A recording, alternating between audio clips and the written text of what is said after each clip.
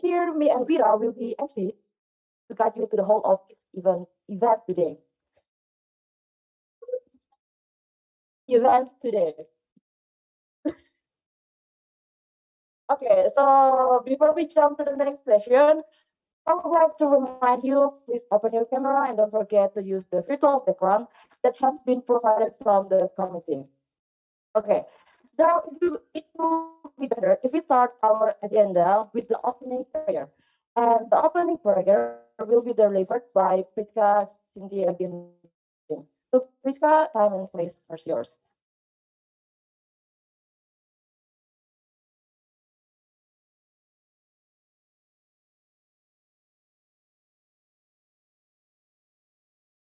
Every memory of the opening prayer. Now, after this, we would like to listen national anthem, and now, but we would like to sing it. Okay.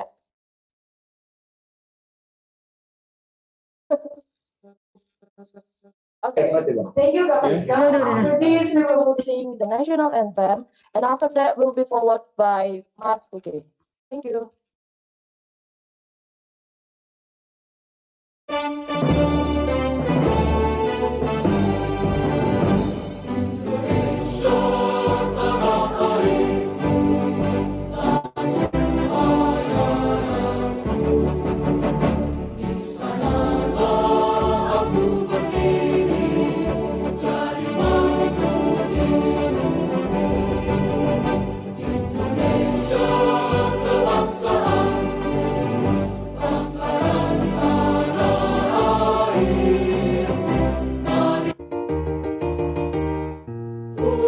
Universitas Kristen Indonesia, Universitas Nusa, negeri kita yang jaya.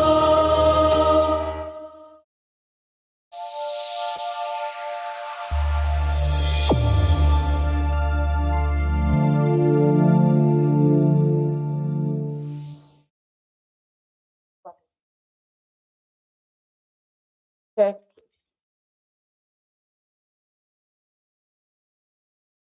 Okay, after listening the national anthem and Mars okay, after this we are going to listen. Let's move to the next session, which is welcoming speech from our lecturers.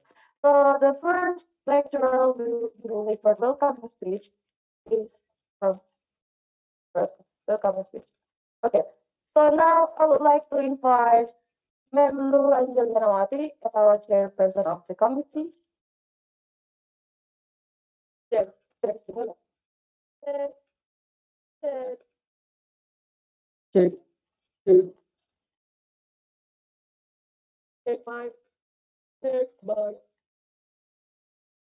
check mic, check mic, check mic, check mic, check mic, check mic. Okay. Now I would like to invite Ma'am Lu to give a welcoming speech. So for Ma'am Lu, time is yours.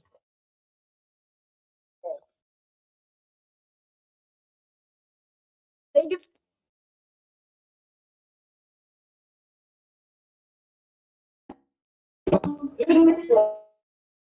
The program, Sir Hendrikus Male. So for Sir Hendrikus Male, time is yours.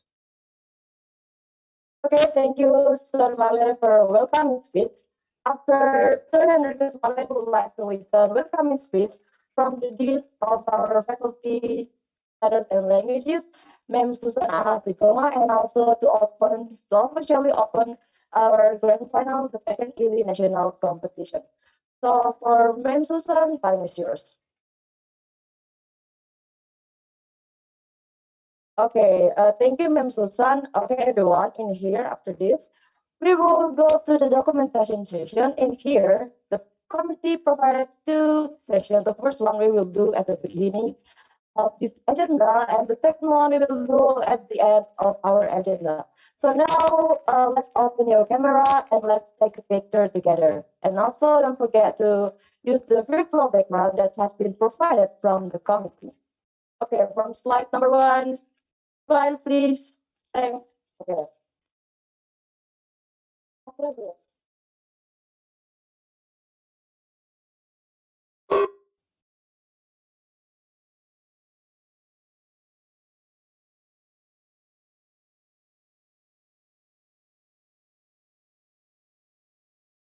Jangan sampai dia bilang itu nggak boleh sebenarnya. Oh, gitu gitu.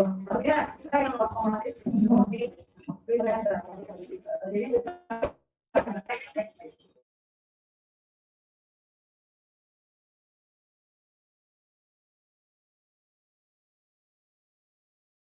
okay, after taking a picture, there are several things that all the finalists in here have to pay attention.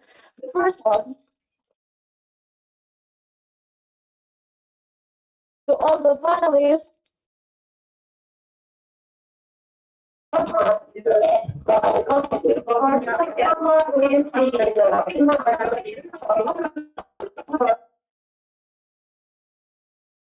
category of your competition underscore name underscore schools. And after that, all the finalists are expected to use the virtual background that has been provided by the committee, and don't forget to turn off the mic during the activity unless we give you time to speak. Second one, for any information you need from the committee, please contact us through the WhatsApp group and don't chat privately. By changing to WhatsApp group, it will make it easier for us to distribute the information. And the last one, we would like to remind you the order of the performance in this grand final. The first one will be start from speech. And after that will be followed by storytelling. The last is musical poetry. Okay, thank you, Kara. From those important things, after this, I would like to remind you about timekeeper. So in here, the timekeeper will help you guys to inform how many times that you still have to perform. In here, we use the song, and there are 4 signs that you have to know. The first one is one tap like this. Oh, one tap means the participant has 1 minute left. And then 2 taps like this. Okay, 2 taps in here means that the participant has 1 minute left. And then 3 taps like this. 3 taps means that the participant, at the time for participant to perform, has finished. And then 4 taps like this.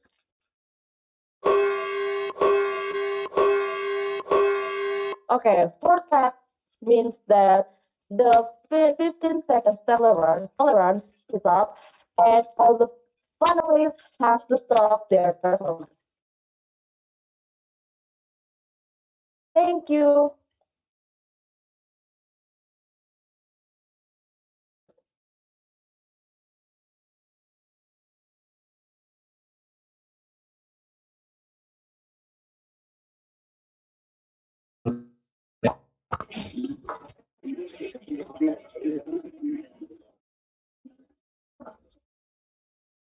And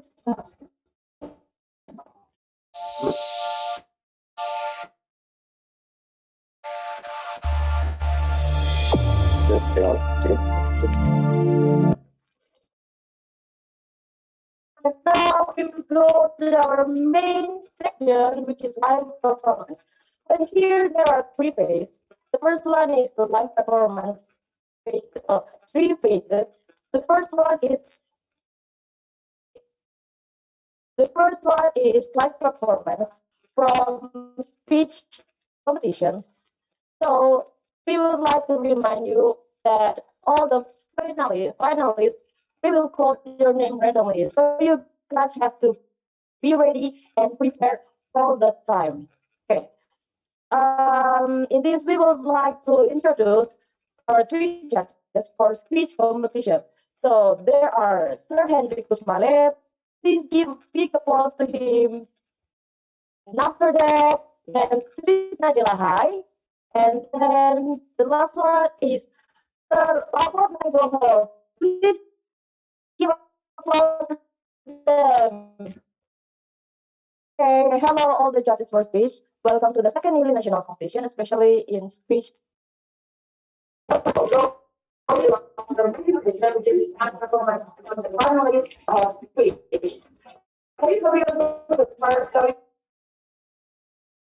So the first finalist will present first is Rifan Shauki. Please give applause to Rifan. Okay, so for Rifan, time and place are yours.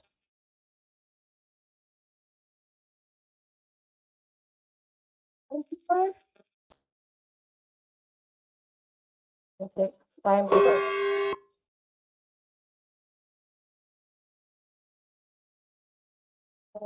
Okay. Thank you, everyone, for your performance. From goalkeeper, how many times?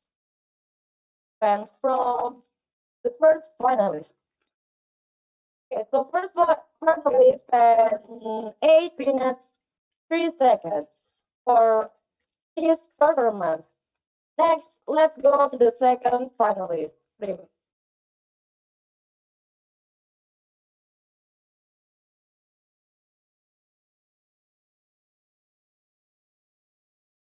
Thank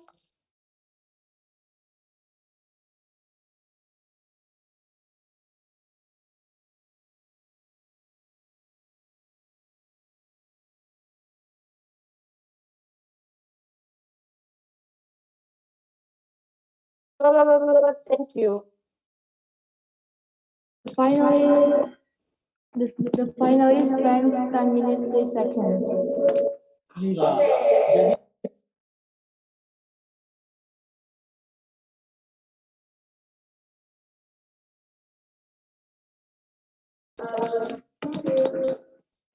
The finalist spends 10 minutes 3 seconds. Okay.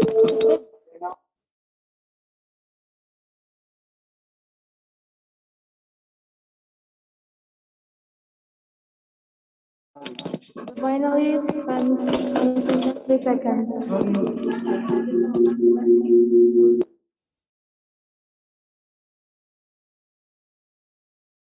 Let's check.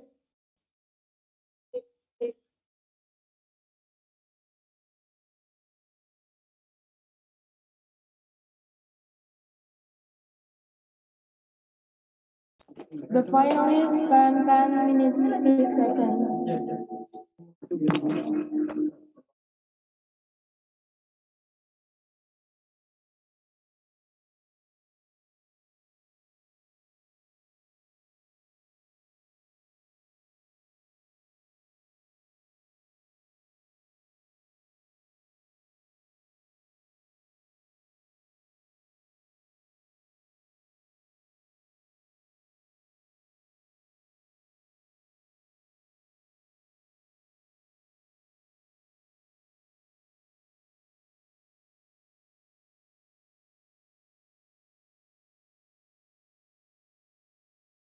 The finalist.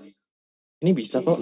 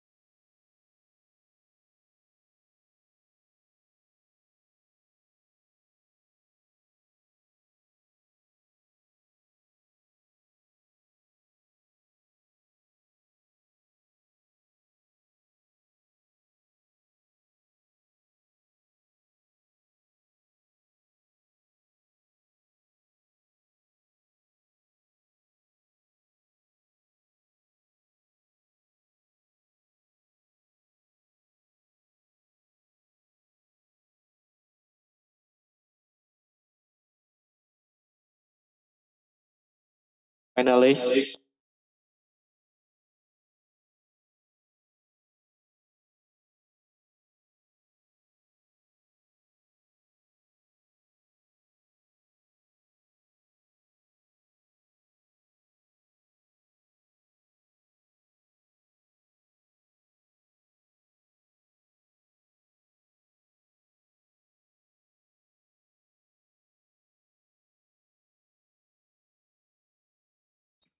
Yes.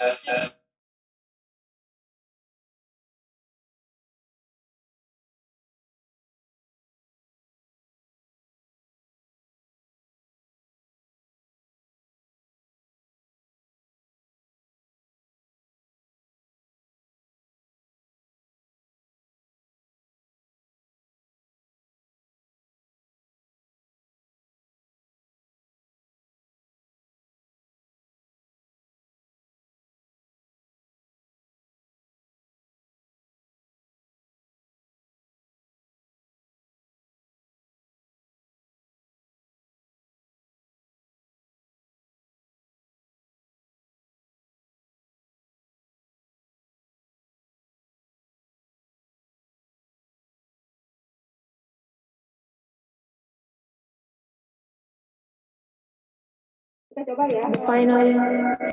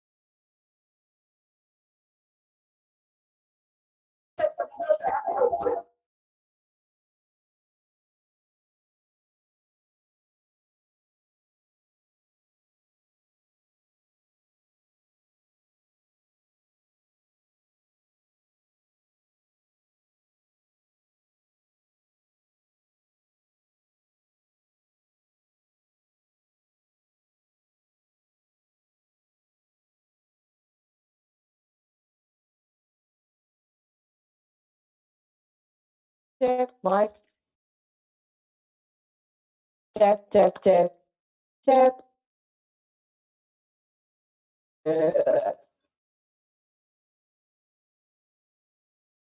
Cek mic. 1, 2, 3.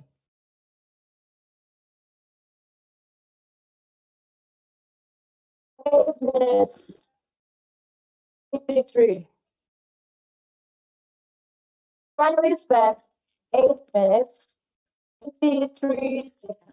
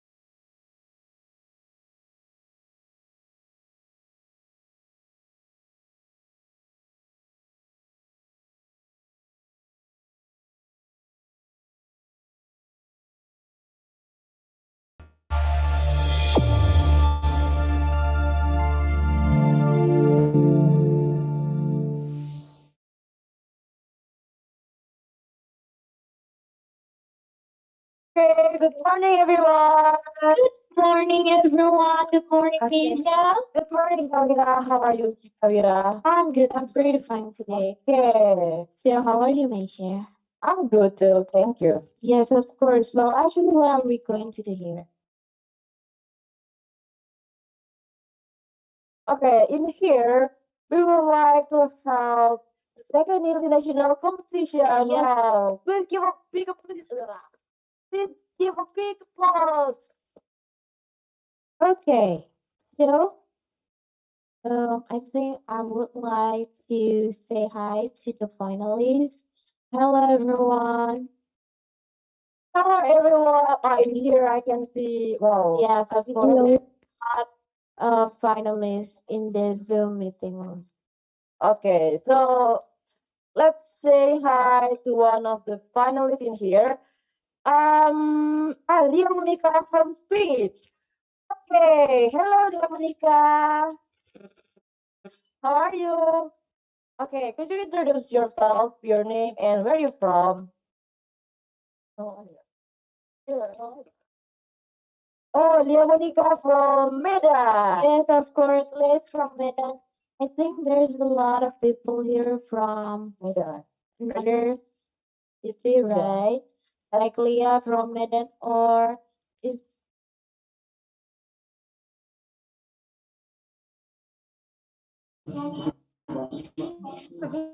check, check, check, check, check, check, check, check. It's not it.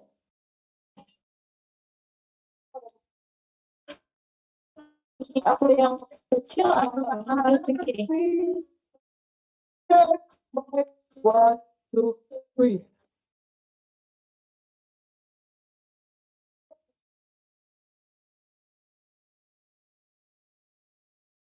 Okay, everyone. Okay, everyone.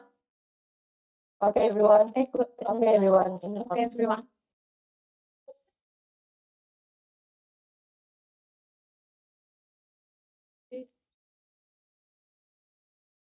Check, check, check. Okay, from all the finalists, there are several things that we want to remind you. The first one, please, to all the finalists, to open your camera and don't forget to use the virtual background. To reach the virtual background, you guys can reach through WhatsApp group or in the room chat in this meeting. And after that, the committee has been provided the registration link that you guys can see on the room chat. So please fill the link as your attendance. And don't forget to rename your name in the Zoom based on the format, the categories of the competition that you choose, underscore name, and underscore your school name. That's all. Thank you for your attention.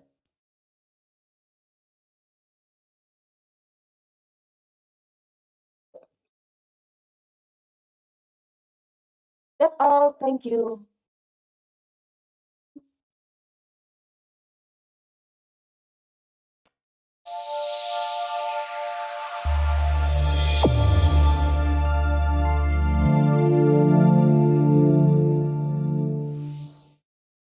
Then, uh, in the thousand.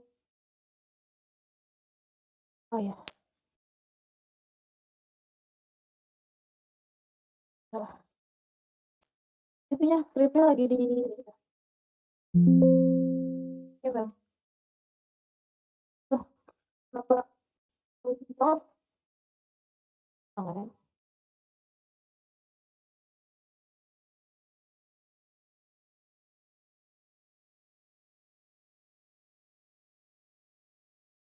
Good morning, ladies and gentlemen. Good morning, ladies and gentlemen. Good morning to the Dean of the Faculty of Letters and Languages, namely Ms. Sana Hasitohang and Family. Good morning to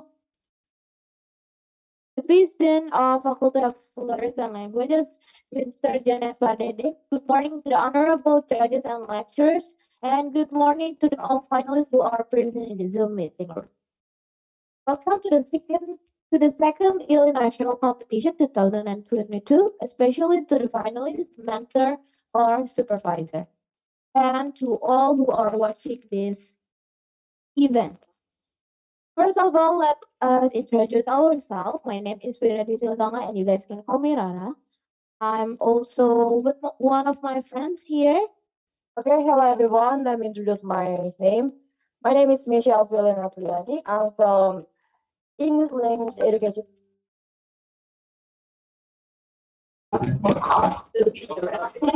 And we will guide you in all of the So once again, I would like to remind you to open your camera and don't forget to use the green line button provided on the background group, or you guys can reach in the room chat in this room meeting. Okay, without any further ado, we're going to start our event today. Now, it would be better if we start our event with the opening prayer, and the opening prayer will be led and delivered by Priska. So, Priska, time is yours. Okay, free memory. Okay, thank you, Kak Priska, for leading the opening prayer. And now we will sing a national anthem, and after that will be followed by Mars Okay. Thank you.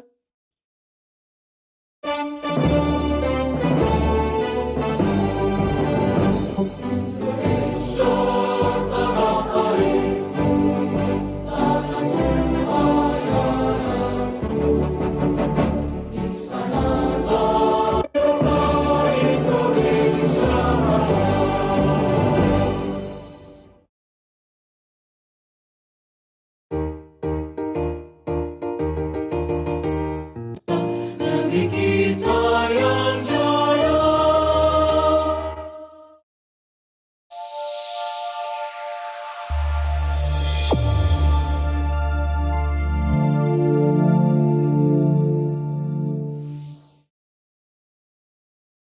Okay, after singing the national anthem and Mars Okay, now we would like to listen welcoming speech from our lecturers.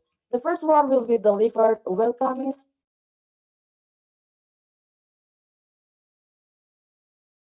Okay, okay.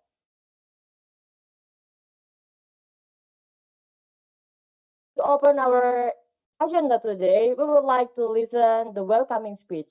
So the first one will deliver welcoming speech is Memu Angeliana Marti as our chairperson of the committee. For Memu, time is yours.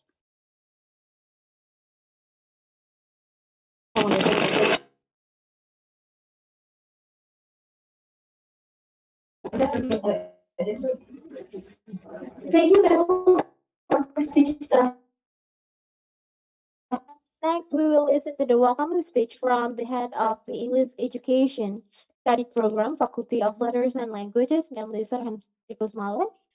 Sir Henry, time and place is yours. Thank you, Sir Henry, for the words of welcome that have been given. Next, we will listen to the welcome speech as well, and officially open this event from the Dean of Faculty Letters and Languages, Ma'am Susanna Hasitohang at SMA. To Ma'am Susan, time and place is yours.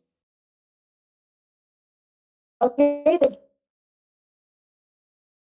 now let's move to the next agenda. So in here, we would like to take a picture, and in here, all the finalists have to know that there are two sessions for documentation.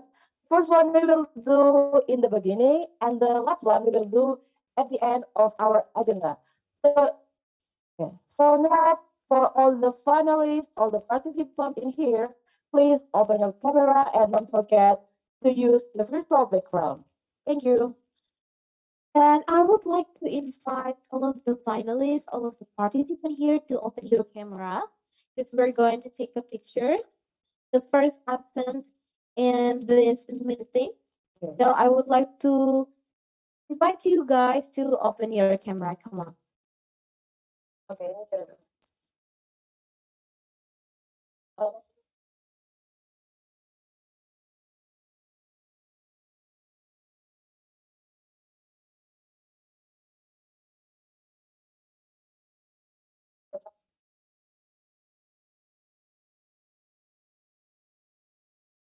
Okay, after taking picture, we would like to inform you because this event we have delivered online. So if there's a problem like technical issues or server shortage, we will postpone this agenda and we will inform you via WhatsApp group or through YouTube live chat. Thank you. Okay, now we're going to take pictures from slide one. One, two, three.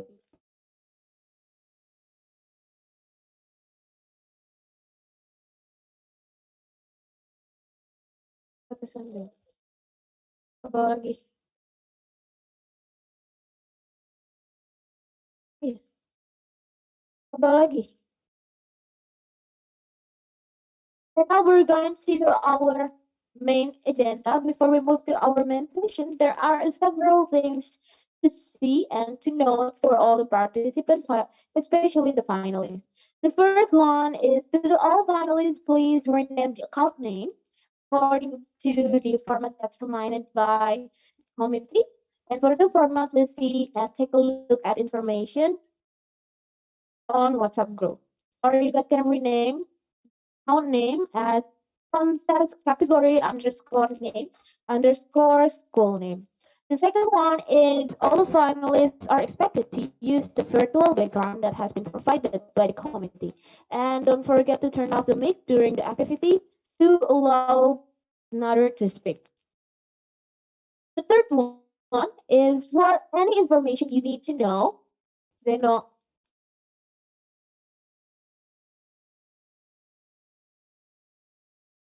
you need from the committee, please contact through WhatsApp group. Don't chat privately because by chatting through WhatsApp group, it will make the committee easier to distribute the information. And the last one is we would like to remind you the order of the performance in this grand final is the first one is speech, the second one is storytelling, and the third one is musical poetry. Okay, after the several points from Kawira, I would like to remind you about timekeeper, everyone. When here, the timekeeper is used to help you guys to know how many times that you still have to perform. And then the timekeeper that we use in here is sound. So, uh, okay. So, please pay attention. In here, one tap like this. Okay, one tap like this means that the participant has minutes left. And then two taps like this. Okay, two taps in here means that the participant has 1 minute left. And then three taps like this. Three taps in here means that the participant, the time the participant to perform has finished. And then four taps like this.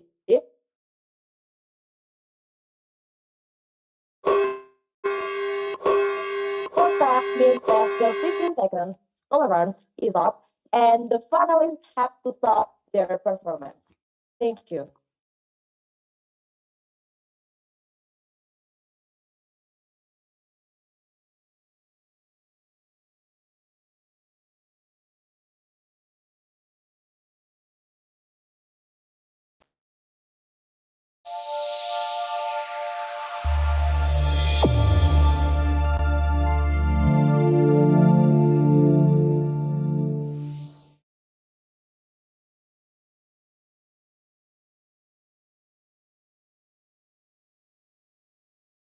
Okay, everyone. So now let's go to our main agenda today. So now we would like to go to the live performance. The first one will start from speech competition.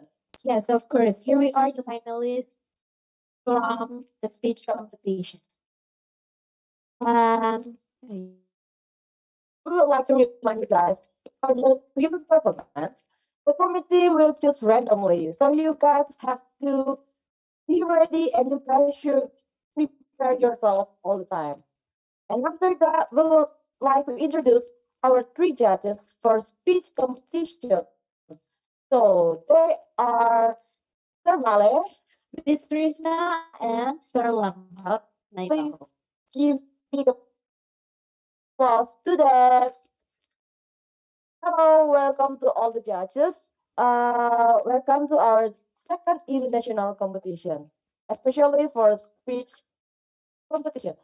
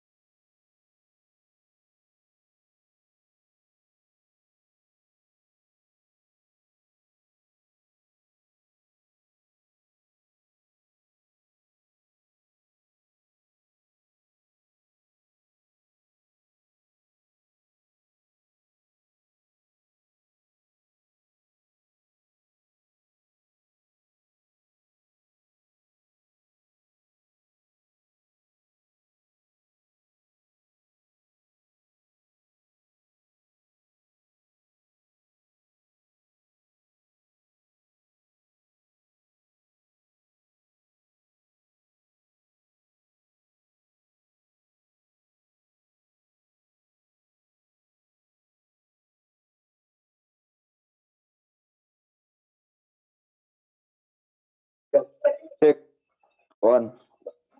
Nih Bang Iman. Kalau menurutku memang mic-nya memang harus di depan. Nggak bisa di bawah atau di belakang facial.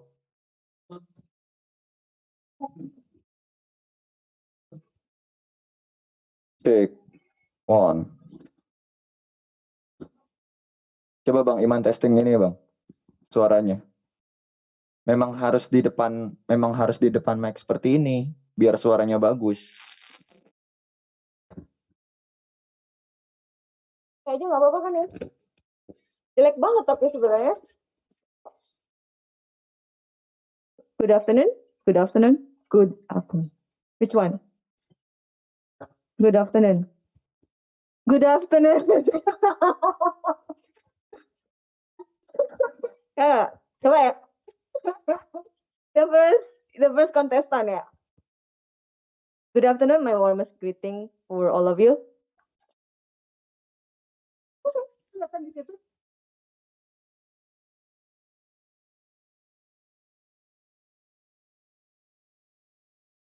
Mati.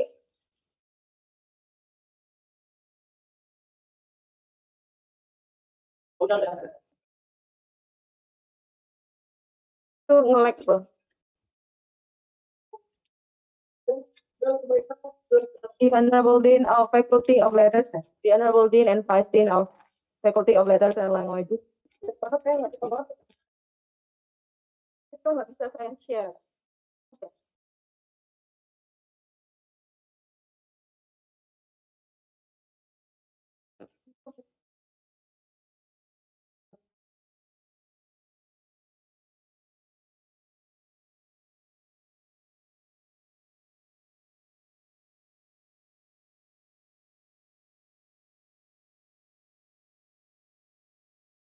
Oke ya. Oke. The Honorable Dean, oke. Kan nggak? Ya betul betul. Oke ya. Suara saya dengar nggak? Good afternoon. Good afternoon. Which one is better? This one? Good afternoon. Good afternoon. Jadi nanti ngomong.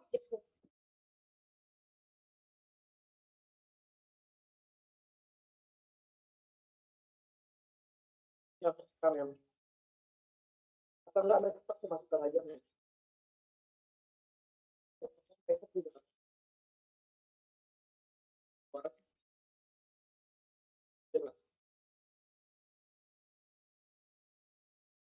Tes 1, 2, 3. Tes.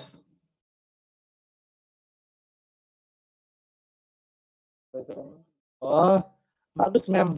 Belajar. Thank you for the time given to me. I am Iman Setiareva. Tes.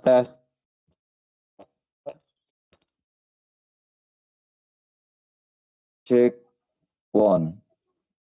Pada yang terhormat Bapak dan Ibu. Cek. 1. So honorable. Cek. Enggak, bawa 1 doang. Cek. Cek.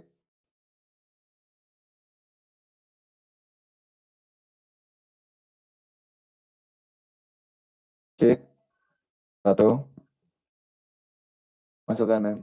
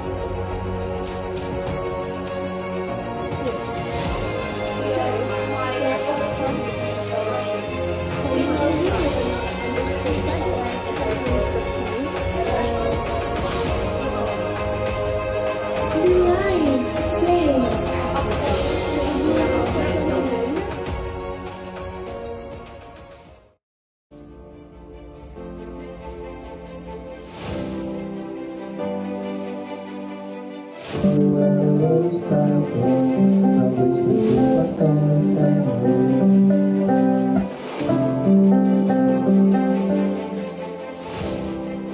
Full of head.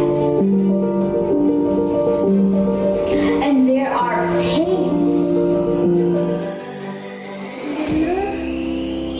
The line of saying passenger.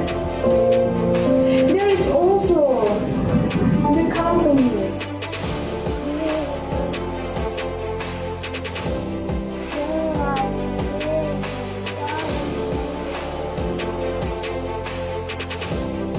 From sleep in home. Say, heart with scream trouble.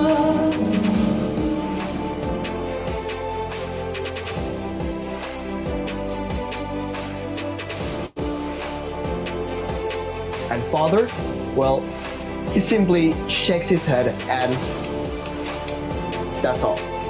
Now I always make sure.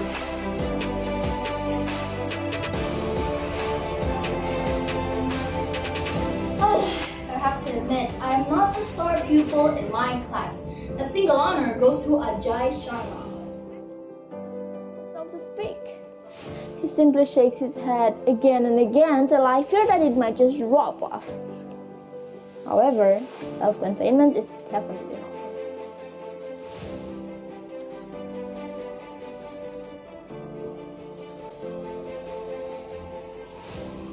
How did the exits go? Like a rather like Tabi herself.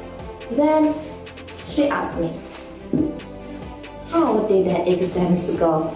Another stellar. How did they look good?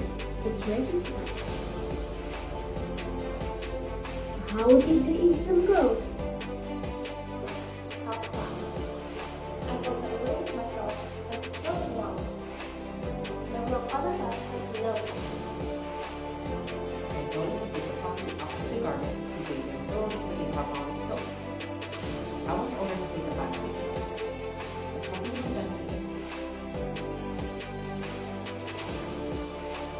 Other community or groups. It's a painful, right? So I do want to focus on one sector in gender inequality. Better as well. Plus, people who are mentally healthy are just genuinely happier and enjoy life more. Not to mention they have. Cyberbullies are a bunch of self-centered people that lack empathy towards other human beings. They did their actions without thinking twice. Healing bullying victim. Bullying is a misuse of power that is done by affections of people which have various kind of bullying. First step is therapy. And educators can support the mental health of all students and in their classrooms and schools by ensuring a positive and safe school environment. The issue would make it apparent that sexual violence is happening on all campuses. Because they should know. I know each of everyone on my peers are at risk of being a perpetrators or a victim of cyberbullying. Sorry, Danny. We need a boy to be leader class. Maybe you can be the secretary? Then one of my boyfriends said, how poor Danny, you can't be the leader of the class. Why do you always want to be the leader? Like, people these days should chill, really. If you come across a post in TikTok, Facebook, Instagram, Twitter, you name it, about someone trying to express their opinion on an issue, and then all of a sudden, you check the comment section. We are all the same. We are all human beings with equal rights. Ladies and gentlemen.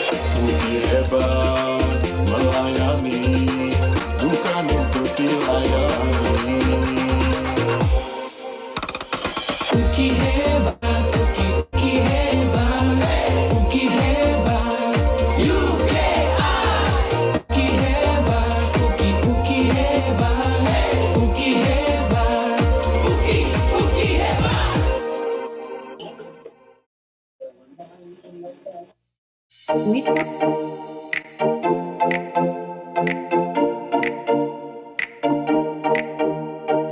Sambut hari baru dengan semangat. Jangan takut maju, wahai sahabat. Tak pandang hitam putih, kita maju bersama. Uki hebat, uki hebat, uki hebat, uki hebat, uki hebat, uki hebat, uki hebat, uki hebat.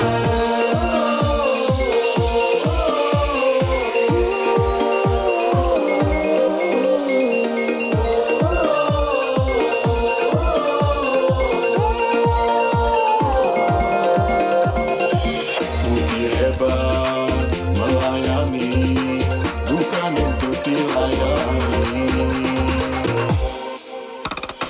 Uki hebat, uki hebat, uki hebat, UKI. Uki hebat, uki hebat, uki hebat, uki hebat.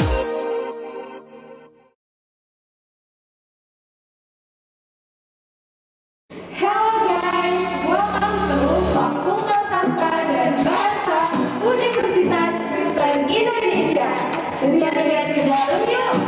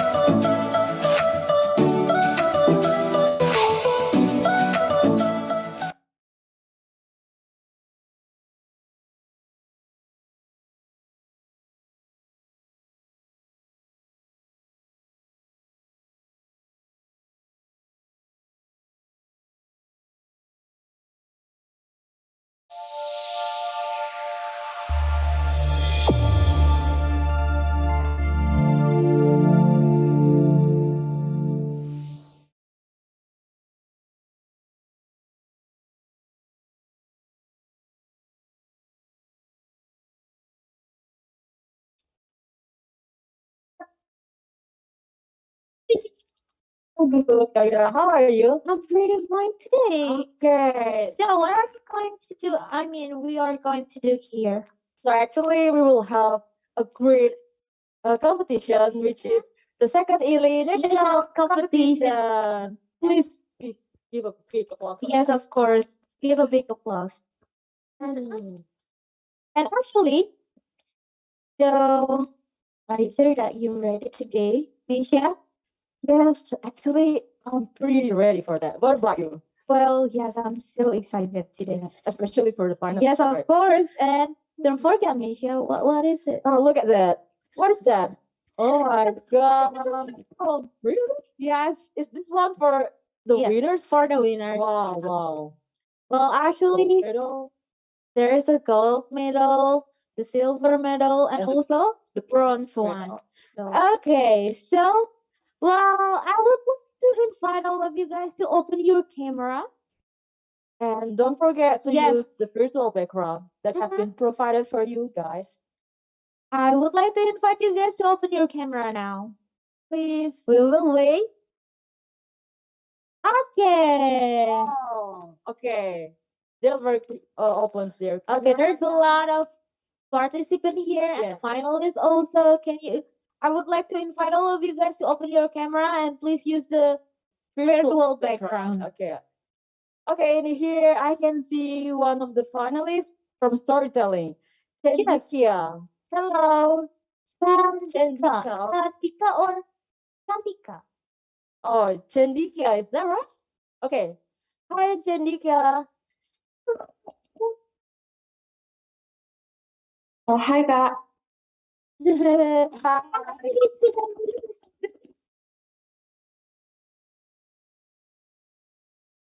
Oh, sorry, Kak. Nggak terlalu terdengar. Are you happy? Are you happy to be here? Yes, of course. Are you nervous? Oh, I think she's nervous, Amelia. Oh, yeah, okay.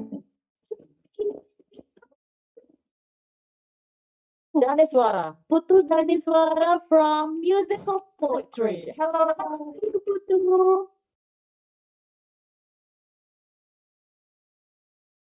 Hello, Putu. Could you open your mouth, please? Could you open your mic? Hello Kak. Okay. Okay, I can Hello Kak. Yeah, we can hear you. Hi, how are you, Putu? How are you? What about the others? Please Yeah. I'm fine Kak, thank you Kak. I'm fine, how are you? Thank you, thank you, thank you. I would like to invite all of the participants, all of the finalists to open your camera now. Please, and don't forget Yeah. the people background. Of course. I'm from speech. I want to say hi for Adia. Hi, Adia. Hello. Hello, How are you, Adia? I'm fine, thank you. Okay, could you introduce yourself? Where you come from? Yes. Hello everyone, my name is Adea. I am a speech competitor here and I am from Dumai, Riau. Okay, thank you, Adia. Oh, I can see Cynthia from speech. Speech competition. Hello, Cynthia.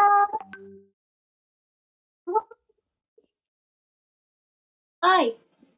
How are you What? Excuse me, I can't quite hear you. today? Oh, how am I today? I'm perfectly fine. A bit nervous, but I think I'm fine. So you're nervous. I think I'm all the finalists perfectly is fine. pretty nervous today. Of course. Yes.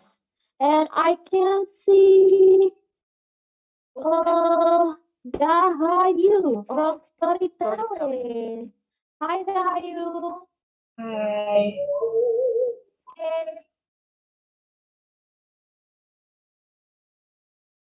How are you, Dahayu? Are you good? I'm good, but kind of nervous.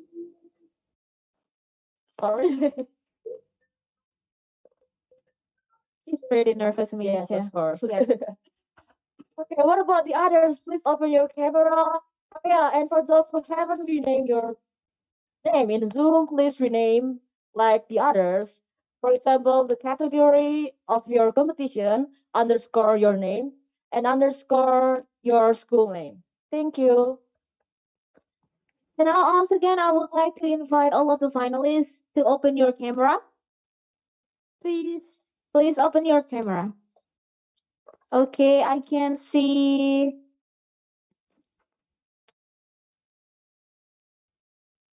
I want to say hi to Pakesa Samsami from Speech. Hi, good morning. Halo Kak, good morning. How are you, Pakesa? I'm great, thank you. Okay, are you ready for today? Inshallah ready Kak. Okay, Inshallah Okay, ready. Sorry, where are you from, Pakesa? I'm from Jakarta, in Indonesia. Okay, are you pretty nervous to be here today? I can hear from your voice. Yes, I Okay. feel pretty. Actually, also tadi, well, I can see one of the speech contestants, who's speech finalist, is open her camera. Yeah, I yeah. think it's Natasha Chandra. Oh, Natasha. Why did you turn off your camera again, Natasha? No, I accidentally clicked that. Hi, Natasha. Hello. Hello. How are you today? Sorry, what? Sorry, your voice. Your voice is not clear, or are you? Sorry, what? How are you today, Natasha? Oh, I'm alright.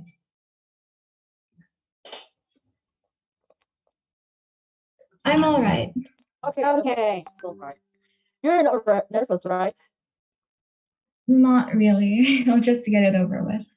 Okay, I Pretty can good. see also finalist from musical poetry. I think it's Grace. Wow. Hi, Grace. Hi. Hi. I'm great, a little bit excited, I think. Excited, nervous? Maybe. Yes, I think she's shaking right now. Okay. Okay. So say hi also. There's very much. Yes. Who's that? There is Sir Henry Kusmale. Hello, Sir Henry Kusmale. Hi, sir. Hello, sir. Good morning. Good morning. Good morning, NC. Okay. How are you, sir? I'm doing great, thank you. How about you? You're pretty good. What about you? Yes, we're pretty excited too. Okay, Thank you, sir. Thank you, sir. you're welcome. You're The second slide. Yes. I want to see for those. I want to say Yeah. hi for those who haven't opened their camera. Yes. Who is that? Oh yeah, Lutvia. Lutvia. Oh yeah, just remind to Lutvia. Please open your camera and Don't please forget to rename. rename. Yes, of course. And yeah, please open your camera to all finalists. Okay. No. Okay. Where is Lutvia actually? Oh. And also, there is one of our committee. Okay. She's in Medan right now. Hello, Katia. Katia. Hi, Katia.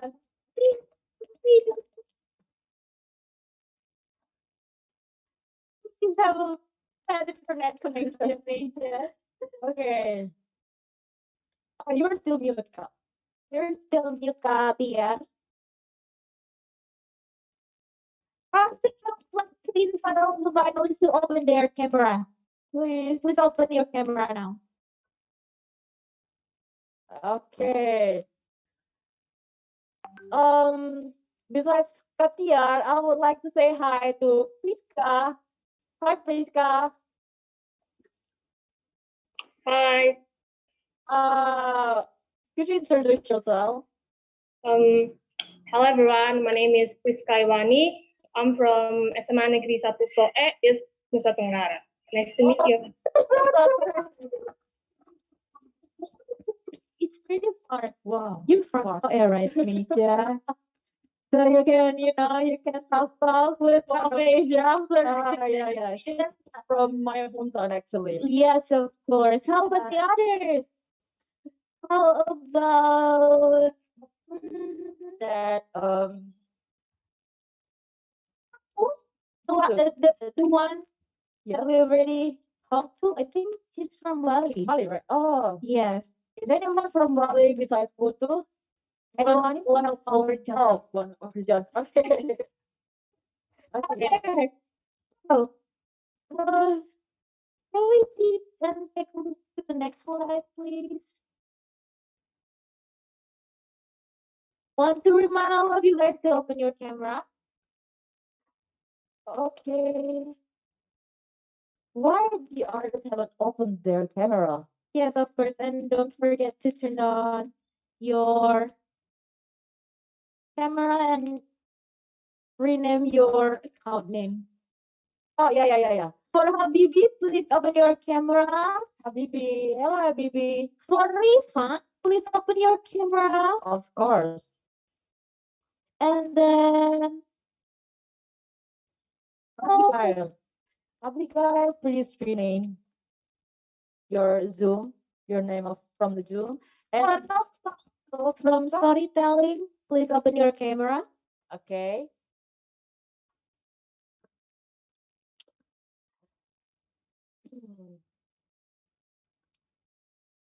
Okay. Wow, there's a lot of. Okay, Habibi already turned on his camera. Okay, hello Habibi, could you open your mic? Hi. Hello.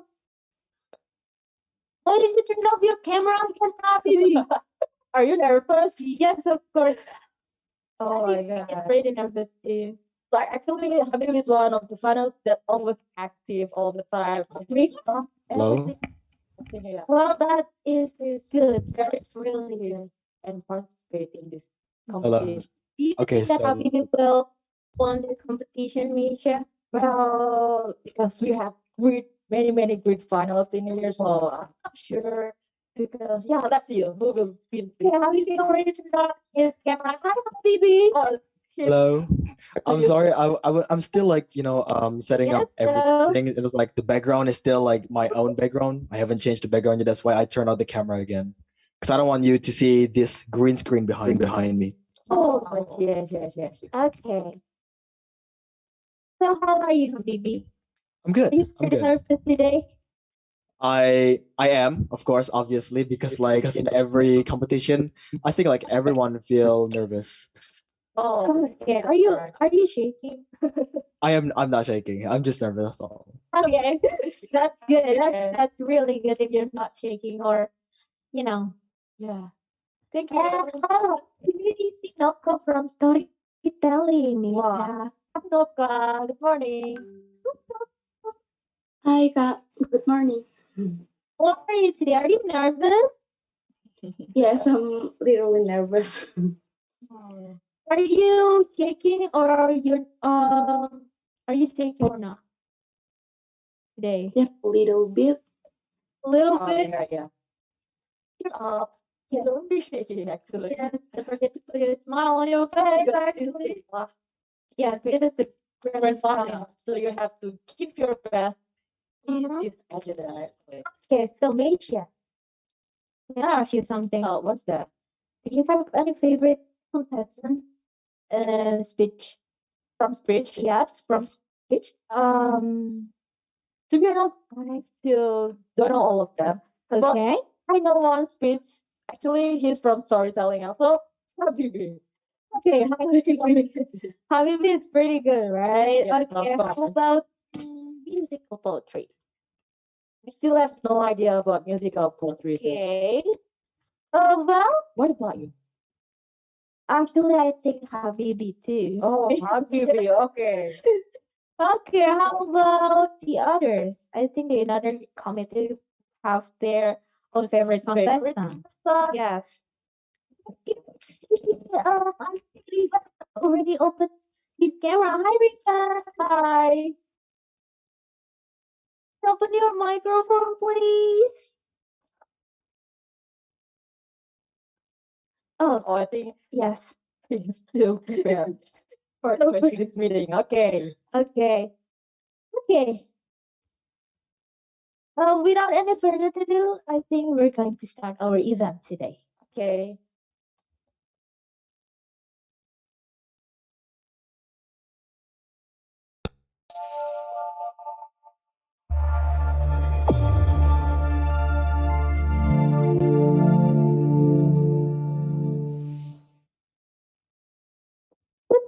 and gentlemen, good morning to the Dean of Faculty of Letters and Languages, Universitas Kristen Indonesia, Mem Susana Hasitohang SSMA. Good morning to the Vice Dean of Faculty of Letters and Languages, namely Mr. Janes Pardede. Good morning to the honorable judges and lecturers, and good morning to all finalists who are present in this Zoom meeting room. Welcome to the second national competition 2022, especially to the finalists, mentor, or supervisor, and to all the participants who are watching this event via Zoom or the YouTube. First of all, let us introduce ourselves. My name is Wiradi Silitonga, and I'm from English Language Education Study Program Batch 2019. And I'm here with one of my friends. Hello everyone, let me introduce my name.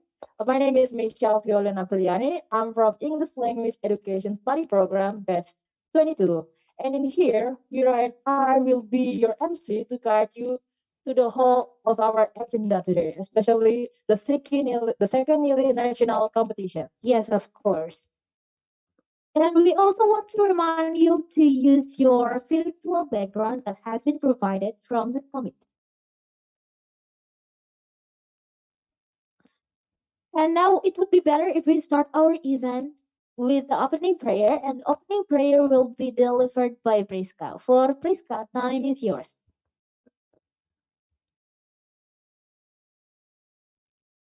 Okay, good morning, all the finalists and the honorable Mrs. and Mr. Hendrik Kusmale and all of the judges. Before we start our event, it will be better if we pray together. Let's pray together. Our Father in heaven, thank you, God. Thank you for your blessing on us so we can participate in the APLE National Competition 2022. We pray, God, for the media, the equipment, and the internet we use. So hopefully it can work properly to the end of the event. We also pray for all the finalists in this room. Please bless them and guide them to be able to keep a good track of this competition until the end. So God, we put the whole agenda today by your mighty hand. In Jesus' name we pray. Amen.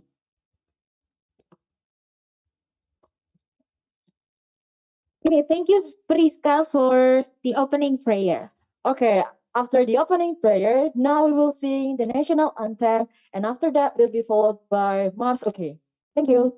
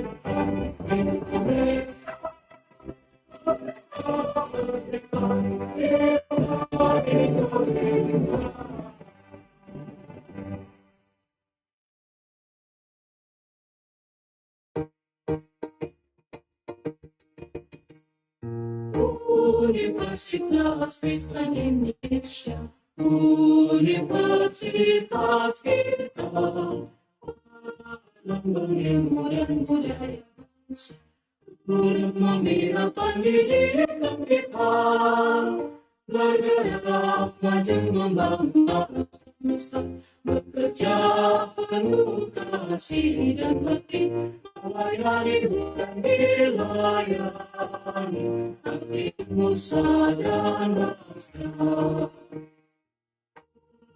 Universitas Kristen Indonesia, universitas kita, lambang ilmu dan budaya bangsa, turut membina pendidikan kita, dan kami mahasiswa-mahasiswinya bersama mengajar ilmu dan cita-cita, mengabdi membina nusa negeri kita yang jaya.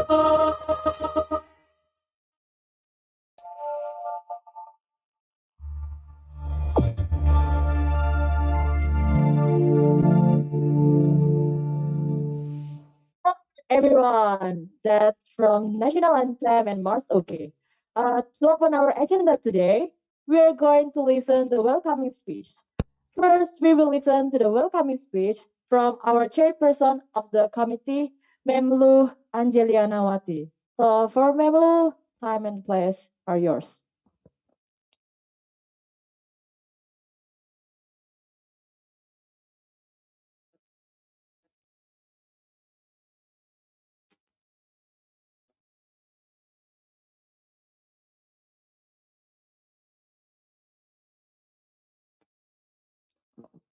Good morning.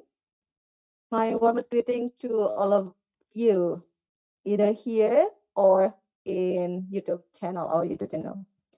The Honorable Dean of Faculty of Letters and Languages, Ma'am Susan Ahasitohang, FSMA, and the Vice Dean of Faculty of Letters and Languages, Mr. Janes Pradede,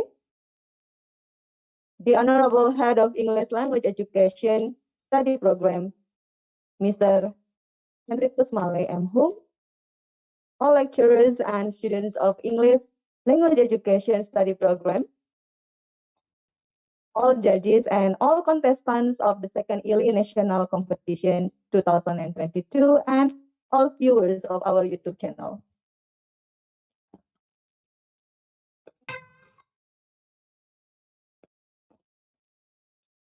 Sorry. Well, I would like to welcome all of you in our second national competition. So this competition is an annual event in our study program, and this is the second phase of the competitions.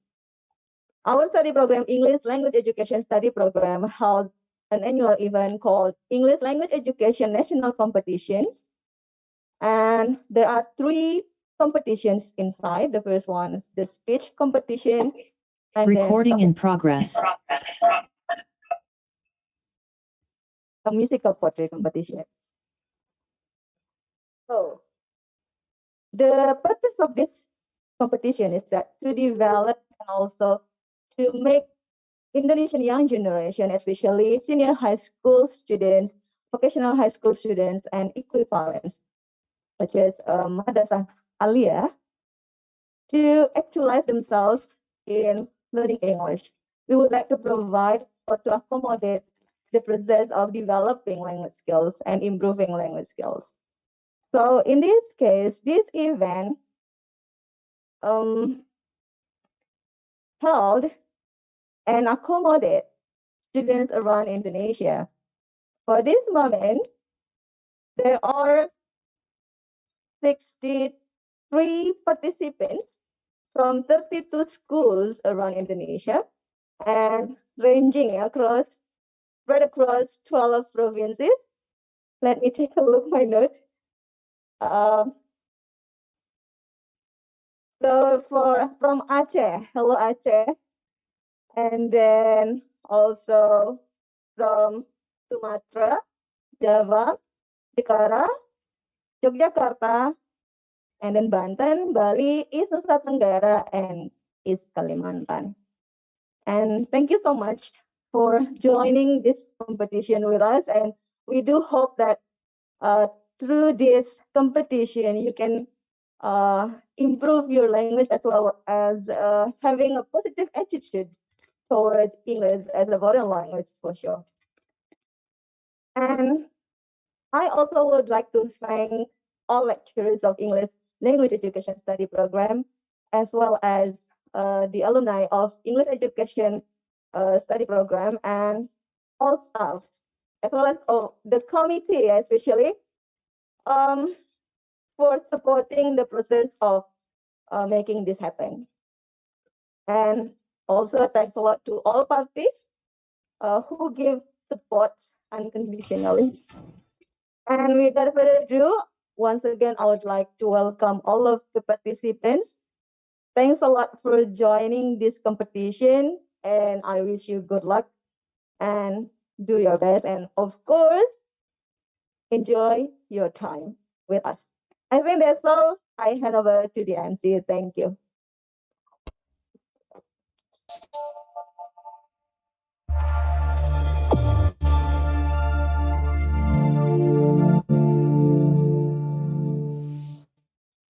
Okay, so that's welcoming speech from Memlu.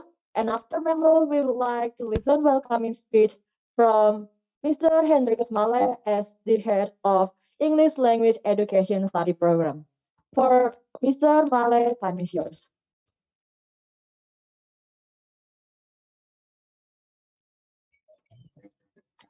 Good morning, everyone. Good morning, sir. How are you today? Can you hear me? Yes, of course. Yes. Thank you very much. The Honorable Dean of Faculty of Letters and Languages, Ibu Susan Sitohang, Vice Dean Bapak Janes Freddy Pardede, and all the heads of study programs here. We have 3 study programs in Faculty of Letters and Languages, Faculty Literature Study Program, and then English Language Education Study Program, and also Mandarin Study Program. So we have 3 here in Faculty of Letters and Languages. I would like to thank the committee, especially to Ibu Lu as the chair of the committee for the second English Language Education National Competitions. So this is an annual program of English Language Education Study Program. So this is the second one. We hope to see you participate again in the next year. Well, as mentioned earlier by Ibu Lu, that these participants, the contestants, come from many provinces around Indonesia. So we would like to thank all the participants, the finalists,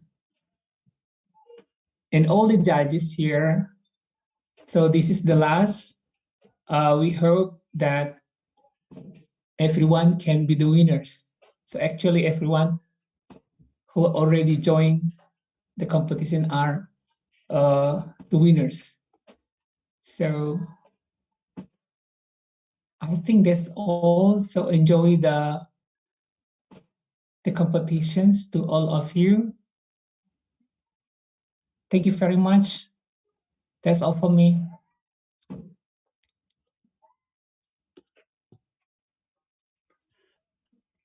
MC. Thank you, Sir Henry, for the opening speech and also the opening for welcoming speech that have been given. Next, we will listen to the welcoming speech as well and officially open this event from the Dean of Faculty of Letters and Languages, Ma'am Susana Hasitohangateme.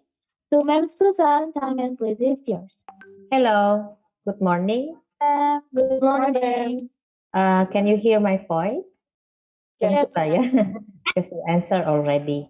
Okay, first of all, I would like to welcome all the participants, yes, of this competition titled English Language Education National Competition.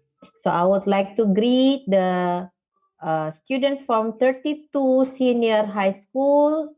Lalu we have SMK and then madrasah from 12 provinces in Indonesia. Yeah, I get the information that we have here participants coming from Aceh, Sumatera Utara, Sumatera Selatan, Riau, DKI Jakarta, Jogja, Jawa Barat, Jawa Timur, Banten, Bali, Nusa Tenggara Timur, dan juga I have here Kalimantan Timur. Ya, welcome to Fakultas Sastra dan Bahasa Universitas Kristen Indonesia. So as mentioned earlier by Pak Male, there are 3 study programs or program studi in Fakultas Sastra dan Bahasa Universitas Kristen Indonesia. We have English literature or English letters atau sastra Inggris, and then we have pendidikan bahasa Inggris, English language education. Lalu we have pendidikan bahasa Mandarin or Mandarin language education.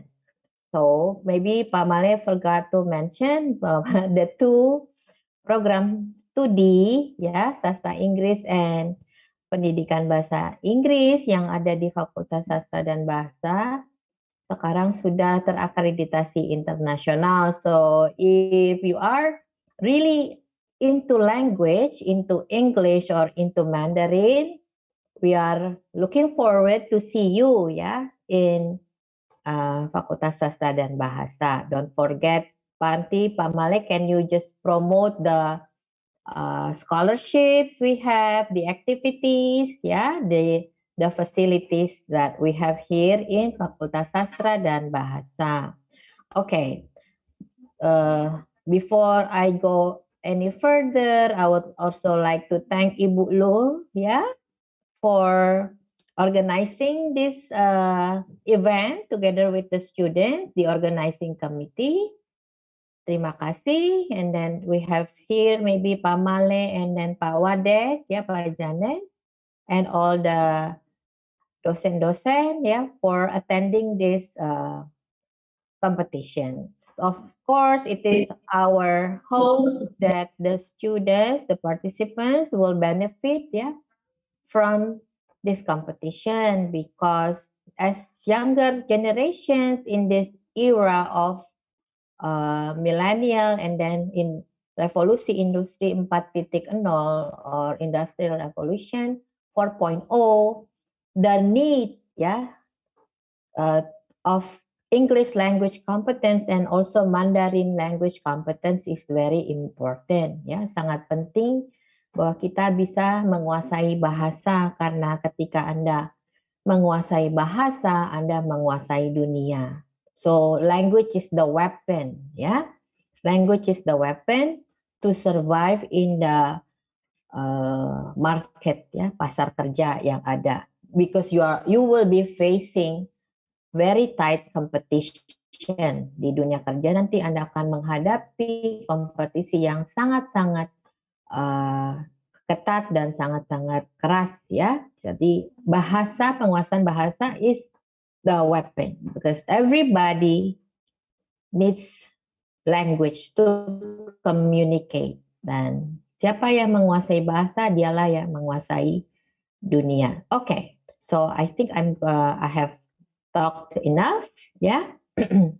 So enjoy the event, ya, nikmatilah kompetisi ini.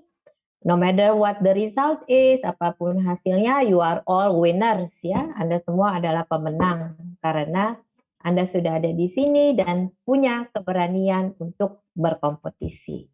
So give your best, ya, berikan yang terbaik, and semesta akan melakukan sisanya, apa yang baik dan pantas untuk Anda.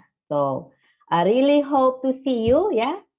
Saya harap para peserta nih nanti sesudah ini langsung daftar ya di Universitas Kristen Indonesia.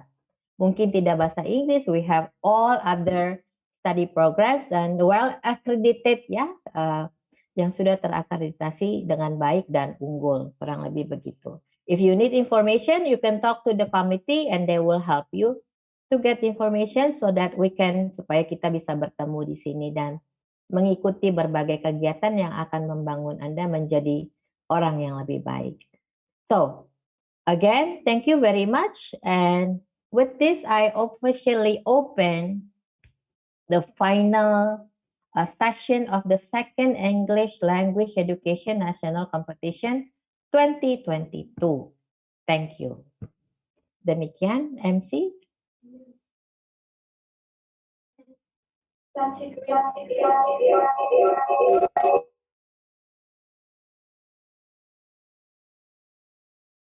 Event officially, and what's going to happen next, Misha? Okay, everyone. In here, I would like to inform you that the committee have two sessions of taking picture. The first one we will do at the beginning of the agenda, and the last one we will do at the end of this agenda. So now we will do the first documentation session. So please open your camera and don't forget to use the virtual background. Also, it will be proof as your presence. So for all the finalists and all the participants here, please open your camera.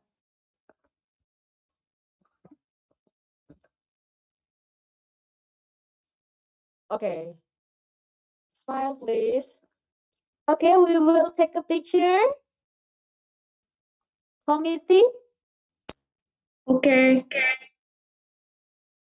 Okay, the first slide. 1, 2, 3.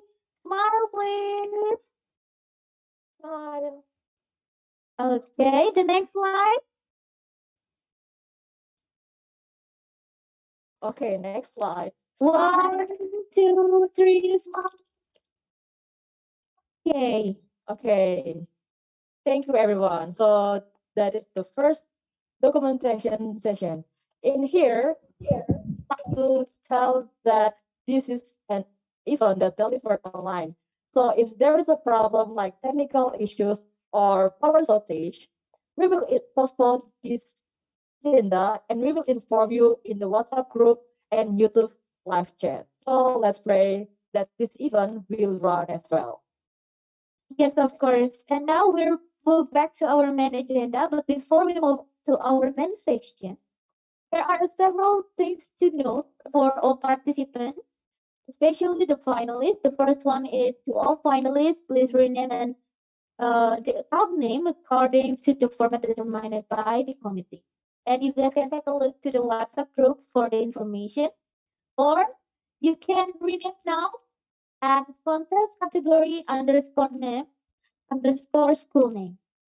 And then the second one is all finalists are expected to use the virtual background that has been provided by the committee. And don't forget to turn off the mic during the activity unless we give them the opportunity to speak. The third one is for any information you need from the committee, please contact through WhatsApp group. Don't chat privately because by chatting through WhatsApp group, it will make it easier for the committee to distribute the information. And the last one is we would like to remind you the order of performance in this grand final is speech, storytelling, and musical poetry. Okay, besides those information that delivered from Kawira, you guys can look at the room chat. So there is a registration link. So please fill the registration link as your presence for the grand final. And then after that, we would like to inform about timekeeper in here, especially for the finalists. In here, the timekeeper is used to help you to tell you that you still have in your performance. So in here, we use the sound. So there are 4 signs that you have to know. The first one tap, for example, like this. Okay, one tap in here means that participants have 3 minutes left. And then the second one, 2 taps like this. Okay, 2 taps means the participant has 1 minute left. And then 3 taps like this. Okay, 3 taps means the time from participants to perform has finished. And then 4 taps like this.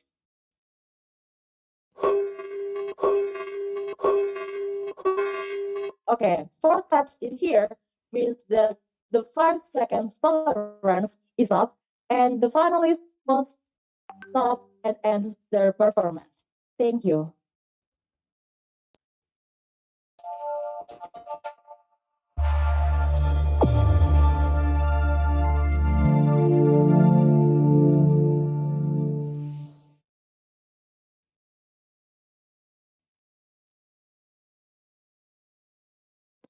Now we will open and we will enter the first phase.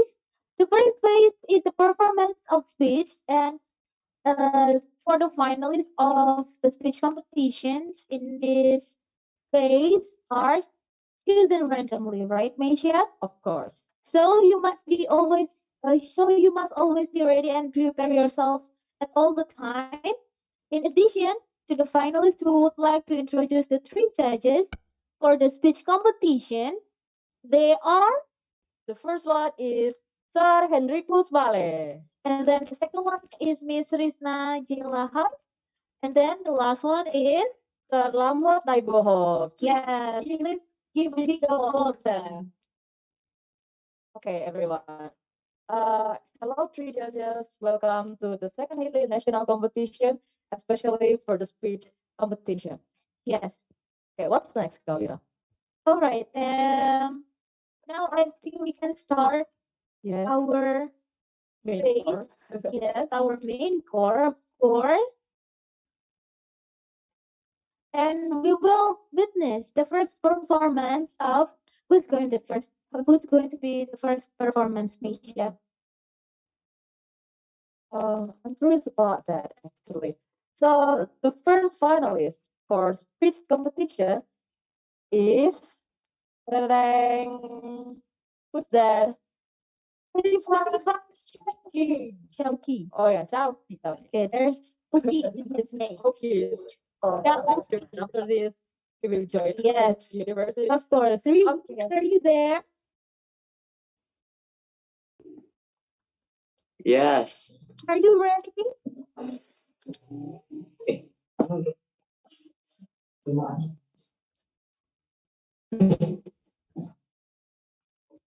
Dulu please. Dulu ya. Riva, are you ready for this phase? Yes, I'm ready. Am I audible?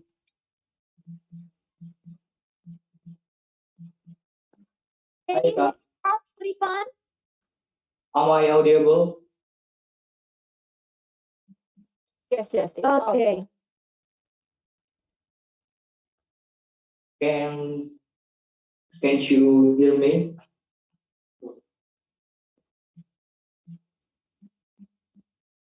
Okay, actually, Misha, while we're waiting and Rifan can prepare more for himself, we can say hi to Sir Male.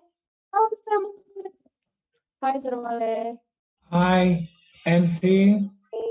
Thank you. Actually, I And then the second judges was asked to replace Ibu Asri. It's going to be just for the speech. Ibu Asri is not very well right now in the family. So thank you. Okay, sir. Thank you. And then the second judge. Who's that? Second judge. The second judge is Miss Krishna. Is Miss Krishna here? Hi, can you hear me? Yes, of course. Hi, Miss. Welcome. Hi, good morning. Good morning, everyone. Morning, Miss. Okay, welcome to our second Hilly National Competition, Miss.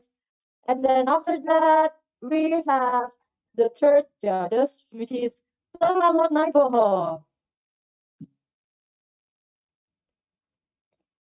Oh, Selamat.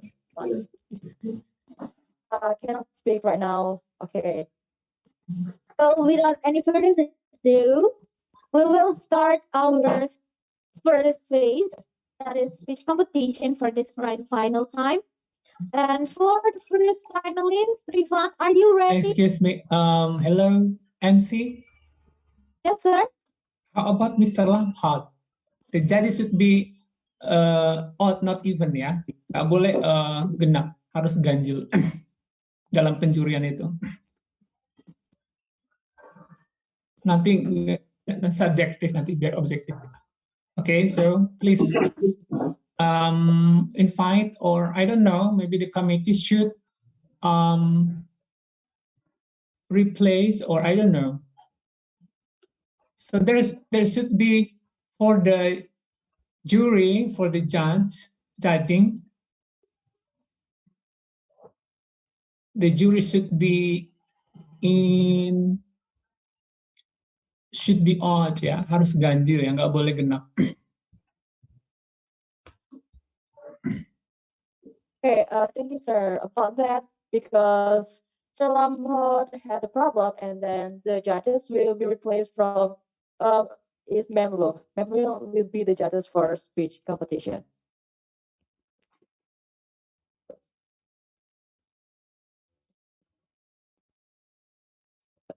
Okay.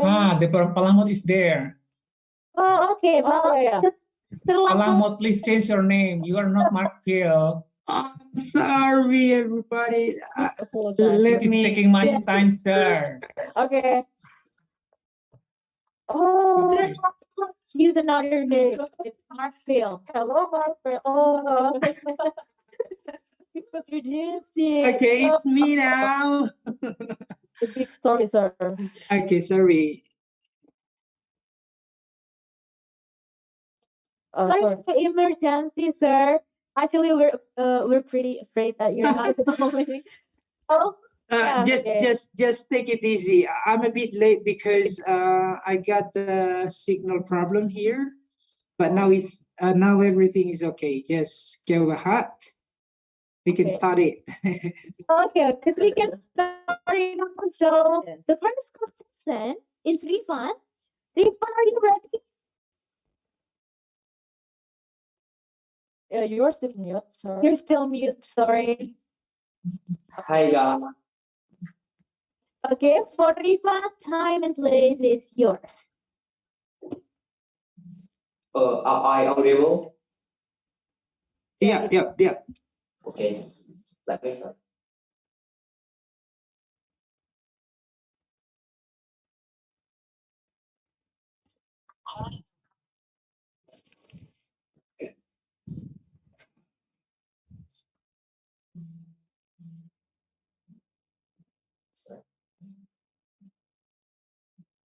May I start up?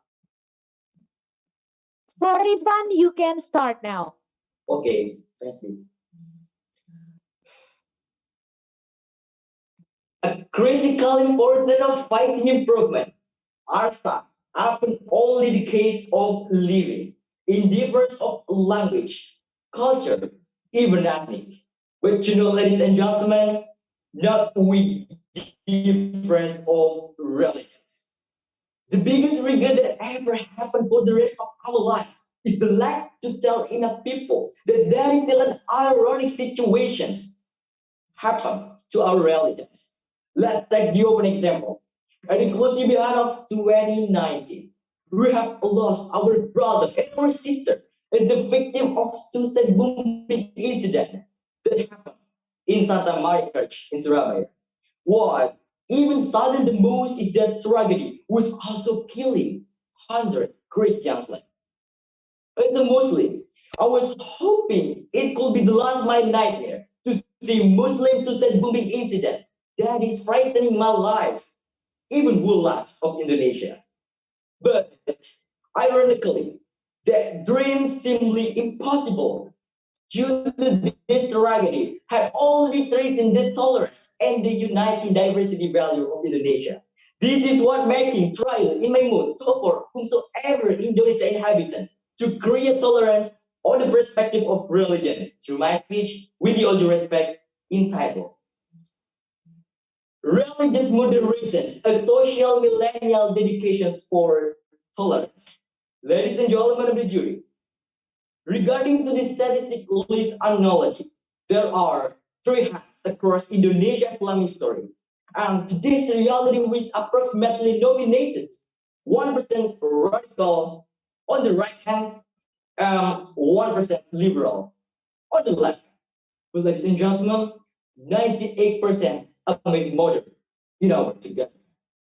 But what's irony is when both radical and liberal are more dominant and persuasive to direct people to keep in touch to their learning. Meanwhile, moderate is massively silent. As the impact on the right hand loop, people chapter, Islam radicals are more radicals than Taliban in Afghanistan. Meanwhile, Indonesian liberals are more secular than Turkish secularists. A moderate group always shows its personal identity. That identity is silent majority. While liberal and radical are invisibly fighting for everything to get everything. So guys, with this build of solidarity, they are really progressive to pursue and recruit the moderate people. Well, respectable judges and audiences. Now, the opening question is, how does the massive misunderstanding impact present in our life? Well, basically for Indonesians, the religion concept of radicalism and liberalism were most of moderate completely backwardated. As almost all of you may probably know that radicalism is a concept that seeks to understand the argument and teaching of religions religiously. The fact people have liberal, have a good and strong behavior, and being again cruel again in other reasons. Meanwhile, liberalism is a concept that strives to understand the argument and teaching of religions openly to make people have a liberal thought of religion and behavior. But ladies and gentlemen, what is the problem when each of the streams have their own fanatical parties who claim that the teaching is the trust? They formulate the concept of rational thought to strengthen their argument is absolute. While strengthening, there is nothing an absolute argument. Or the other, there are still gaps anyway. This is what potentially cause radical and liberal movement go wrong inside of society. Well, ladies and gentlemen, basically, quoting speech from Professor Muhammad Adlan Sila trustfully states, religious moderation is an evil to present middle path of two extreme groups between radicalism and conservatism in understanding religion doctrine to bring harmony in everyone's life as the fellow nation's children. Adjust the religion is accordingly based on what and how the tribes support properly. Wait a moment, ladies and gentlemen. If we see the current state of the world, nowadays, the religious expression in public sphere become both sensitive problems. Because the reality today, the exercise of religion values are full of various perspectives with different religions till it emerges some conflict and terrorism on behalf of religions.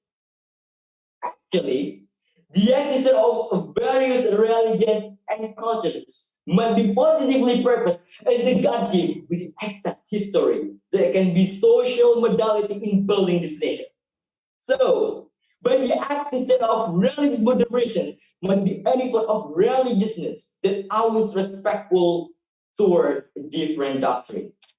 Spreading out reconciliation, affection, and even avoiding from anarchism doctrine that is not anywhere related with all isms of Islam and all religions. It just shows the ideal of unity in diversity. So, build into the right stride of the point that it must be done for. The religious moderation education must be continuously developed to gain peace. So we cannot always be inferior nations that always follows the development of doctrine without a knowing sense of it. Once more, as millennial generations, We need to learn to fix the problem of tolerance. Once more, even in the long run.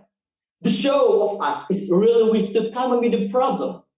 So to call that, as millennial generations who have moderate sense, who understand the moderate and civil society, must have a part on the current situations by giving more understanding to the people who really deep down in understanding religion doctrine. So from that, we call reconcile the conflict abstractly because living with tolerance and peaceful Indonesian nationalism and the beauty of uniting diversity will be proven alive. Well, ladies and gentlemen of the jury, to close, as I do often regard people to my speech, if I can give value of words, I learned much from the song of Michael Jackson. Everybody keeps silence. Everybody keeps complete. Let me sing. Heal the world, make it a better place for you and for me and the entire human race. There are people dying. If you care enough for the living, make it a better place for you and for me. Okay, there are huge challenges ahead of us. A day after these ironic situations, the long sacrifice, even nightmare. They are literally matter between we choose to live or we choose to die. Again, conflict of pluralism makes this concept is really concrete. Now, on behalf of generations, this is our time to choose. This is our turn to look deep into their choices and say, I choose to live, not to die in the backend of this drama, but I choose to rise after our hand. Believe, be alive, be caregiver for our nation. And it's so possible that we can all recover together and die as a man of reconciliations. I that's my guess.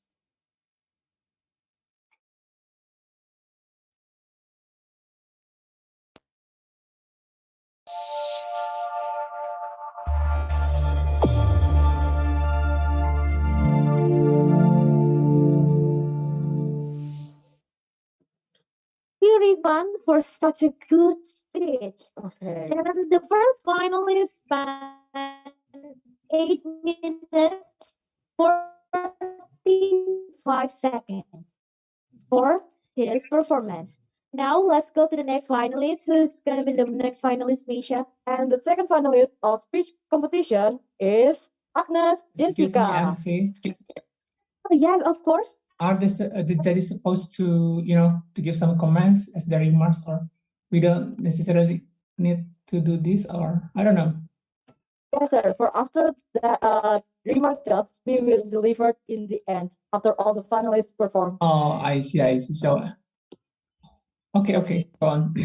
Okay, thank you, sir. For the next finalist is Agnes Jessica. Is Agnes here? Yes, I am. Okay. Did my voice sound clearly? Yeah, your voice is clear. Okay. And for Agnes, you can start your speech now. Time is yours. Good morning to the honorable judges, allied committees, allied contestants, and audiences. My name is Agnes Jessica from St. Angela Senior High School, Bandung. It is such an honor to be one of the contestants in the final phase of this competition. On this special occasion, I'm going to highlight the positive steps that can be taken to raise mental health awareness. During this COVID-19 pandemic, people have become more aware of the importance of mental health. According to the World Health Organization statistic in 2019, every 40 seconds, 1% around the world commits suicide. Mental health issues are growing problems, but they are largely ignored. We are all facing actual challenges of mental health in Indonesia. Thus, raising mental health awareness is really important. First of all, Let us learn more about what mental health awareness is. Mental health awareness is about educating the public on mental health issues, treatment options, and success stories of someone who has experienced mental illness. Mental health promotion intervention improve overall well-being and are delivered in the settings where people learn, work, live, and thrive. The function of this mental health awareness is to help people recognize if they have any symptoms of mental disorder. Unfortunately, a lot of people are still unaware of mental health problems. Even worse, mental illnesses are ignored and left untreated due to the stigma in the society. A research found out that out of 176 people, 15% of them had no access to mental health services because they were unaware how to. Lack of access can be due to misinformation about where to go. Mental illness cannot be treated by simple desire. Treatment is necessary. In many cases, people may not access these services because it is difficult due to the culture or language barriers. Many people who have mental health conditions aren't sure how to cope with their symptoms and resort to unhealthy coping mechanisms to push away their emotional. Additionally, if they have one mental illness that goes untreated, they actually are at greater risk for developing co-occurring disorders, and you will need dual diagnosis to fully heal. Why does mental awareness become so important? Mental health is related to our daily activities. It affects how we think, feel, and act. Also, it helps determine how we handle stress, relate to others, and make healthy choices. Mental health is important at every stage of life, from childhood, adolescence, to adulthood. Mental health awareness can help people to understand the symptoms of mental disorders and help them to find professional treatment. Moreover, perhaps we can break the mental health stigma that leaves so many people suffering in secret. Awareness can also create a new improvements for people who have mental illness. As there is more demand from the public to produce attention, this attention can eventually result in the great changes for those who have mental illnesses. It can lead to improvements on research, service development, and policy. In addition, there is a great misconception about mental illnesses. Many think these people are lazy or just making it up. There are also many perceptions saying that these people are either crazy, possessed by demons, violent, out of control, and unsafe. These are negatively used to stigmatize people with mental illness due to the lack of awareness. Imagine your friends or family with mental disorder being labeled by such words. How would you feel about that? For that reason, it is time for us to take action by promoting a more positive and proactive way to address mental illnesses. After a long talk about the importance of mental health awareness, what can we do to raise mental health awareness, especially during this COVID-19 pandemic? First, educate yourself about mental health. If you want to make people aware of the importance of mental health, you should be first to be educated about it.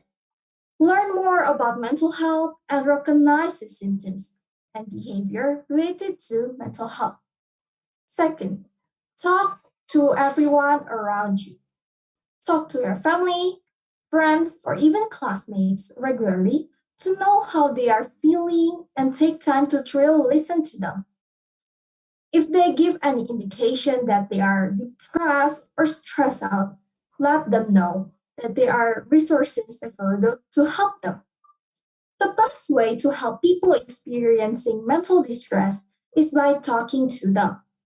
Encourage them to be open about their feelings.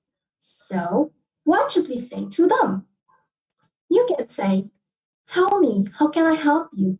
I understand what you're going through." Or you can say, "Don't worry, we will work it out together."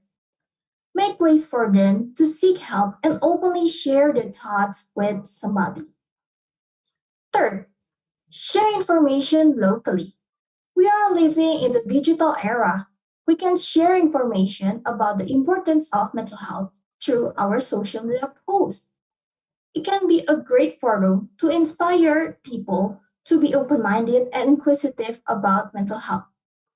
We can also share information related to the symptoms and side effects of mental health problems. In addition, through the social media forum, we can share people's experience in overcoming mental illness. Could be a great motivation and an encouragement for those with similar experiences to cope with mental health problems. Moreover, we can also use the chat platforms to share messages of hope and send our prayers to those in need. Lastly, volunteer our time for mental health. Nowadays, there are so many opportunities for us to get involved in raising mental health awareness. We can be a volunteer in the mental health communities and organizations, such as I Smile for You, Indonesia Mental Health Care Foundation, Into the Light Community, and many more. Another way we can do as a volunteer is by taking part in mental health campaigns in social media, schools, public health, workplaces, and many more. To sum up, it has never been more important than now to recognize that mental health is the essential component to one's overall health and well being, and that mental illnesses are common and treatable. Everyone faces challenges in life that can impact their mental health.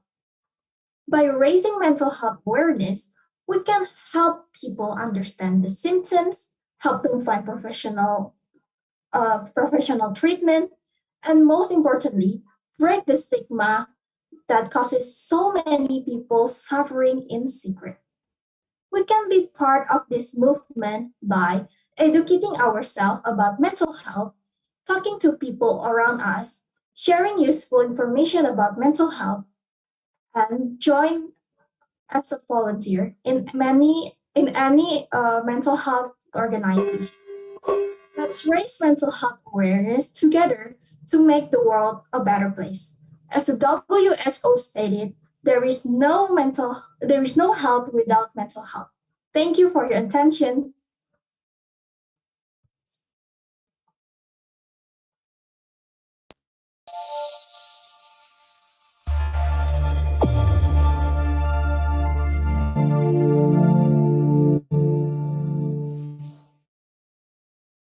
Thank you, Agnes, for such a great speech. And the finalists spent 9 minutes 15 seconds for your performance. Now let's go to the next finalist. Okay, the next finalist after Agnes in speech competition is Adea Reski. For Adea, are you here? Yeah. Okay, Adea is already here.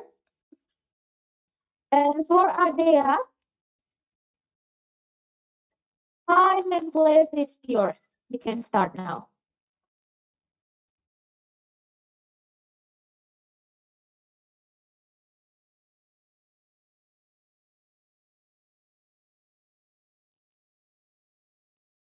Okay, can I start now?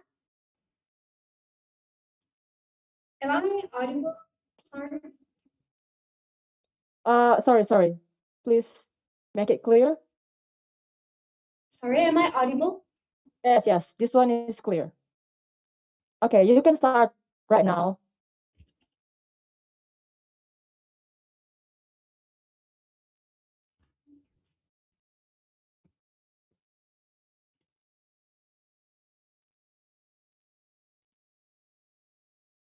I'm so sick of running as fast as I can. Wondering if I'd get there quicker if I was a man. The verse that I just sang is part of a song called The Man by Taylor Swift. The Man is a mind-wise tune in which Taylor Swift is using the issue of gender inequality in our society. Wow. A top musician like Taylor Swift talks about gender inequality. Is gender inequality an evidently suffocating issue that Taylor decided to bring up the issue in the song? Here, and today, ladies and gentlemen, I will talk about how gender inequality must be stopped. Greetings, ladies and gentlemen. My name is Hadia Rizky Mujanti, and I'm a student from Mantu Pekanbaru. When we talk about gender inequality, I strongly agree that gender inequality is tightly bound with the word double standard. On the subject of gender inequality and double standard, Taylor points out the hypocrisy of double standards, where to a degree, it will be considered okay when a man lives a certain lifestyle. However, if only a woman were to live likewise, her actions would not be considered okay at all. Okay, I mentioned double standards in quite a number, but are any of you familiar with the true meaning of double standards?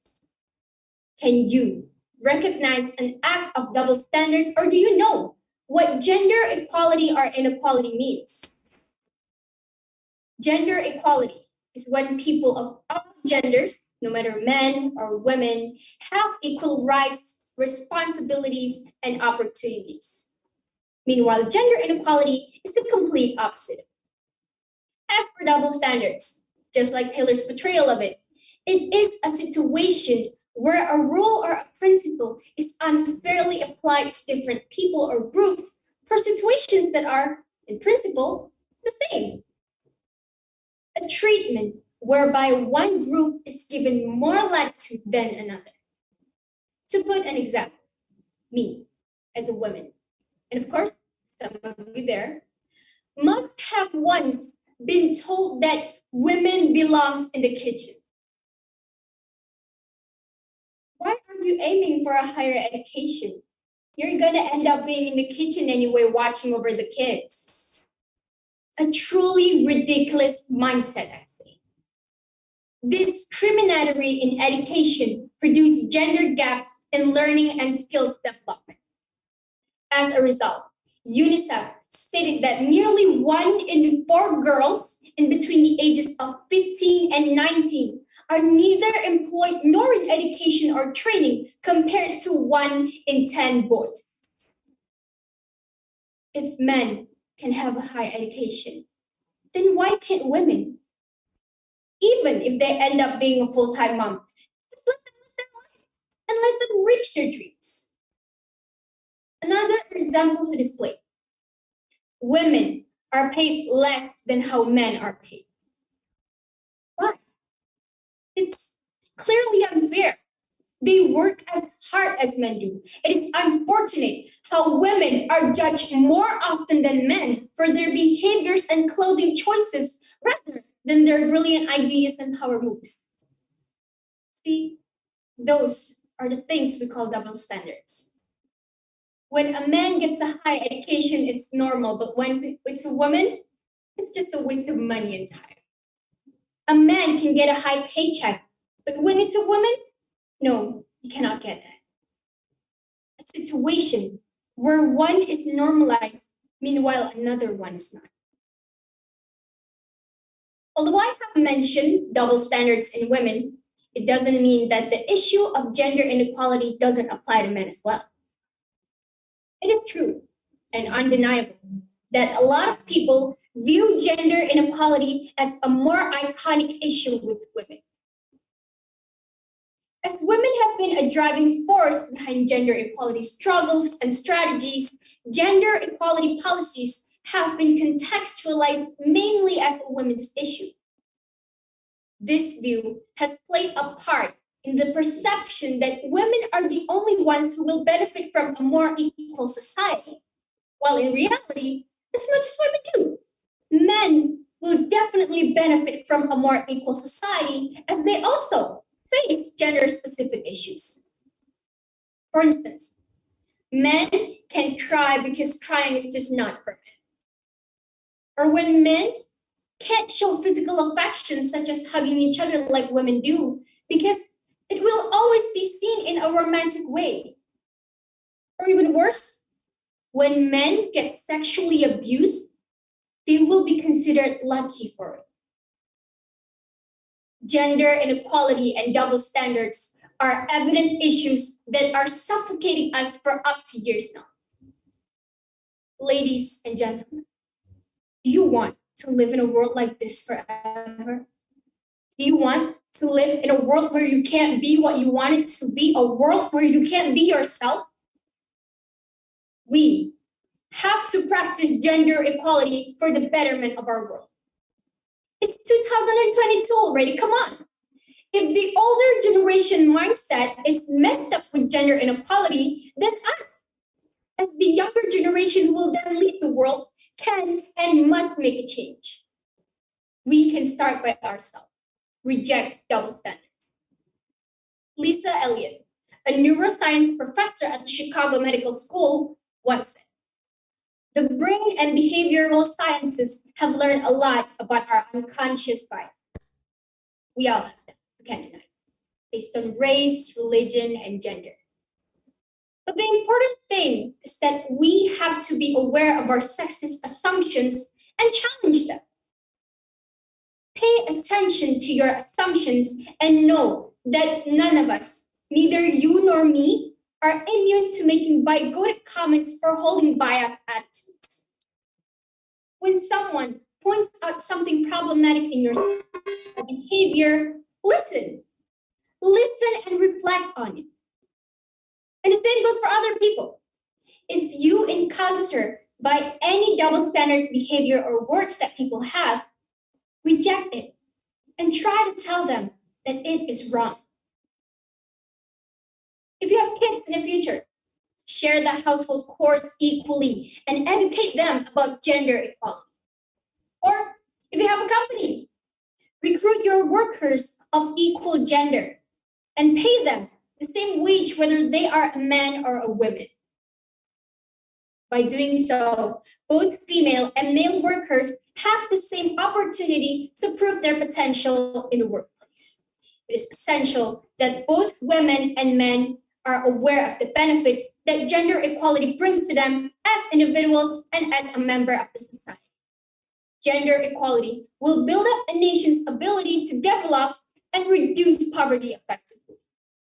We can only succeed in eradicating gender inequality through the participation of both women and men. The world needs men, and the world also needs women. Let's beautify our world by abolishing gender inequality and double standards. We have to fight gender inequality together. We are all equal. My name is Adia Mujanti. Thank you very much for your warm attention.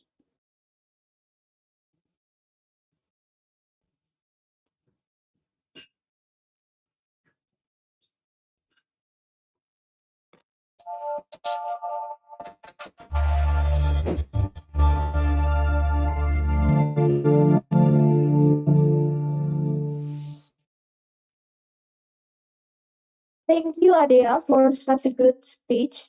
And the finalist spent 8 minutes 32 seconds for her performance. Now let's go to the next finalist. Okay, the next finalist after Adea is Kaira Zalfa Naila. Kaira or Kaila? Is Kaila here? Kaira? Kaira. Hello? Can you hear me? Yes, of course. Hold on. Okay, for Kaira, time and place is yours. You can start now. Can you hear me? Hello? Yes, it's audible. Thank you. I've always wondered why I prioritize my look so much.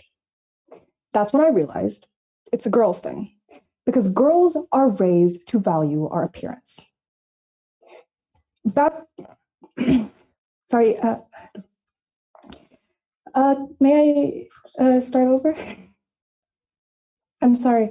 Yes, okay. Yes, you may. Sorry. Okay. I've always wondered why I prioritize my look so much. That's when I realized it's a girl's thing, because girls are raised to value our appearance.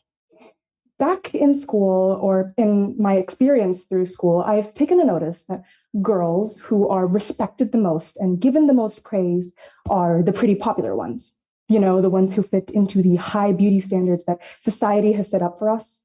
Pretty, tall, light-skinned, skinny, basically perfect.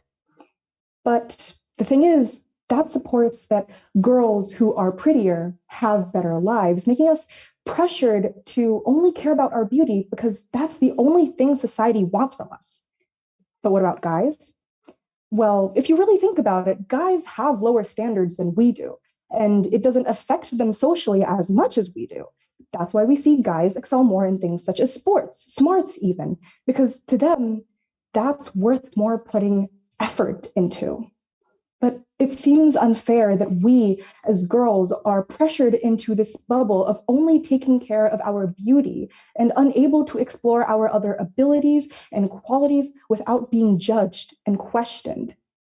That is why today, I, Kyra Zalvanaila from Mantu, Pekanbaru, will be giving you all a speech on gender equality and speaking up about this as a girl myself while I'm given the opportunity.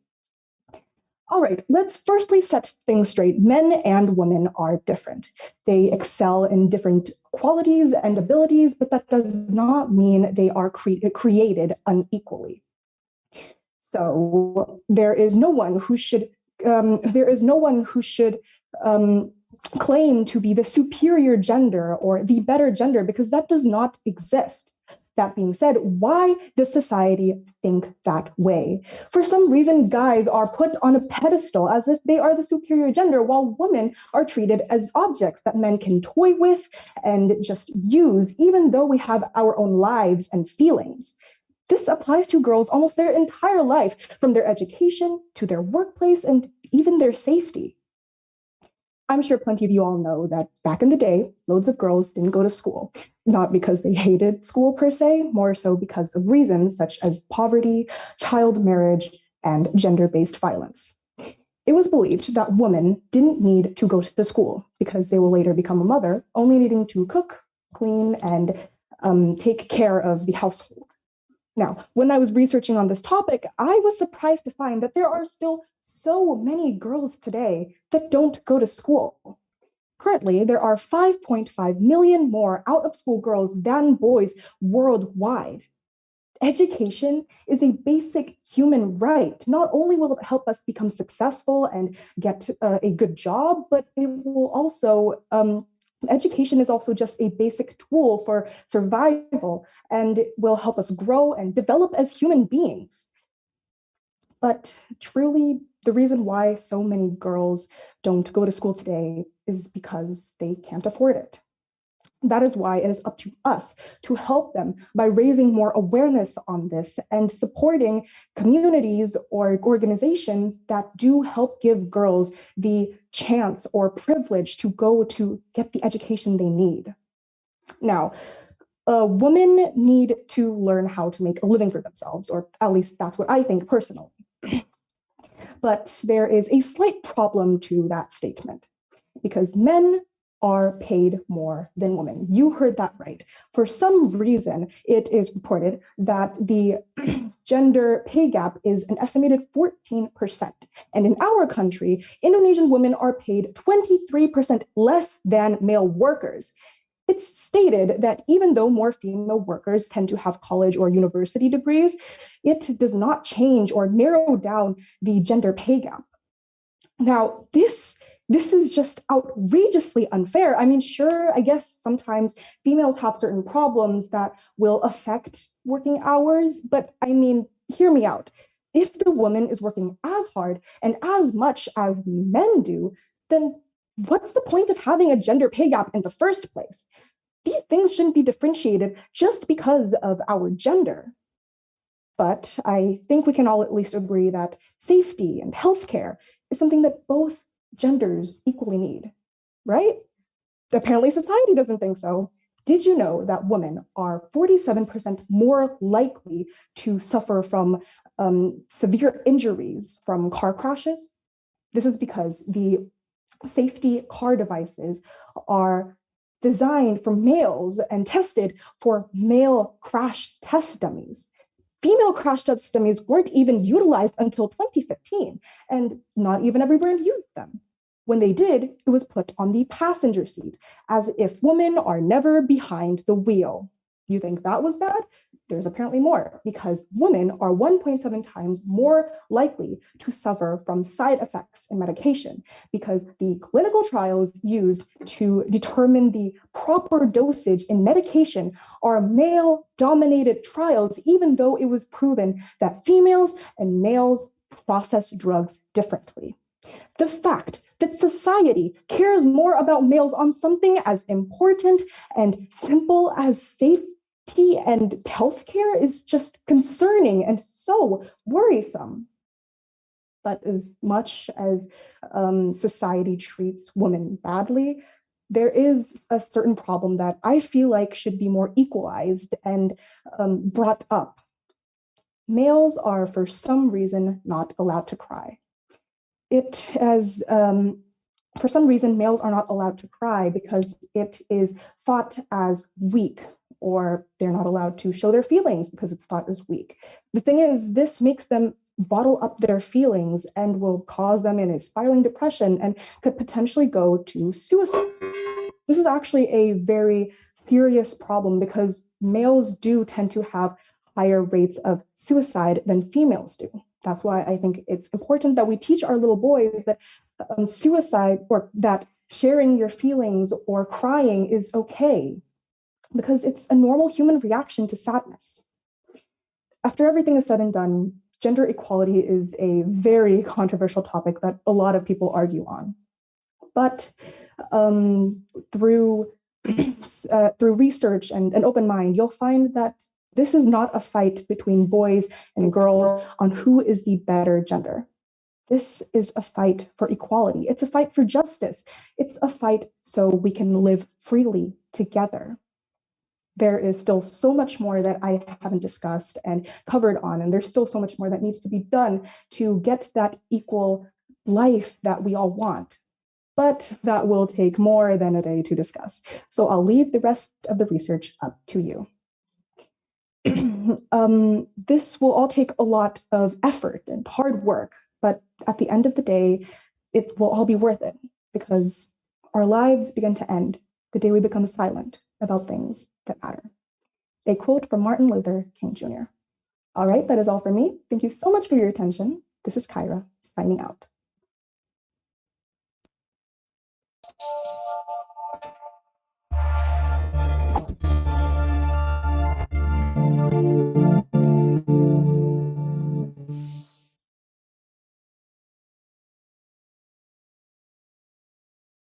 You, Kyra, for such a great speech.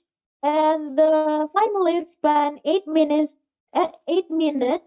24 seconds for her performance. Now let's go to the next finalist. Okay, the next finalist after Kyra is Natasha Chandra. Okay, is Natasha here? Natasha, are you here? Yeah, I'm here. Okay, Natasha, are you ready? Give me 1 second. I think my house is going to be a bit loud.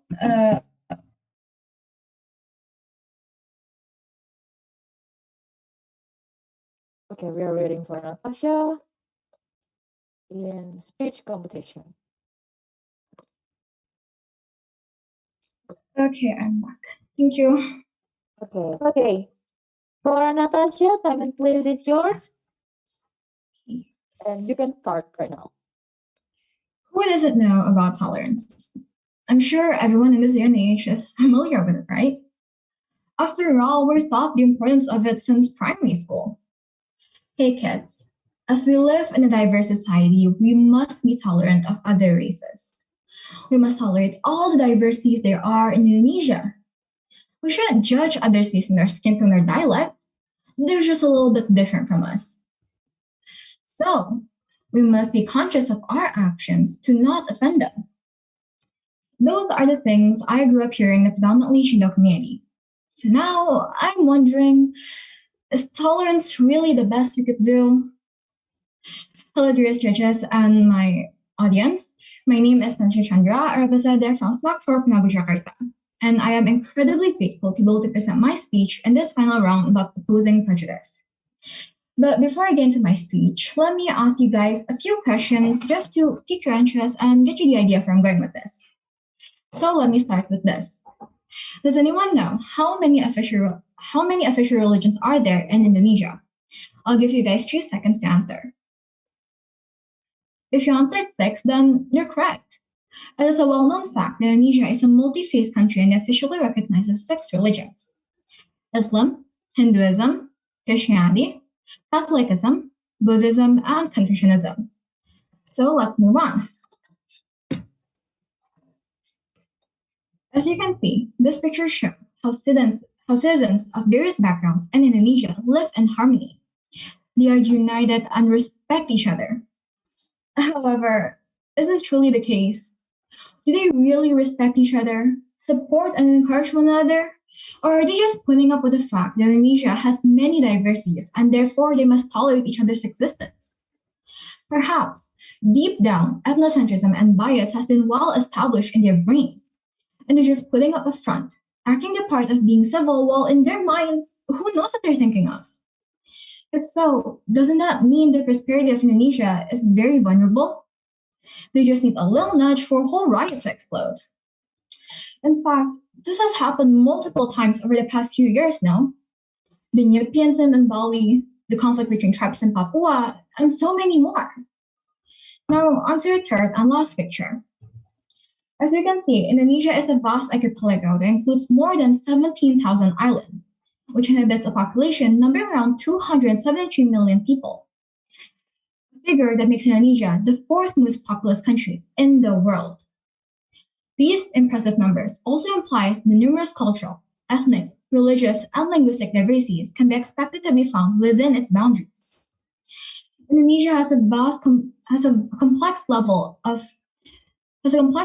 diversity compared to other countries, which is why talks about tolerance and pluralism are a very common yet important topic in our daily lives. However, when we talk about tolerance, there's something a bit standoffish about it, right? The word tolerance itself means the willingness to tolerate something, in particular the existence of opinion or behavior that one does not necessarily agree with. Tolerance means that you're able to tolerate other people, that you don't discriminate against others. So don't get me wrong, that is okay. That's good even. But there's a difference between tolerance and pluralism. Tolerance means that I will let you be you and I will respect you, even though I technically don't agree with your ways. But pluralism, on the other hand, is the belief of the existence of different types of people within the same society as a good thing. The people in it believe in all kinds of different things and allow various groups to exist. It is the embodiment of love for all and hatred for none. Pluralism is the energetic engagement with diversity as it suggests the coexistence of it. Therefore, people should not simply recognize and tolerate diversity, but they should also embrace that diversity and promote its existence. Being tolerant regardless of race, religion, sexuality, and political views is indeed correct, but there's a certain boundary to tolerance. There's a limit, dare I say. Tolerance is extremely significant, but they don't change the thought or conversation. They only widen the definition of who is to be tolerated. Tolerance where we are currently at, and tolerance is the bar our society assesses as its highest score. So what we need to do now is to shift, go beyond this tolerance to acceptance, pluralism. Acceptance of all people is a choice, and in an accepting society, the people steer the creation of laws instead of following the rules of obligation. So think of Indonesia right now. Think about how we converse. It is clear that we're not an accepting society just yet because topics such as religion, women's rights, emancipation, sexual orientation, and gender identity, or discrimination in general, can bring discussions to a halt and destroy friendships. So for a country that claims to be based on freedom and acceptance, we're worlds away from my vision of an accepting nation. In my opinion, religion is the field that's lacking the most tolerance due to the amount of conflict it sparks. So for today, I'll focus on discussing religious tolerance. In the 1945 Constitution of the Republic of Indonesia, it is stated that citizens are provided with the freedom to choose their own religion and that all religions have equal rights before the law.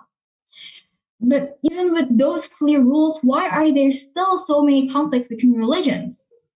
Well, these conflicts are caused due to the tension created because something important from their group being insulted, disregarded, or not prioritized. The something could be their beliefs, their values, their culture, celebration, tradition, or something they grew up with. So the problem lies within the people itself as we still discriminate and make stereotypes against others. After all, we're close-minded beings, and a lot of the times we don't care to listen to what others have to say and stay real to our own beliefs. And of course, the situation will get more dangerous if we leave it be, because I'm sure everyone noticed the increasing numbers of churches being bombed, temples being burned, and mosques being destroyed. With all of this happening around us, we must take immediate actions. We shouldn't get used to discrimination, normalize the attacks, and make up excuses for the offenders. We need to realize right here and right now that tolerance is not enough. Tolerance is just a temporary measure to give a false sense of security. Unfortunately, I can't provide a fixed solution to achieve pluralism. Of course, I can say things like, we need to respect other people, be friends with everyone, and not judge people. But let's be honest here, those are just empty words. Everyone knows that. Everyone knows what we're supposed to do, but looking at our current situation right now, not anyone is really giving an effort to apply it in their daily lives. Actions speak louder than words. However, few people will actually take the necessary actions because things are just easier said than done. If it's as easy as saying a few encouraging words, I don't think we would be in our current predicament. People can just live together in peace. But this is not the society we live in. It's far more complicated than that. Ethnocentrism is something unavoidable, and to some extent, this behavior will bring positive effects. Unfortunately, the level of ethnocentrism most people have does more harm than good. So what we need to do now is to make sure everyone has the correct idea and goal of a pluralistic society. From there, we can start planning on how to achieve that goal without violence or coercion. This is a step most group went wrong in, because oftentimes we would be too blinded by their ambitions and become forceful, which will of course bring resistance from the other party. So the most foolproof way is by starting from ourselves, and I mean sincerely. Not just some half-assed work, we need to be more conscious of our actions and focus more on improving ourselves to become a good role model to society. Then the people around us will, of course, be influenced positively and spread their own good deeds to society. Change does not start from empty words. They start by actions and willingness to contribute. So why wait for others to make the first step when we can be the first agent of change? I hope together as a society we can take steady steps towards improvement, not just towards a higher level of tolerance, but towards a pluralistic society. That's the end of my speech. Thank you so much for listening.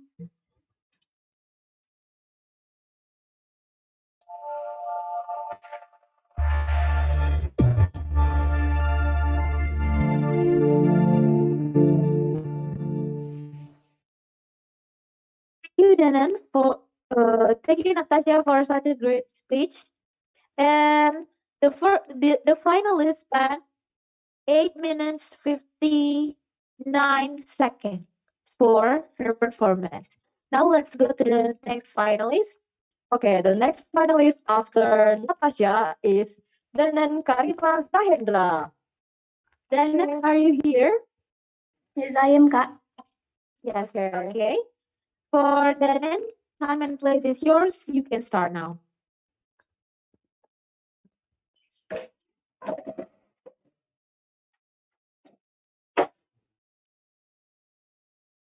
Can you hear my voice clearly? Yes, yes, of course. You can start now. Time is yours.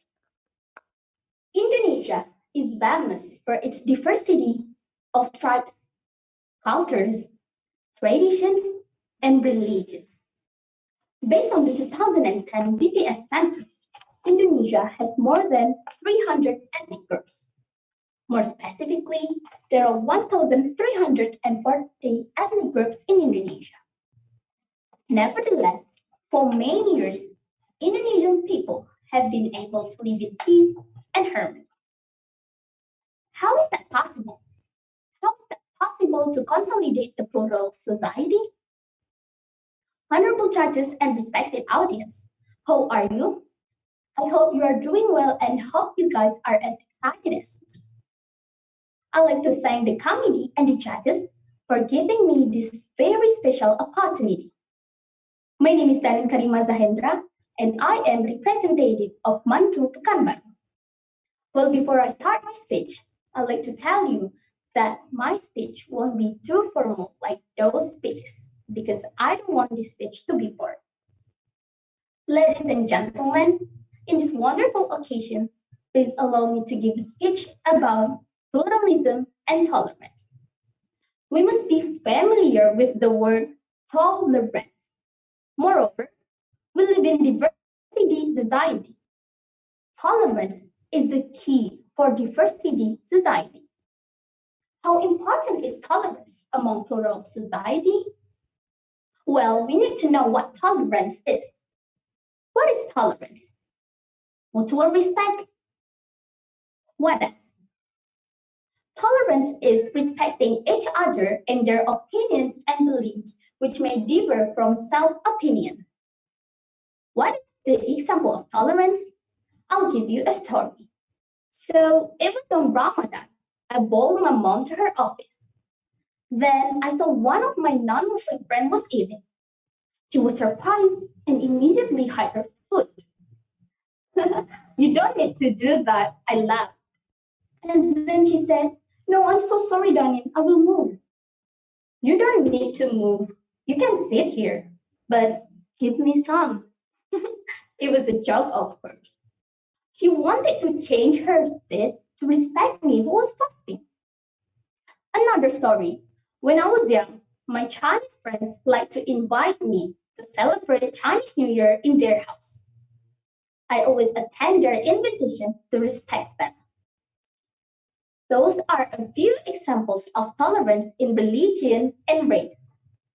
There is also tolerance among ethnic diversity. Things that we can do to respect each other, such as treat everyone equally, even though they are from different ethnicity. Respect and appreciate other tribes. Respect other ethnic cultures, and many more. The attitude of tolerance aims to prevent discordance due to many differences. Also keep the unity, uniting the differences, and live in peace. But uniting differences are not easy. There are many difficulties that we must face. The problem is there are various divisions in keeping tolerance among religious believers, such as fanaticism, radicalism, the spread of a religion to other people religions, and etc. Not to mention the problems other tribes and races. However, the obstacles are not worth the enormous advantages. Then, what are the advantages of tolerance? First, make yourself to be better. By cultivating tolerance, it will make person even better. Why? Mutual respect and restraining anger are needed in implementing of tolerance, which has an impact on making yourself better. Second, strengthen kinship. By applying tolerance attitude, we can interact with anyone regardless with their religion and ethnic background, so as to strengthen brotherhood with others. Third, creating a peaceful and serene environment. A peaceful environment will be created if we apply tolerance in every element of society, from cities to villages. Next, creating harmony in Indonesia. The existence of tolerance allows people to live side by side in harmony despite their ethnic and religion. Next, the best advantage is increasing Indonesia's values in the world. Beragam budaya begitu mengagumkan, keelokan alamnya, oh sungguh mempesona. Indonesia diversity attracts other countries. Indonesia diversity increasing people awareness that every human being is different. Therefore, we don't need to worry about the differences. Instead, maintain tolerance and unity. I stand with our tourism minister, Mr. Sandiaga Uno, who always shares the information of the tourism world and Indonesia creative economy, so that world will know more about Indonesia diversity. Diversity is something we should be grateful for. Diversity, if chaperoned with strong tolerance, will have an impact on strengthening the community unity. This is also accordance with our country motto, Bhinneka Tunggal Ika. The conclusion is, don't let differences destroy us, but use it as power to strengthen community unity. Unity in diversity will not success without tolerance. I think that's all about my speech. Thanks for your attention. I beg you pardon for all mistakes I've made. Last but not least, thank you.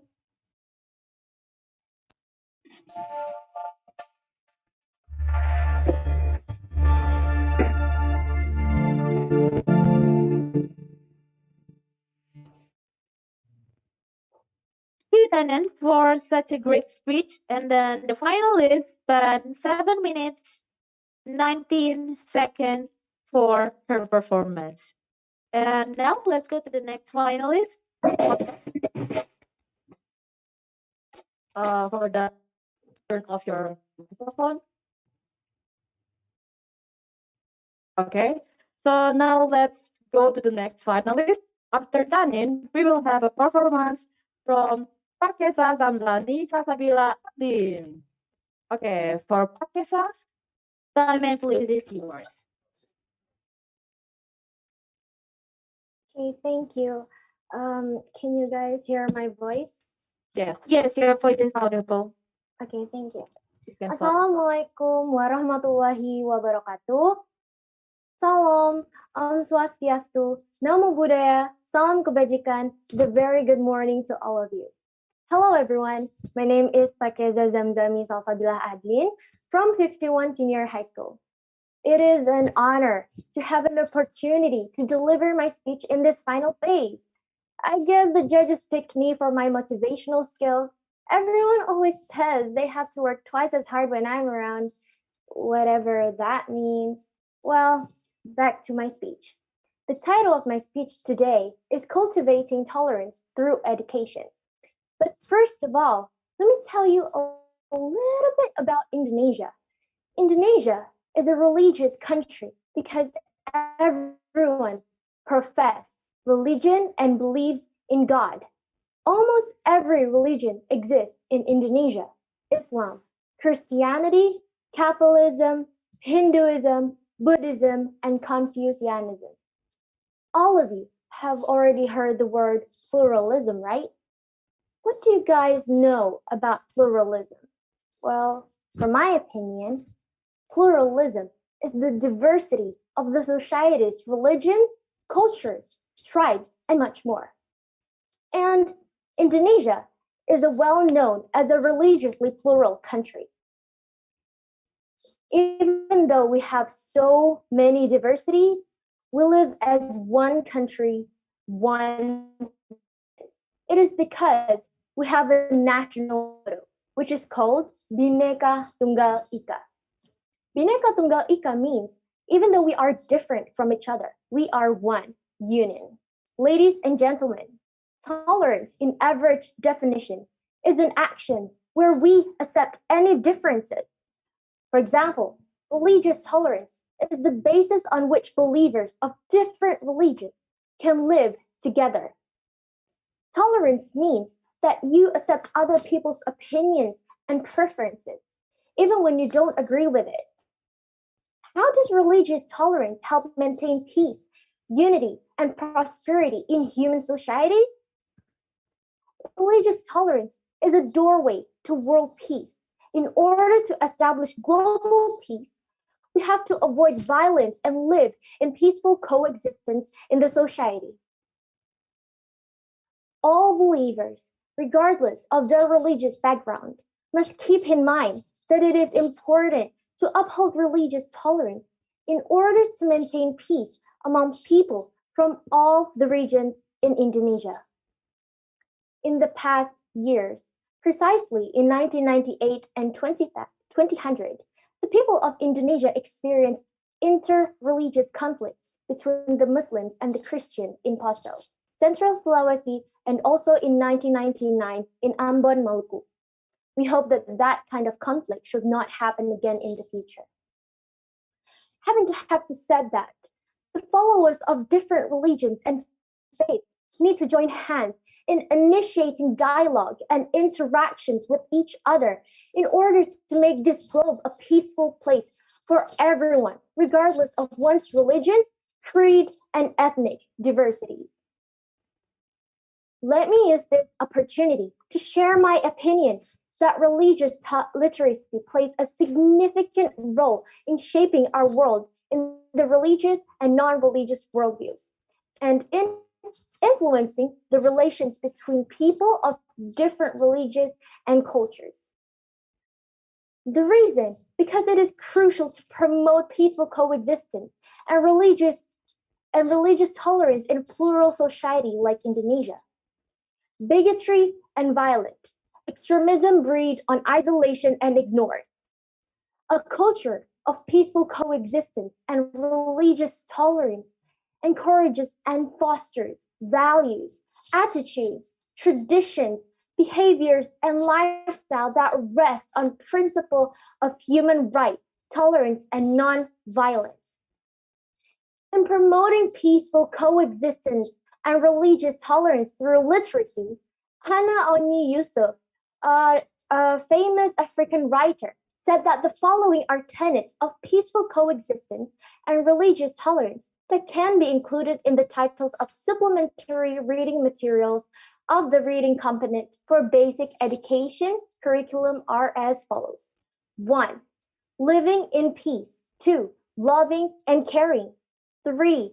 Caring and sharing. 4. Good neighborliness. 5. Be your brother or sister's keeper. 6.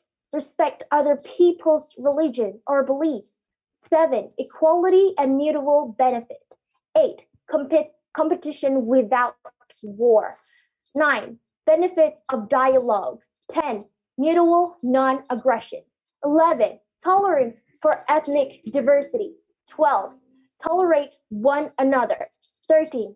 Say no to any form of violence. 14. Say no to any form of inhuman behavior. 15. Accommodate individual differences. The above curriculum is important because, firstly, students will be constantly and regularly exposed to good reading materials. With the above curriculum, they will be more positively disposed towards other members of their class, school, and individuals in their communities. And tolerance is crucial to be educated to the youth because tolerance is a lifelong education. Secondly, promoting peaceful coexistence and religious tolerance through reading comprehension passages. English language is a subject that cuts across the curriculum. Therefore, English reading comprehension is one of the fundamental language skills students are expected to be exposed to all through their schooling. In view of this, students need to be constantly inspired through meaningful reading comprehension lessons. In short, this will make students to develop positive mental attitude that will ultimately help them in life. All in all, we have to create and develop a set of reading comprehension passages with tenets of peaceful coexistence and religious tolerance that can be included in the reading component of the English language curriculum for basic education.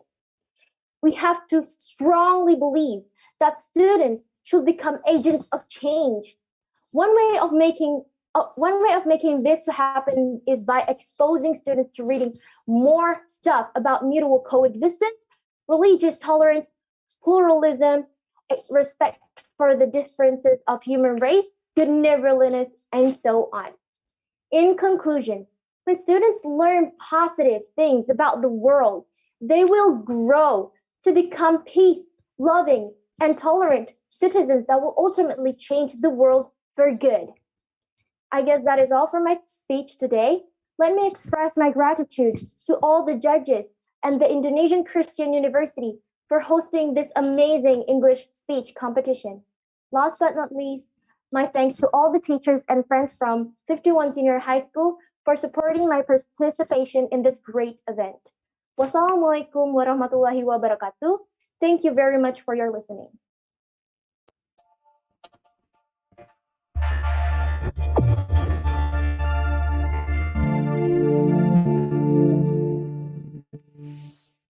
Thank you, Pakiza, for such a great speech. You finally spent 8 minutes 17 seconds for her performance. Now let's go to the next finalist. Okay, after Pakeza, now we would like to listen speech from Habibi Fauzan Hendriansa. Okay. For Habibi, time and place is yours. Wait, hold on. Are you ready? Please remove your background when you are performing. Hello? Am I audible? Yes, you're audible, but before performance, please remove your virtual background. Remove my virtual background. Yes, in perform. I see. May I ask why? It's just only like a green screen behind me. Like literally, it's just a green screen. Okay. So, Okay, it's okay. Oh, so let it be. Yes, let it be. Okay. Okay. Am I audible? Yes, of course. You're audible. My video not stuttering? I'm sorry, like I'm asking a different question because I don't want like in the middle of performance like something is wrong. No. Everything is fine. Okay, everything's fine. Okay. Yes.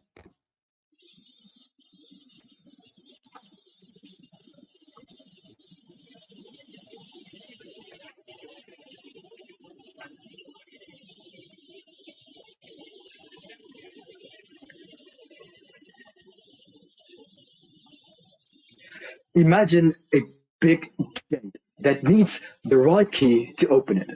And imagine that key has to be made together, not just one individual, but by lots and lots of people. As we all know, we are independent, right, audience? But the question is, are we really, really independent? Okay, so if the term culture is used, what popped into our head first? Fine foods, unique dances, special uniforms? Well, fortunately, Indonesia is home to all of them, as well as 6 distinct religious traditions. It is disheartening, however, to watch that young people who have no idea what their own cultures and faiths are like. Unless we take action right now, this might become an issue, just like this paper that I just ripped in half. This, ladies and gentlemen, this will become our country. Now, to begin with, there are several well-known dishes in Indonesia. One of them being rendang, a pot of meal that includes meat and a variety of spices.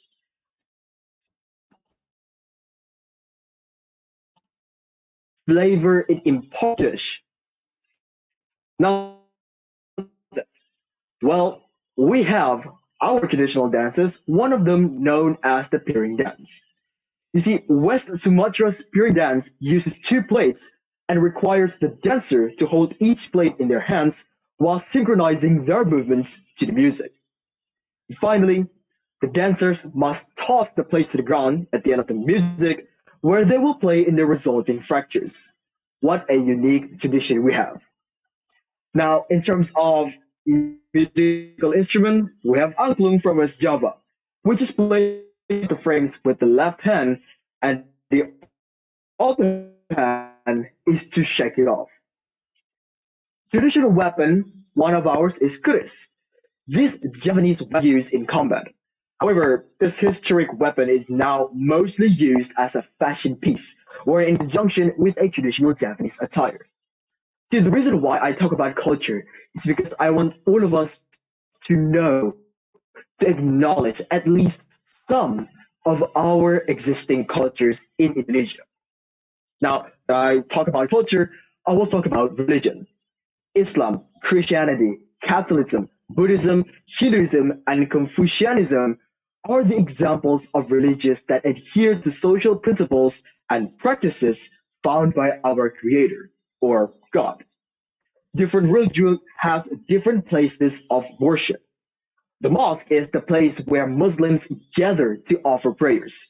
Protestant and Catholic Christians practice prayer at the church. Buddhists perform prayer at the monastery. Hindus conduct prayer at the temple, and the shrine is where the Confucian devotees worship.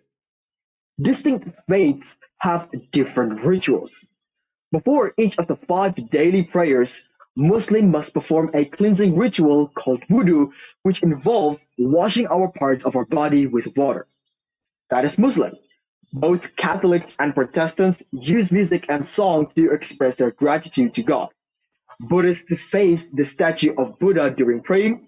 Mortars are revered and mantras are recited by the Hindus. And Confucian burn the incense stick and kneeling and bowing before pictures of Confucius or other great ancestors and spirits.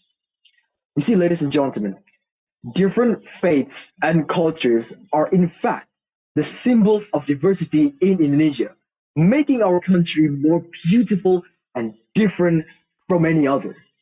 And the trick to preserving all of them is simply one word and one action: tolerance.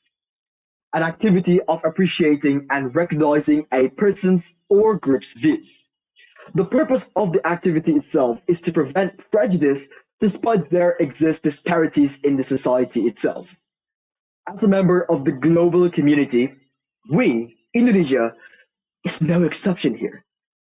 As a result, every one of us strives to be the best we can be in our own unique way. The diversity of our religious and cultural backgrounds gives us an edge over other countries in this world. And ladies and gentlemen, let's be frank, having these distinct features is not easy. It is indeed tough since disagreement is widespread. Tolerance for people of various faiths and cultures is one technique to compete on a global scale. And let me state this. While obtaining a prize is an important part of competing, such as getting a trophy, medals, and etc., remember, the main goal of competition is to become the best. And I think that with tolerance, Indonesia may be the finest nation to keep peace in diversity. Now then, it's easy to engage in tolerable behaviors. Hey, even example, for big holidays or events such as Independence Day and Cartoonist Day, we dress in traditional attire at those days. We recognize that we are different, but it doesn't mean that we have to fight one another, that we have to say, hey, you're different. That means you're not a part of us. No, at those events, we are one. Actually, in everyday life, we are one. We also may perform numerous traditional musical instruments in festivals or foreign conference to promote Indonesian cultural variety. Besides, ladies and gentlemen, since we have different religion, we must respect the method that other religion worships their own God by just allowing them and not interrupting them. It is that easy. Indonesia respects the rights of its citizens to freely have religion and practice the religion ceremonies as their religion urged them to. This statement is based on the Constitution of Indonesia. If you don't believe me, then try to. So, in the end, ladies and gentlemen, I'm going to summarize everything. That big gate that I asked you to imagine can be opened by a key, and that key is called tolerance. We have to make that key, not just plan it, not just to think about it. We have to take actions on tolerance, not just say that, okay, we will do it tomorrow or next month. No, we can be the nation that can live peacefully in diversity no matter how different we are. And that is a fact. There's a quote from Panji Pragiwaksono, a popular comedian from Indonesia. He stated, people who have low tolerance must frequently live in a homogeneous environment. Hence, they stammer pluralism. Remember, audience, we are Indonesia because we are unique. I think that is all. Thank you.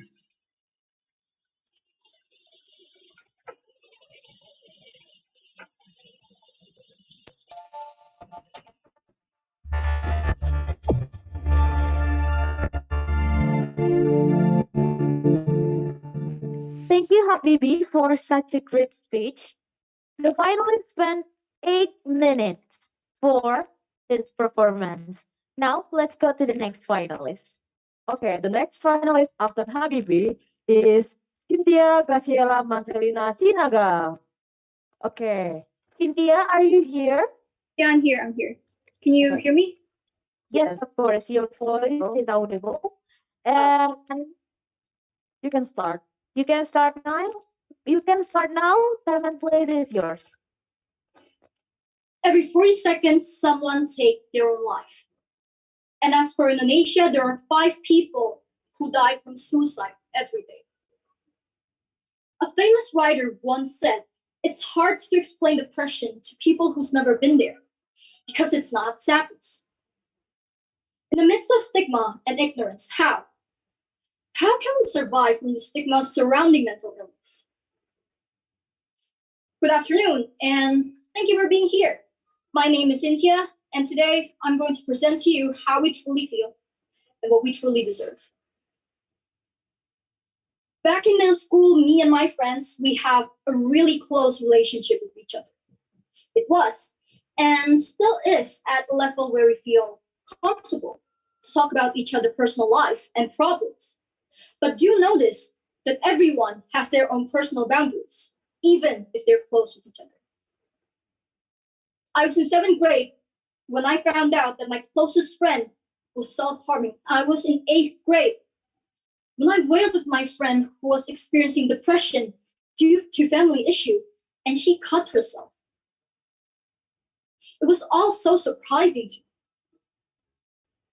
I've heard stories about things that shouldn't have happened to us at such a young age, but I've seen it all happening all around me. I've seen it happening at my friends who were laughing with me during recess and cried themselves to sleep at night.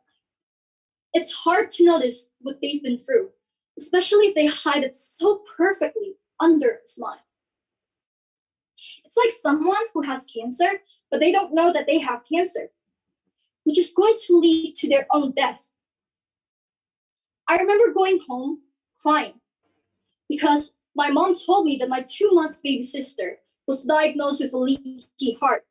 We didn't notice the sign at first until the doctor told us. It was this desperate and fear in your chest, knowing that probably tomorrow you won't see them alive. It's like going out with your best friend today, but having to go to their funeral the next day because they take their own life. You see, my best friend told me on my birthday party that she wasn't expecting her father to wail like a child when he found out that his daughter was cutting herself. He begged her not to do so. You see, when we're in this dark shape of life, we find no interest, no one, nothing in life. We don't want to die, but we don't want to live either.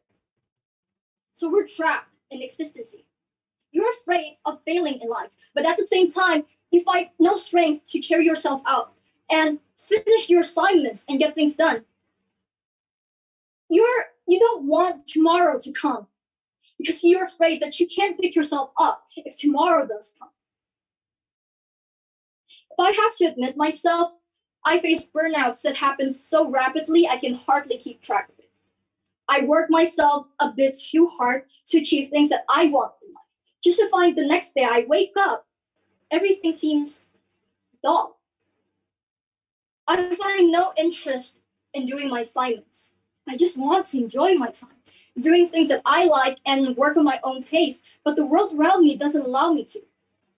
You see, with the obsessions I have earlier, I have to carry out a really high expectations from people around me. I remember just sitting in front of my laptop, watching as conversation carry out at such speed. I just wonder to myself, how? How can I ever keep up with this? It's overwhelming when you try to take a break, knowing that you have million responsibilities ready to smack you in your face when you come back. Have these thoughts also bother you? Thoughts like, you can never keep up. You think this is enough? More. You can still handle the stress. Stop being so weak. The world doesn't revolve around you. Anyone?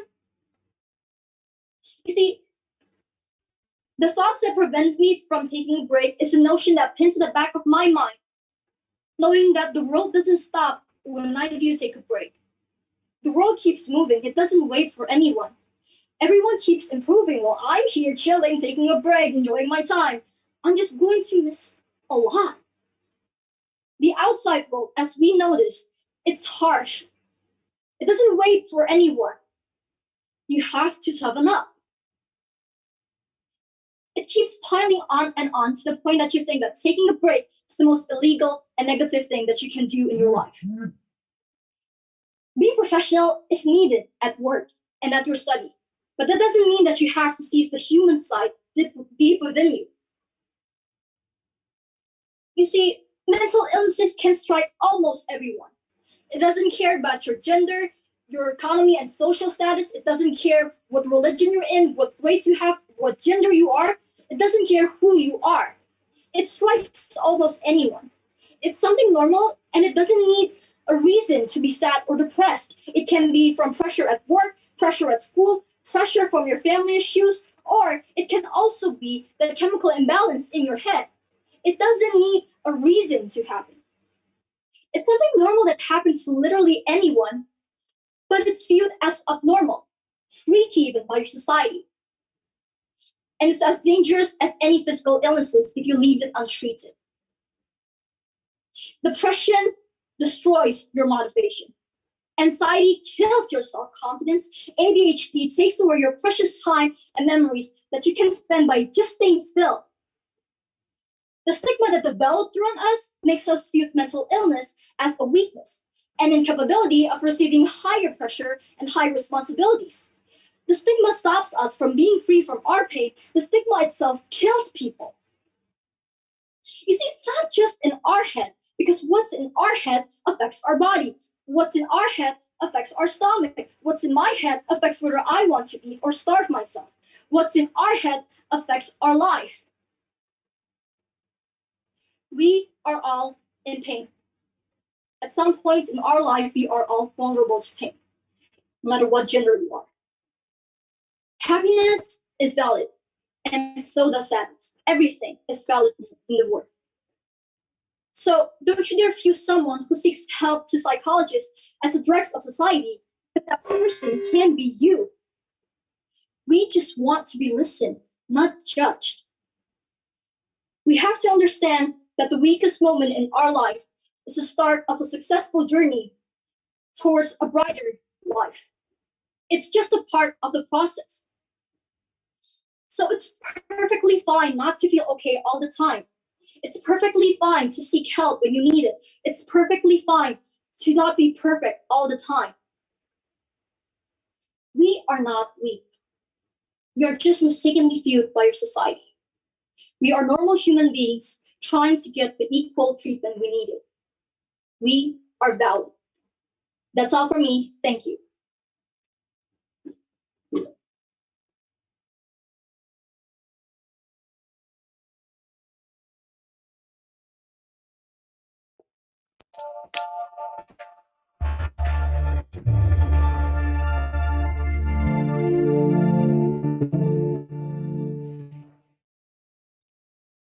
Thank you, Cynthia, for such a great speech. And the finalist spent 7 minutes 48 seconds for her performance. Now let's go to the next finalist.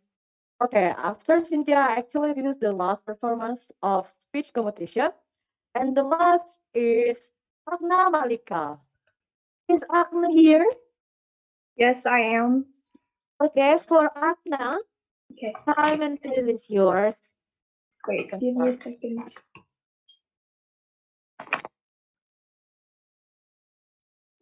Wait.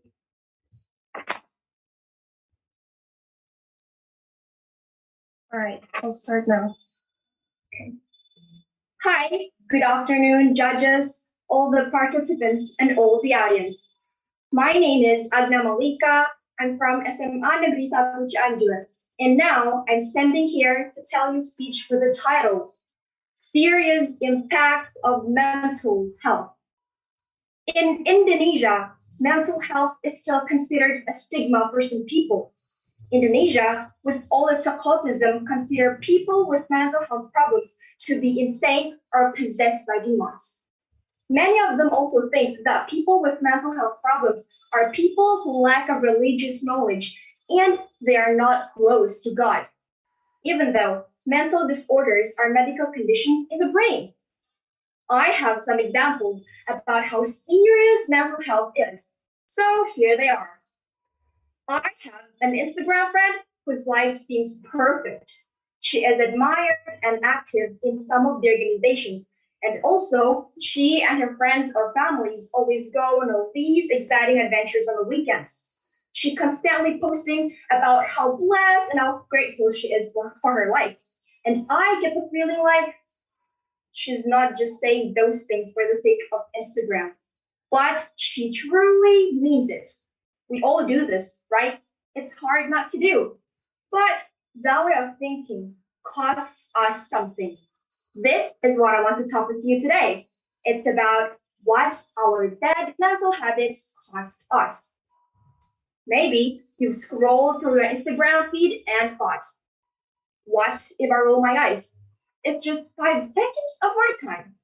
How could it be hurting me? Well, researchers have found when you invite your friends on social media such as Instagram will only lead to depression. Have you ever looked at your friend's life and thought, why do they have all the luck? You can't help thinking that way, right? That way of thinking seems small in the moment, but that way of thinking is eating away at your mental strength. Now, there are 3 kinds of destructive beliefs that make us less effective and robust of our mental strength. First, unhealthy beliefs about ourselves. We tend to feel sorry for ourselves and while okay to be sad when something terrible happens. Self-pity goes beyond that. When you start to magnify your misfortune, when you start to think things like, why do these things always have to happen to me? I shouldn't have to deal with it. That way of thinking keeps you stuck, keeps you focused on the problem, and keeps you from finding a solution. Second, unhealthy beliefs about others. We think people can control us and give away our power. You give away our power when you say, my mother-in-law drives me crazy. You give away our power. Maybe she's not the nicest person on earth, but it's up to you how you respond to her. It's your control. The last one, unhealthy beliefs about the world. We tend to think that the world owes us something. We think, if I put in enough hard work, I deserve success. But expecting success to fall into your lap like some heavenly reward will only lead to disappointment. Yeah, I know it's hard to get rid of those unhealthy and bad mental habits that we've carried for so long, but you can't afford to give them up because sooner or later you will hit a time in your life where you need all the mental strength that you can muster. I took a story from Amy Morin. She's a therapist who knew an intellectual how to go through grief. When she was 26 years old, her mother and her husband died. She felt pain in her life and felt like an understatement. So, how she get through this? Then she realized when you're going through tough times, good habits aren't enough. She worked as hard as she could, not just to create good habits, but also to get rid of those small bad habits, no matter how small they might seem. And she held that hope someday life could get better. And eventually it did in her life. She said, the secret to be mentally strong is that to give up your bad mental habits. If you want to be really mentally strong, you need good habits like practicing gratitude, and you also have to give up your bad mental habits like resenting somebody else's success. Because no matter how often that happens, it will hold you back. Now, let's move on to the second example. Online school, online learning, not being able to socialize with friends, and a lot of assignments that pile up, making young people tired and stressed. They're falling behind in school and they know they need help. Maybe they've never talked about mental health with their parents before. But the problem here is that the parent still needs to be the one to excuse the absence. So it's not like a free pass for the kids. A suggestion that I took from TED Talk to fix this problem is that most importantly, the school has that absence recorded as a mental health day. So we can keep track about how many students take how many mental health days. If a student takes too many, they'll be referred to the school counselor for a check-in. This is important because we can catch and hear complaints that the students were struggling about before it's too late.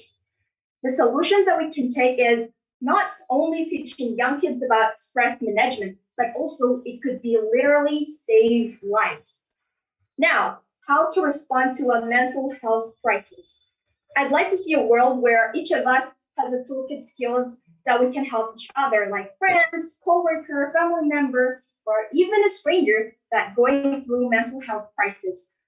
Yeah, and now the other concept that I sincerely hope you take with today is that it is always okay not to be okay, and it is always okay to take a break. It doesn't have to be a whole day, but it can be a few moments here and there to check in with yourself.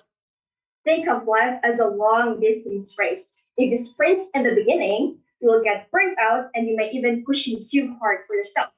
But if you pace yourself, take it slow sometimes intentionally, and push yourself the other times, you will be way more successful. Mental health challenges are not going away, but we can learn as a society by looking after one another and looking after ourselves. As my parents always say, once in a while, take a break. Thank you.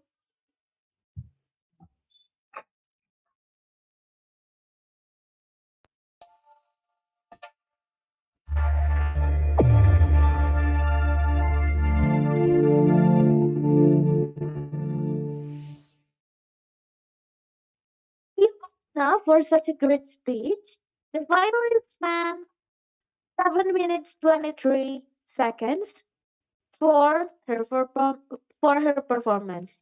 Now, Okay, so those are performance from our finalists from speech competition.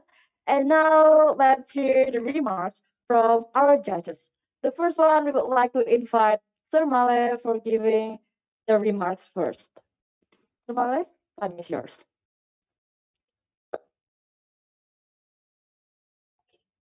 Well, thank you very much. It's difficult. Can you let us, the judges, to discuss a little bit before commenting or giving some insights? Or okay, sir, 3 minutes. 3 minutes. Yes, sir. Do we need this, Pak Lamhot and Ibu Srisna? Or we just comment directly and then just give the result of the participants or the finalists for the speech? Yeah, I think so, Pak. Go ahead. Okay. Because we only have 3 minutes to discuss. I don't think it's enough. Maybe after this, okay. Well, anyway, yes. Anyway, congratulations to all of you, the speech finalists. I think it's very difficult for me, but I would like to emphasize a little bit on some certain, let's say, certain issues or topics. Well, this question probably may go to those who have the same topic. I would like to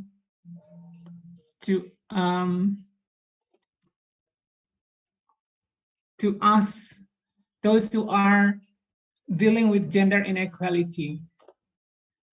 I think here there is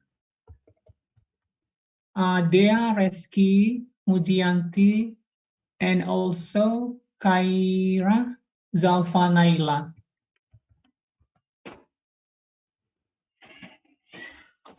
Sir? Okay. Anyone else who have the same topic?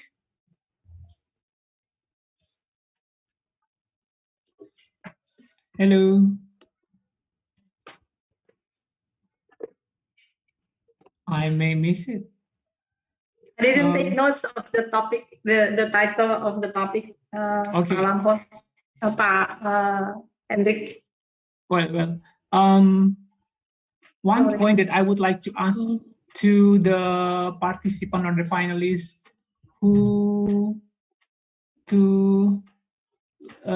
wait a minute. Kaira, can you hear my voice? Are you there? Yes, there you are. So you mentioned, I noticed that you mentioned you were doing researching inequality. Did you publish the result of your let's say it's like what do you mean? This is a research or I think you also mentioned that in your when you were delivering the speech, you mentioned that you were also not observing but researching.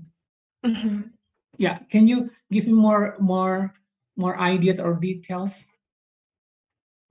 What do you mean by like the research that I've? Did you publish your research to support your data, your speech? I did not publish my research because I'm sorry, I forgot and didn't think it was too necessary. But the research that I found was a lot from Google and my own experience, and from YouTube videos that I watched beforehand, specifically TED Talks.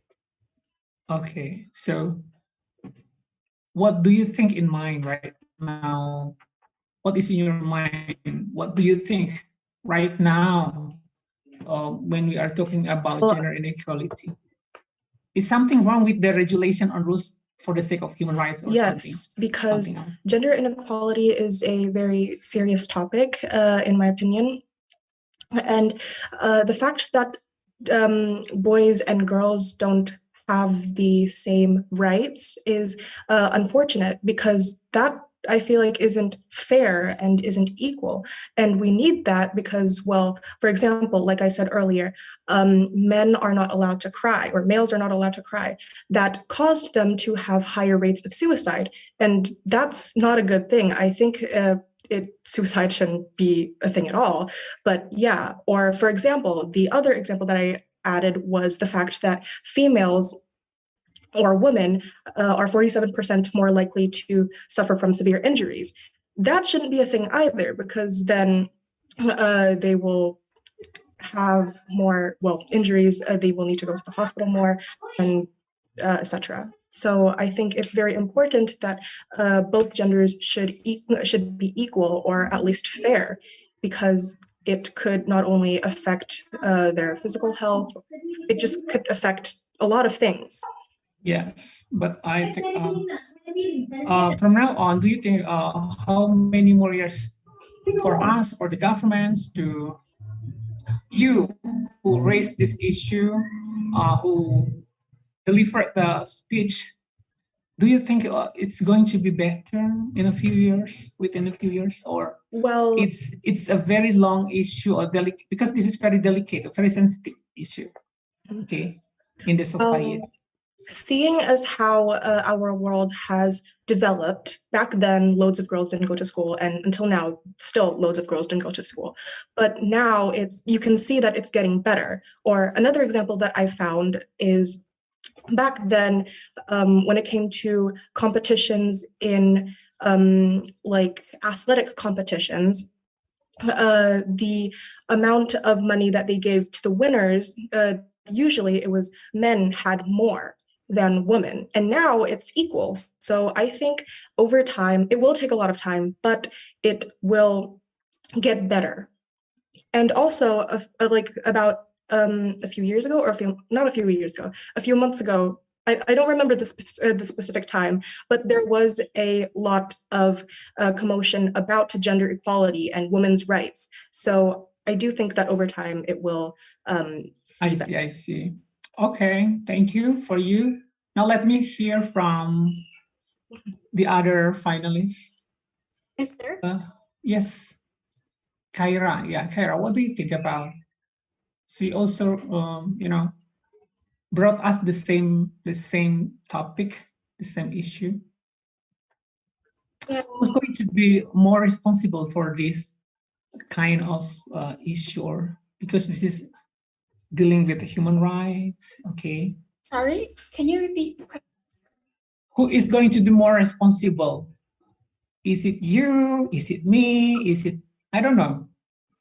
So I personally think that we are all responsible in this situation because we are fighting this issue together. That's why I said in the speech, the world needs women and the world also needs women. So it's basically a universal issue. Yes. Yeah. And what do you think about in Indonesia? Is it getting worse or getting better?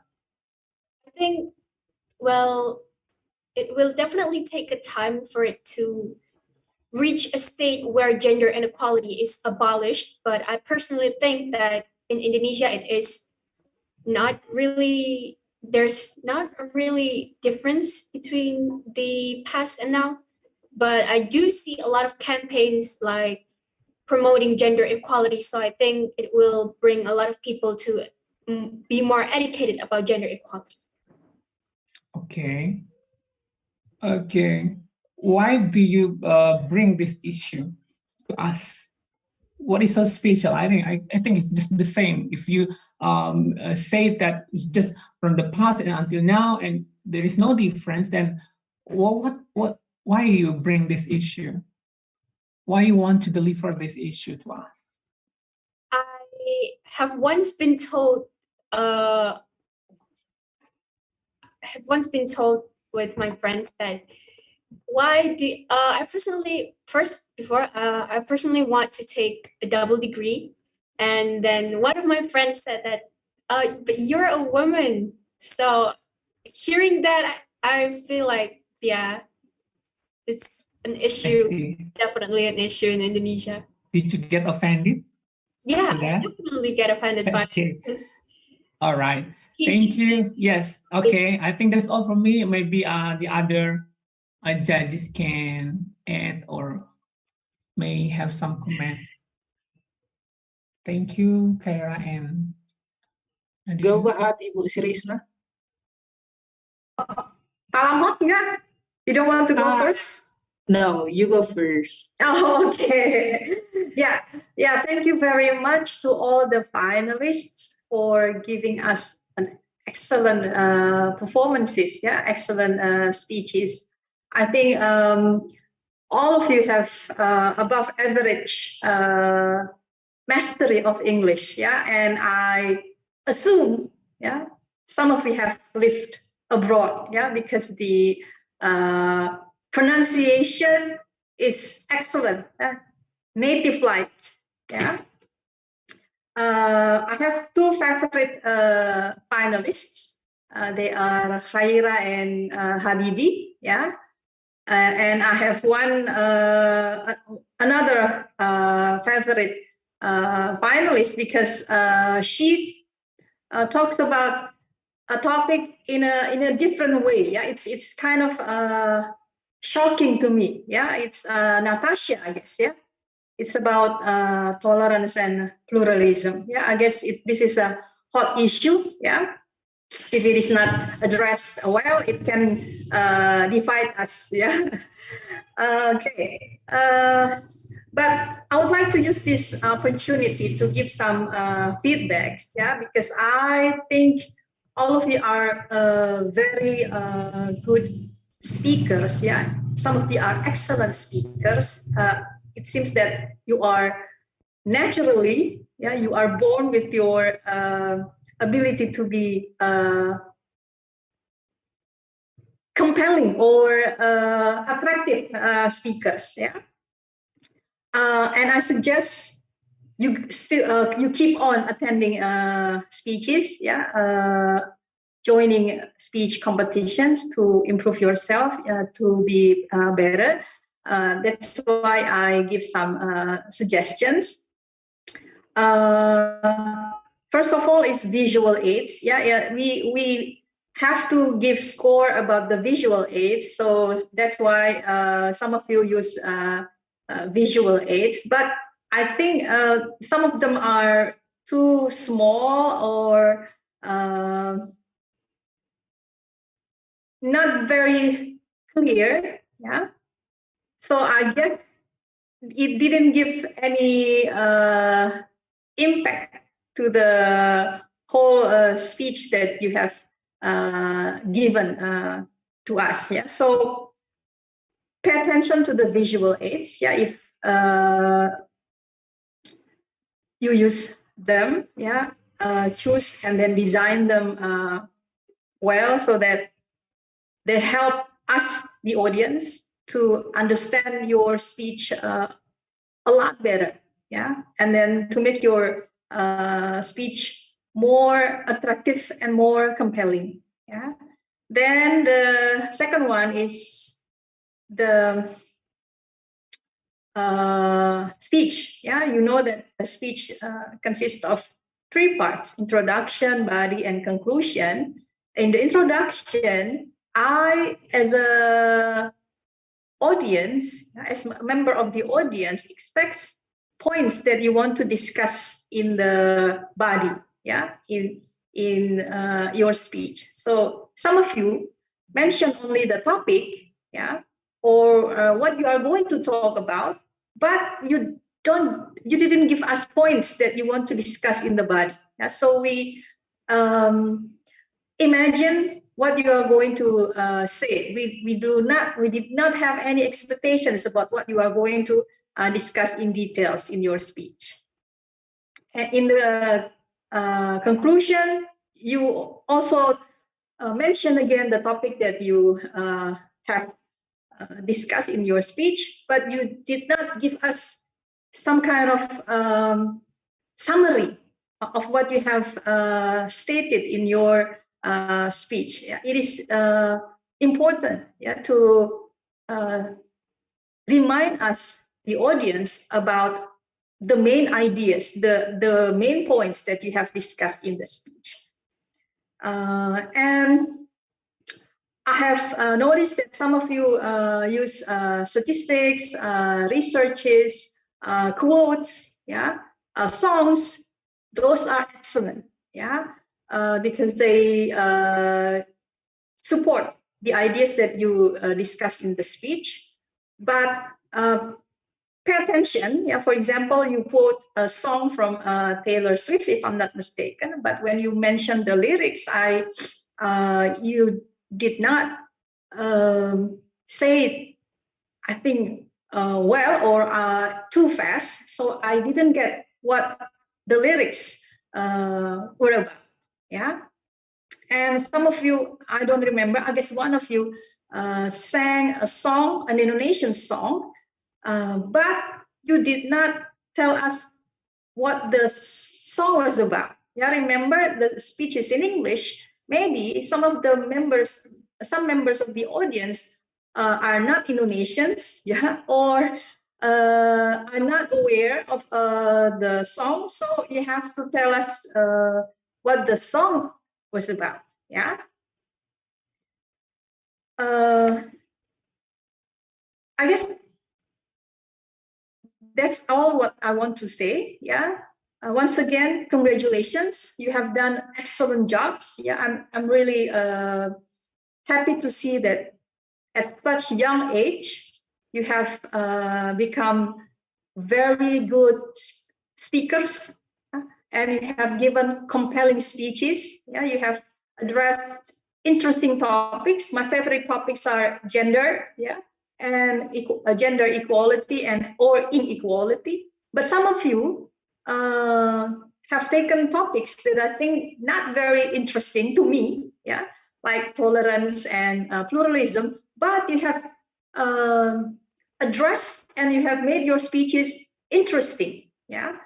So that's a good point, I guess. Yeah. Thank you very much, yeah, for attending our competitions. Don't forget, please join the competitions again next year. But if you have graduated, yeah, do not forget to ask or to encourage, yeah, your juniors to join our competition, because this is a good way, yeah, to practice your English and to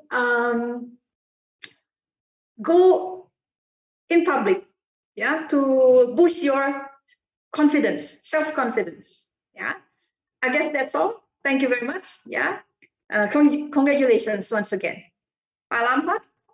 Okay, Ibu Srisna, thank you very much. And by the way, wait a minute, Pak Lamhot. We are supposed Yes. not to ask questions like I did.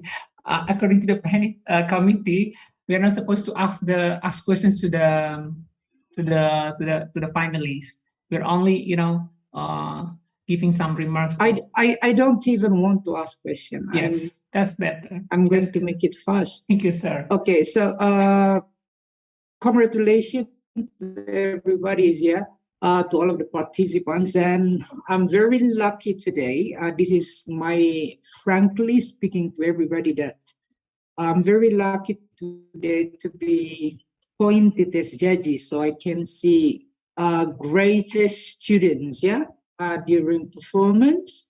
Okay, so give applause, please, to everybody. Right. My dear students, what I would like to suggest is,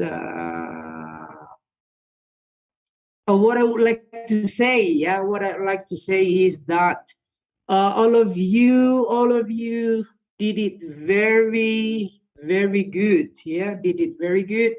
And I'm very interested to the way you deliver the facts, yeah, the facts you put in your articles, in your speeches. I'm wondering actually to see you're all very, very great, because you can deliver it in a very good way, so I can understand everything. And what I have in my mind is when everybody's all over Indonesia has the same way of thinking as you, yeah, the way you think how to be tolerant and to be equalizing gender, of course, there won't be problems.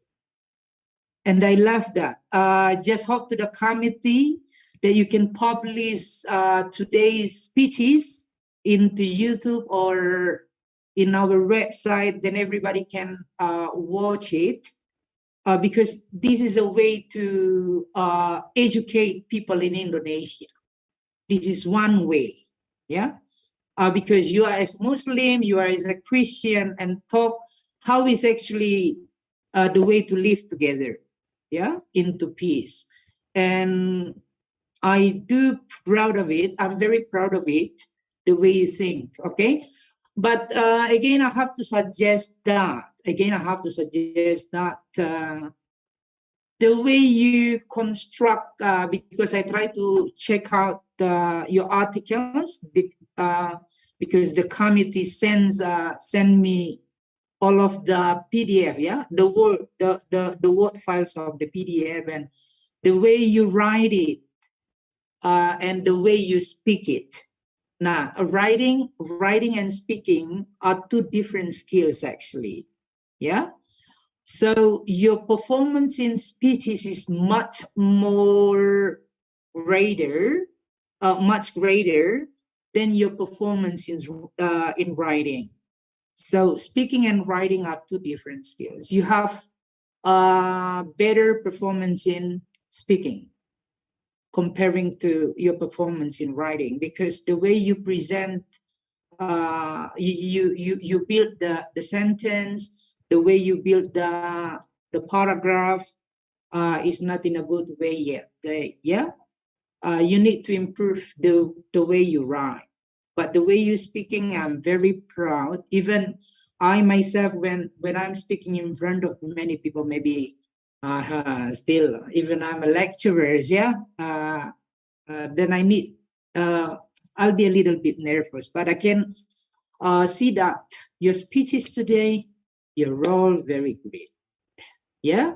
So congratulations for that. Just when the committee has come up into decision, winning and losing a game or a competition is the usual things. Yeah. So just don't be sad or just don't be down when you are appointed to be not a winner. To be not a winner. Yeah. Okay. So it's unusual things to me when I'm attending a competition. So winning or lose, thank God. Okay. That's all from me. Thank you, everybody. Thank you, judges, and thank you, committee. Thank you for Sir Lamhot, Sir Henry, and also Ma'am Yes, Ma'am Fisna, for being such a good judges, yeah. Remark judges. Yes. And I hope that from those comments, you guys can improve your skills, especially in English. So never give up and gear up for the next year. Yes, and we can give a big applause for the all finalists. Yeah. Okay, so what are we going to do, Misha? Okay, after all the performance from speech contestant and remark from the judges, now we will have a lunch break for almost 30 minutes. And you guys are allowed to have your lunch after this, or you can go to the restroom for take a while. And during our lunch time, Yes. we will have a performance from one of our Yes. Okay. The committee already prepared an interesting performance from Zeno, one of our committee. Of course. Zeno, you can come here. For Kazena, please come here. Welcome our committee. Yes, actually, Zeno is one of the student and he is also the committee for the second evening national competition. Okay. And Zeno is from English language education study program. That's 2019, same like me. Okay. Zeno, come here, Zeno. Please, Zeno. Okay, please welcome Zeno. Okay, this is Zeno, everyone. This is Zeno, everyone. So maybe you can introduce yourself, Zeno. Okay. Okay. Hi, everyone. Hi. Kakak Zeno. Okay. I am Rika Jeno. You can call me Jeno. I'm batch 2018. 19. Did you put that? Yeah, I did. Sorry, kind of. Sorry. Yeah. And then, So what are you going to do?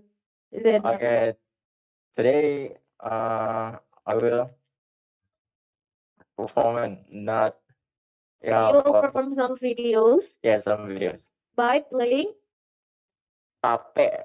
Okay. Did It's anyone on. know What? what is tape? What is tape, you know? Okay, this tape is traditional music from Kalimantan. Okay, so guys, give a big applause for Zena. Okay. For the committee time, it's yours to share the screen. Thank you, Kak Zeno.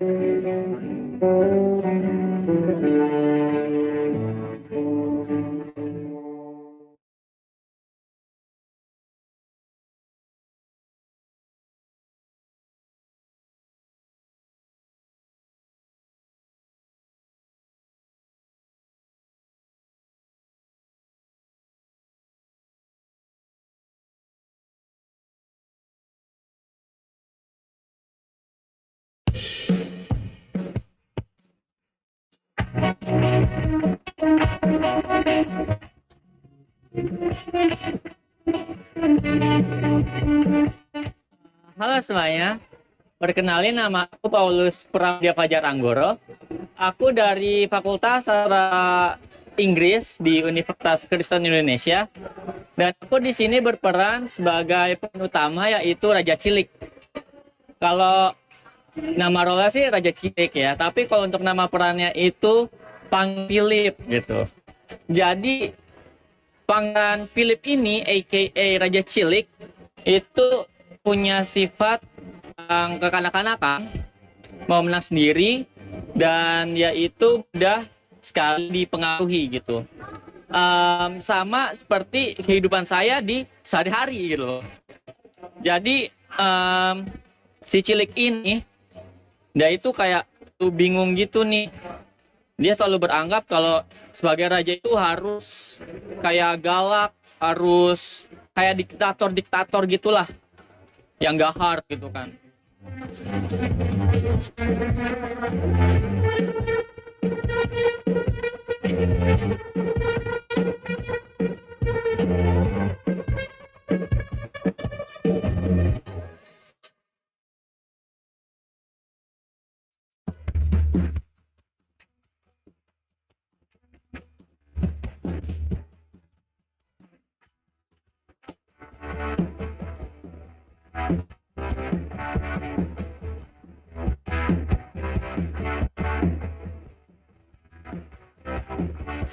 Perkenalkan, nama saya Daniel Mangarja.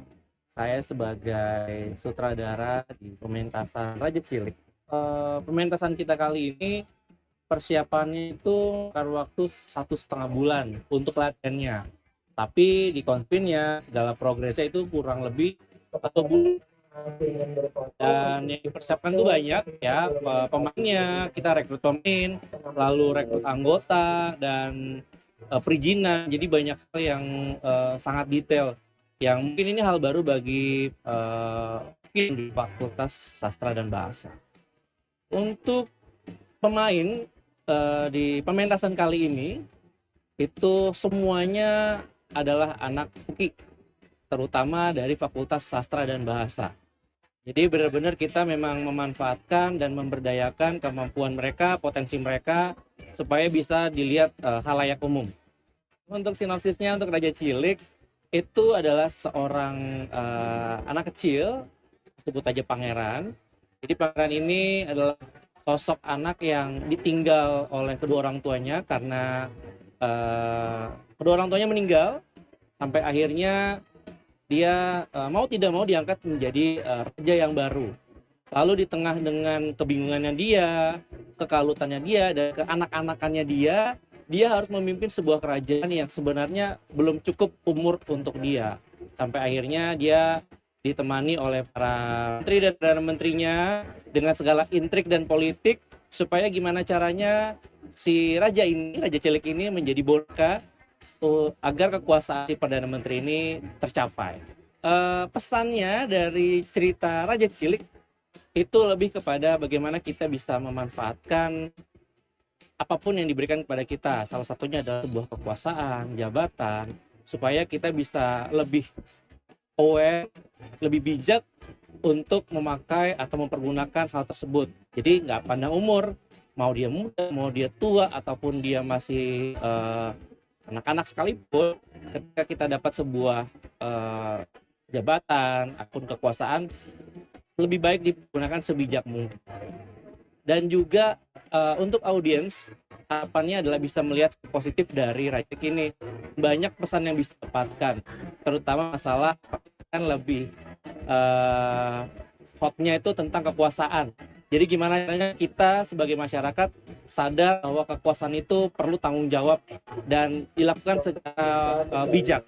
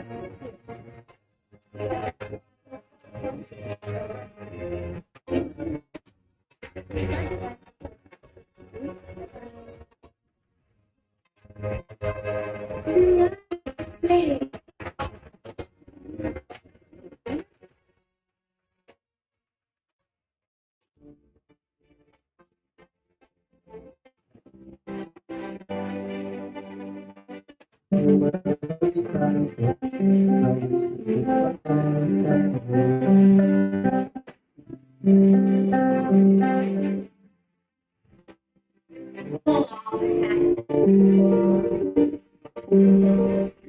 there are eight. New line. Okay. There is also the company.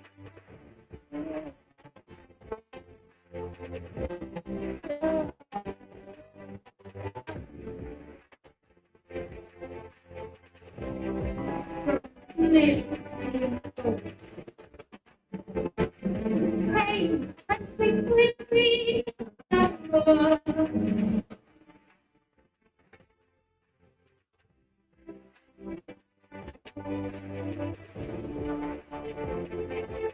And father, well, he simply shakes his head and that's all. Now always make sure.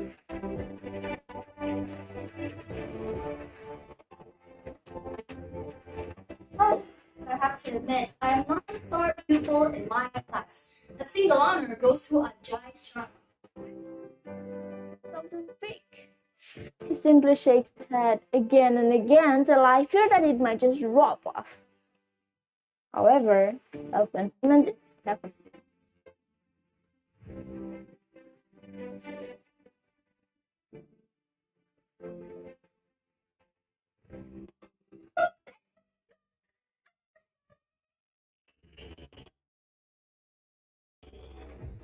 Like a rather like Tabi herself. Then she asked me, how did the exam go? And I said,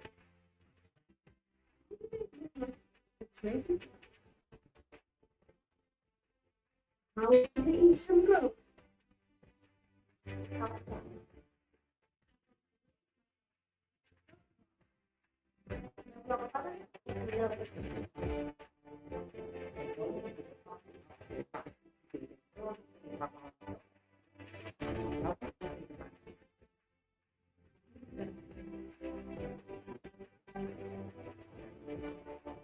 Their community or groups. It's a painful work. So I do want to focus on one sector in gender inequality. Better as well. Plus, people who are mentally healthy are just genuinely happier and enjoy life more. Not to mention, they have Cyberbullies are a bunch of self-centered people with empathy towards other human beings. They did their actions without thinking twice. Killing bullying victim. Bullying is a mutual power that is done by a fraction of people which have very kind of bullying. First step is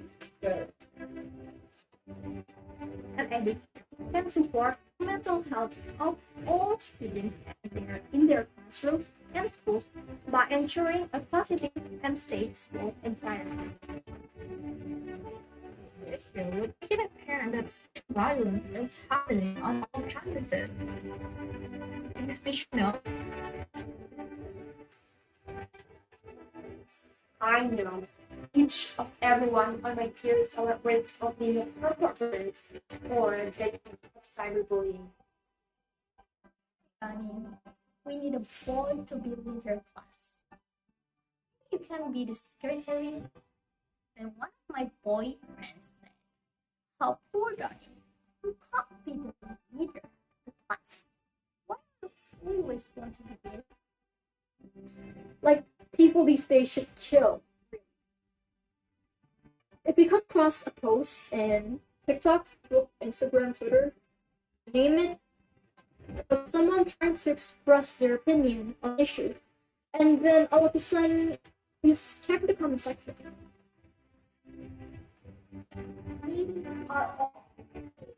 We are all human beings with equal rights. Ladies and gentlemen.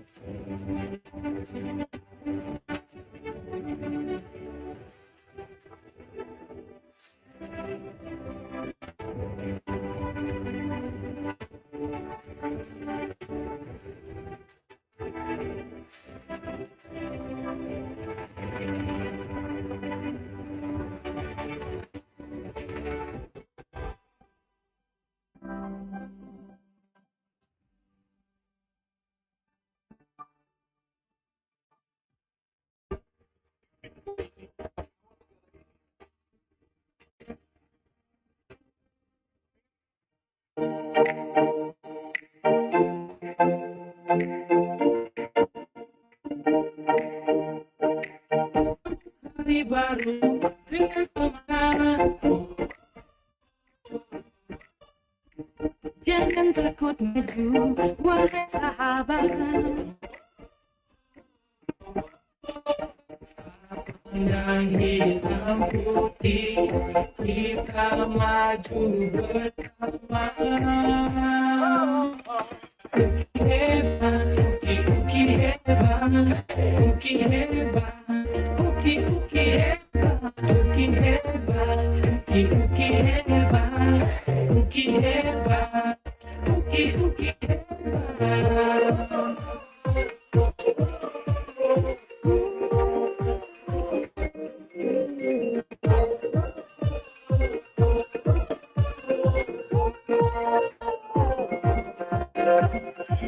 Uki hebat mengayomi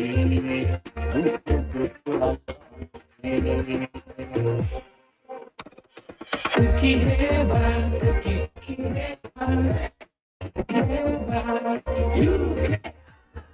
uki hebat, uki hebat, uki hebat, uki.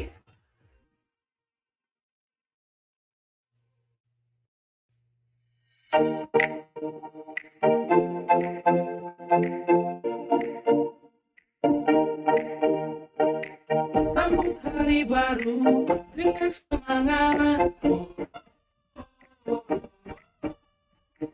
Jangan takut maju, wahai sahabat.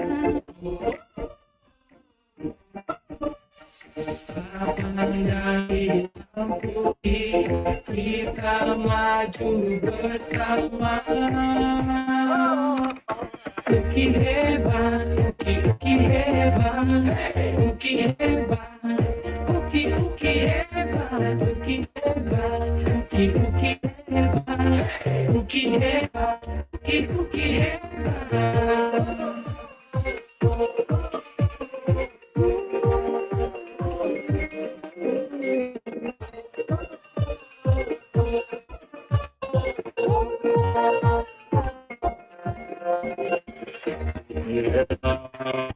Melayani bukan untuk dilayani.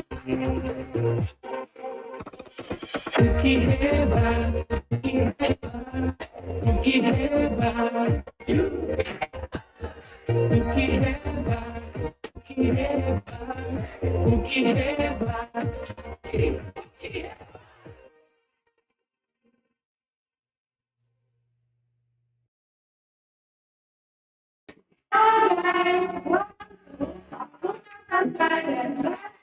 Universitas Kristen Indonesia. Kemudian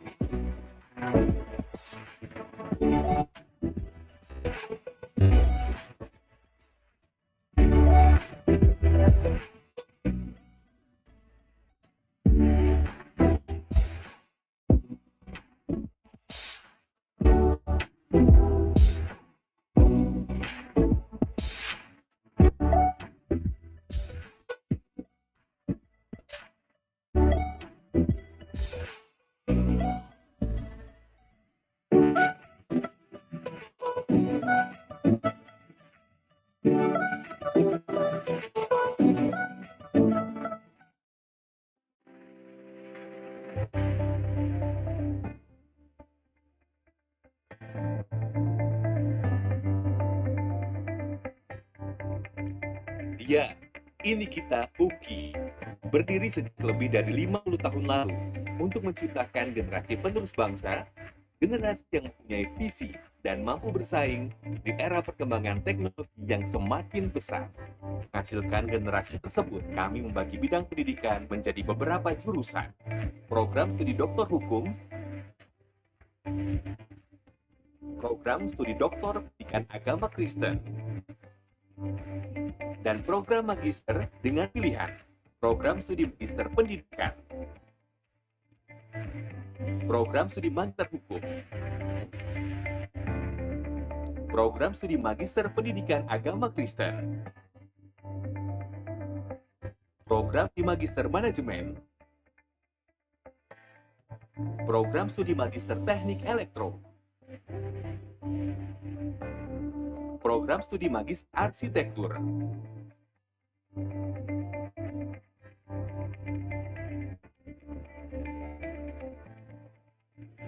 sedangkan untuk program sarjana, kami memberikan pilihan-pilihan untuk generasi yang ingin menjadi tenaga pengajar, seperti Fakultas Keguruan, Ilmu Pendidikan, program studi bimbingan konseling,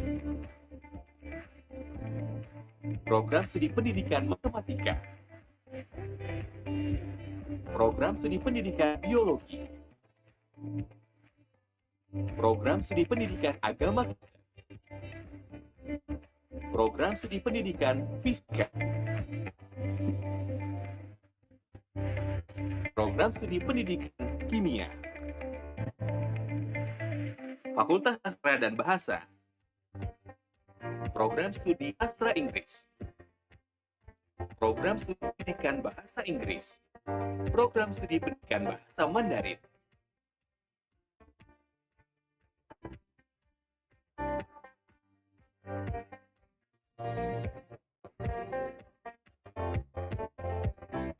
Fakultas Ekonomi dan Bisnis, program studi manajemen,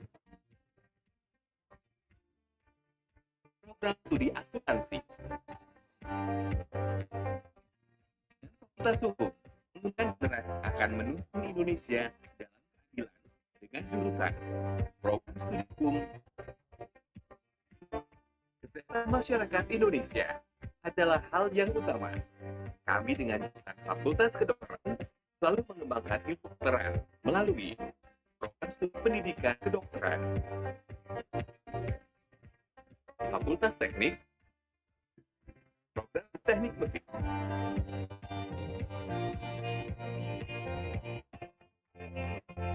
program studi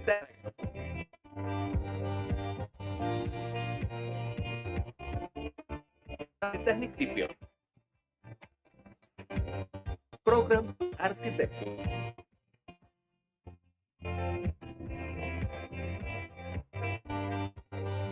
Fakultas Ilmu Sosial dan Ilmu Politik, studi hubungan internasional, program studi ilmu komunikasi,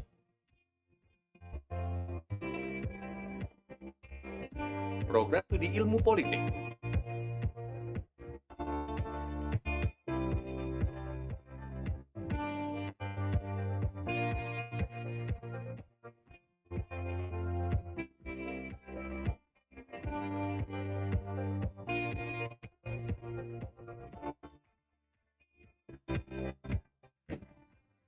kami mempersiapkan gaya kami dan siap terjun untuk masyarakat Indonesia. Dengan program diploma Fakultas Vokasi, program studi fisioterapi, program studi perbankan dan keuangan, program studi keperawatan,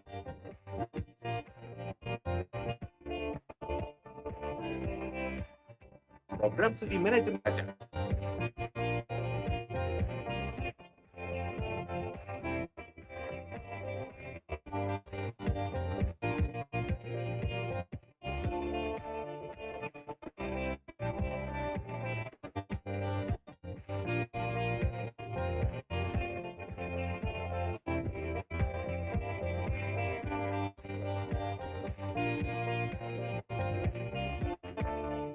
Kami menyadari bahwa metode pembelajaran berbasis teknologi menjadi suatu hal yang harus dikembangkan, khususnya di Universitas Kristen Indonesia.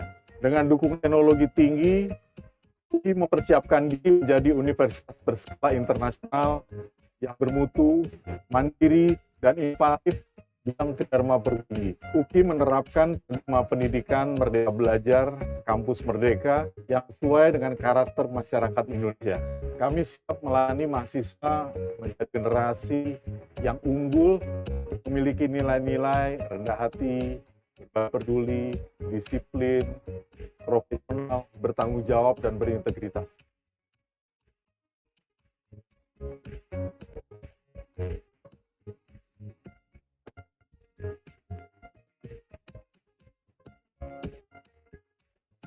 Ini ada untuk kemajuan generasi bangsa Indonesia dan menerapkan pendidikan standar internasional di era digital.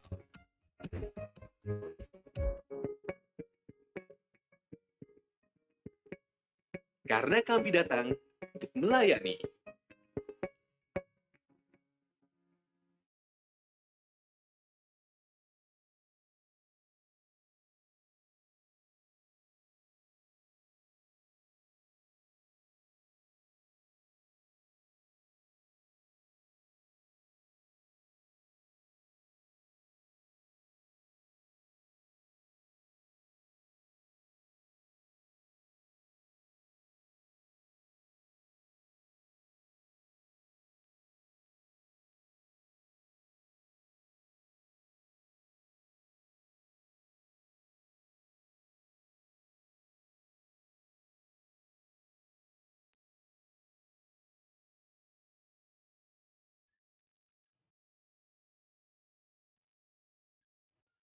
Lumayan loh, 400 views.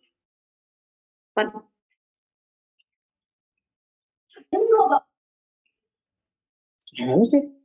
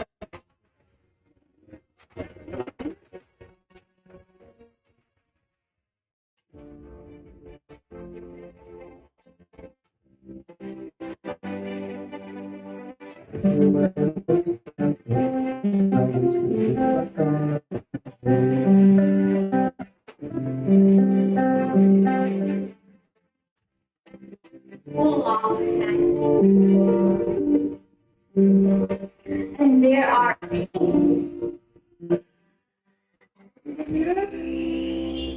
July.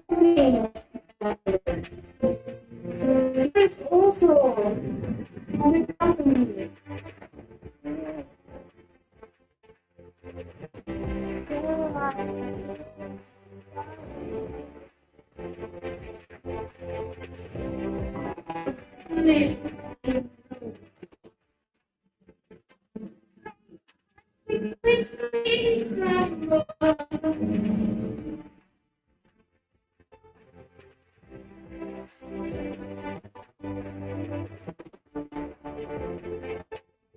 Father, well, he shakes his head and that's all.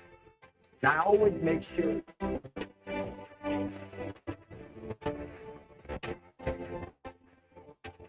I have to admit, I am not a star pupil in my class. A single honor goes to a giant honor. He still shakes his head again and again till I fear that it might just drop off. However, self-containment is kept.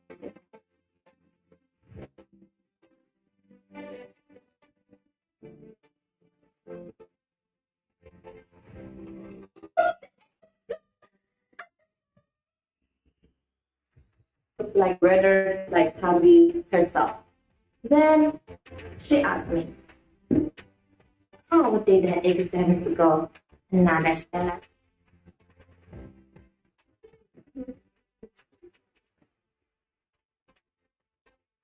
Will there is some growth?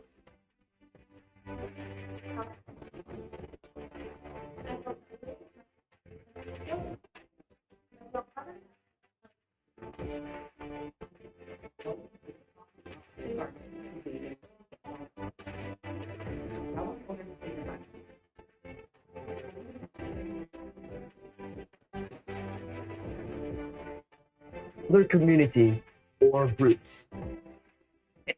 It's a painful, right? So I do want to focus on one sector in gender inequality. Better as well.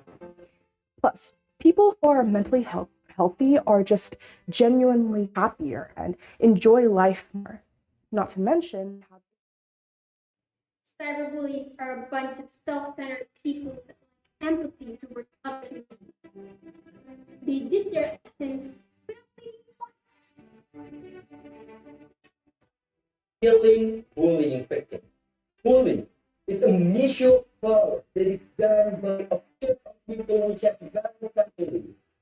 First step is And educators can support the mental health of all students and in their classrooms and schools by ensuring a positive and safe school environment. Issue would make it apparent that sexual violence is happening on all campuses. Because they should. I know each of everyone on my peers risk of being a perpetrator or a victim of cyberbullying. Honey, we need a boy leader class. You can be the secretary. Then one of my boyfriends, a poor guy who can't be the leader of the class. Why are we waiting to be the leader? Like, people these days should chill, really. If you come across a post in TikTok, Facebook, Instagram, Twitter, you name it, about someone trying to express their opinion on an issue, and then all of a sudden, you check the comment section.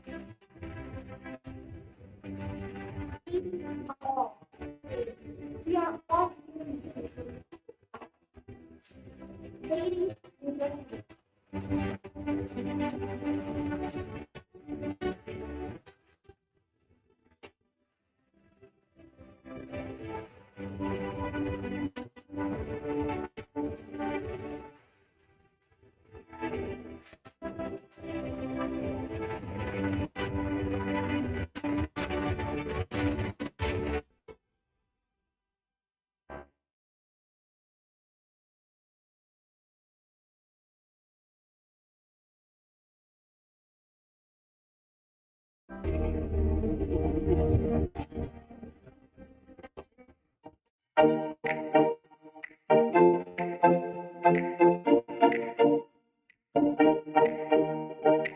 Sambut hari baru dengan semangat. Jangan takut maju, wahai sahabat.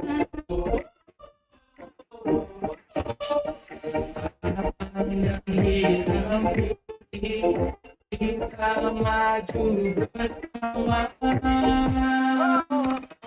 Uki hebat, uki hebat, uki hebat, uki hebat, uki hebat, uki hebat.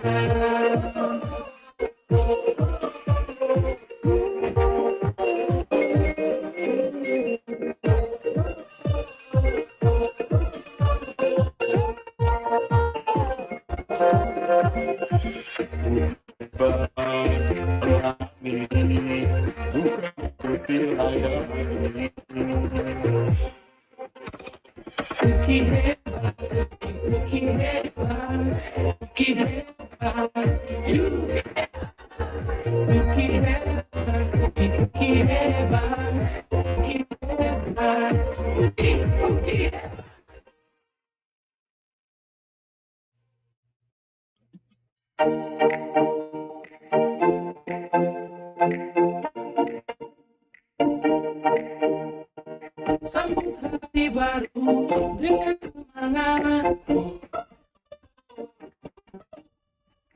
Jangan takut maju, wahai sahabat.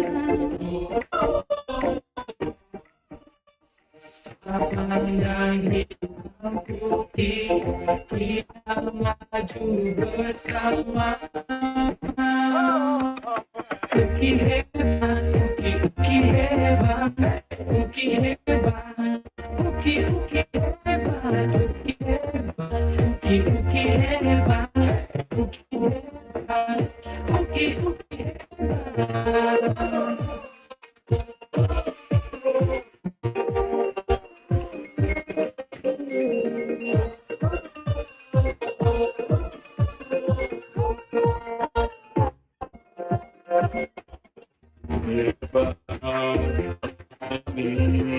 Bukan untuk wilayah. Uki hebat, uki hebat, uki hebat. Uki hebat, uki hebat, uki.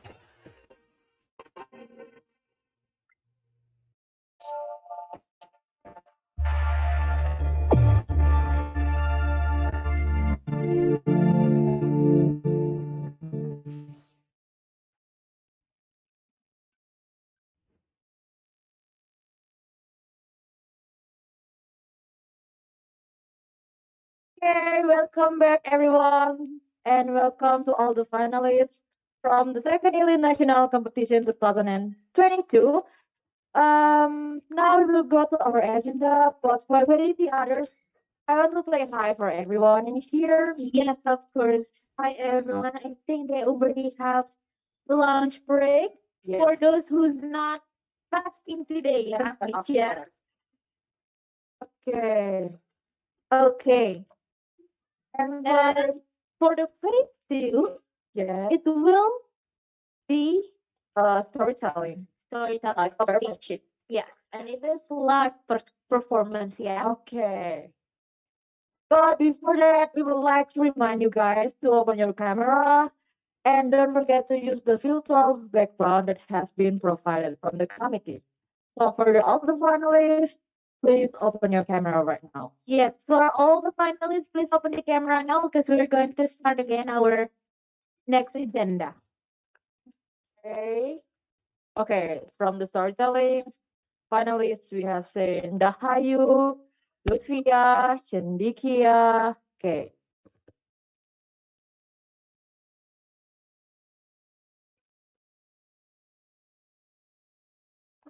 Okay, I want to say hi from those who have opened their camera. First, storytelling. Hi, Cendikia. For Cendikia. Hi, Kak. Okay, how are you, Cendikia? I'm good. Thank you, Kak. Okay, so actually, could I ask you more about your prepare for this competition? How many percent that you has prepared for this competition? Lumayan siap sih, Kak, untuk performance kali ini. Okay, thank you. Dan the key ya. Okay, now without any further ado, we're still waiting for you guys to open your camera. So everyone, please open your camera now. Especially all finalists and specialists for the storytelling finalists. Okay, because it's time for you to present your live performance of Yes, storytelling. of course. Can we look up to the next slide, please, committee, so we can see how many finalists already opened their camera? Okay. For musical poetry, Andrea, please open your camera. Okay, so now let's go to our second phase, which is storytelling live performance. But before that, let us introduce our three judges for storytelling competition. Okay, the first one. Okay. Oh, while waiting the judges. Wait, hold on. I think there's something problem. Okay, so still wait for Waiting the for the others. judges and the others also. Of course. And we would like to remind you guys again to open your camera. So please, to the all finalists, please open your camera.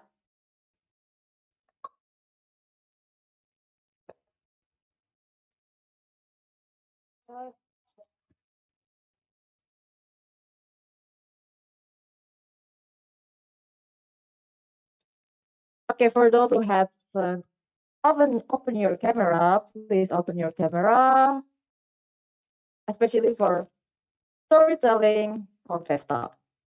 but it doesn't mean that the rest of them are allowed to close your camera. Yes, You of guys have course. to open. All of you guys, all of the finalists need to open your camera. From speech, from musical poetry, kindly to open your camera. And don't forget to use the virtual.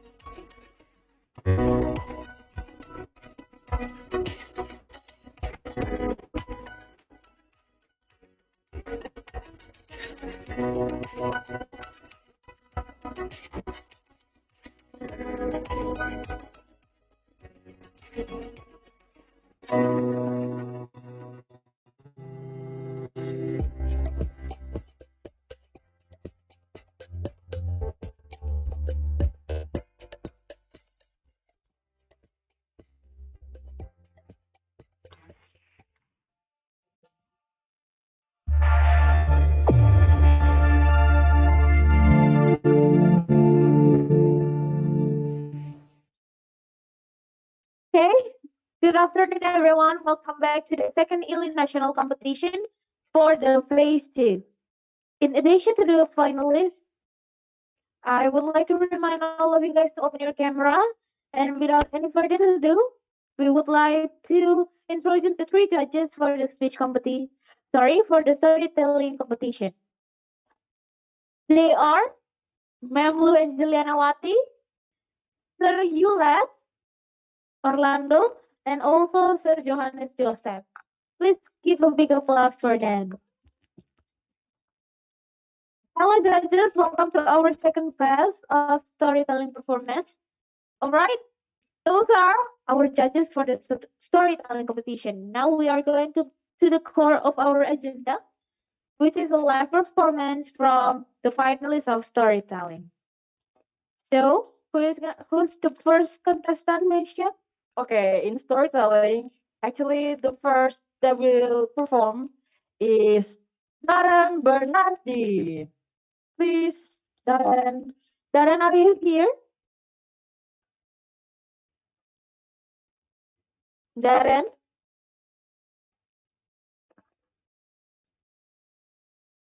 Okay, because Darren is not here, we're next to the Lutvia Prihandini. Prihandini. Lutvia, are you here? Yes, I'm here. Okay. Are you ready? Okay. Okay, time and place is yours. You can start now.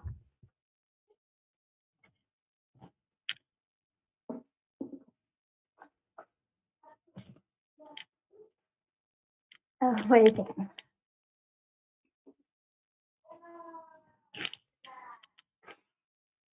So, hello everyone. Good afternoon, the honorable judges, the committee, and all of the audience. On this occasion, I would like to tell you a story about The Crooked Picture by Cheryl Rao. So, just keep on watching. The sound of footsteps awakened Radhika. It was 4:30 a.m. She sat up and looked around, but there was no one in the room. She thought maybe that was her brother Rahul, but Rahul hadn't stirred from his bed. Usually, that never disturbed her. So what was disturbing her? Was it the only thought of having to move out of the house she was used to? She stared at the family photographs. There, again, the photograph of Dada and his best friend and his brother in their graduation robes was crooked. Radhika, Rahul, and their parents had lived in the double-storied house at the crossroads of the main shopping area. And here their grandfather had started a restaurant that had done very well and was still run as a family business. But now the roads were being widened and the building was to be demolished. The family, of course, had been offered handsome compensation by the government, but Radhika had no other home. On one evening, she overheard her father saying to her mother, "Oh, what do you think? My second or third cousins have come to know about compensation and have written to me asking for their share in it. They seem to think that this is an ancestral property which belongs to two brothers jointly. As you know, my grandfather gave the elder son another piece of land in the heart of town. His children sold it and went abroad. My father was given this building and he left it to me and my sister. Now I just can't understand why these cousins are making a claim now."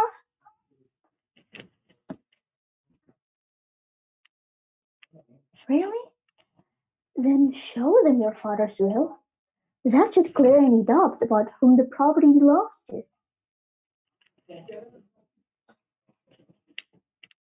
"Oh, I wish it was that easy.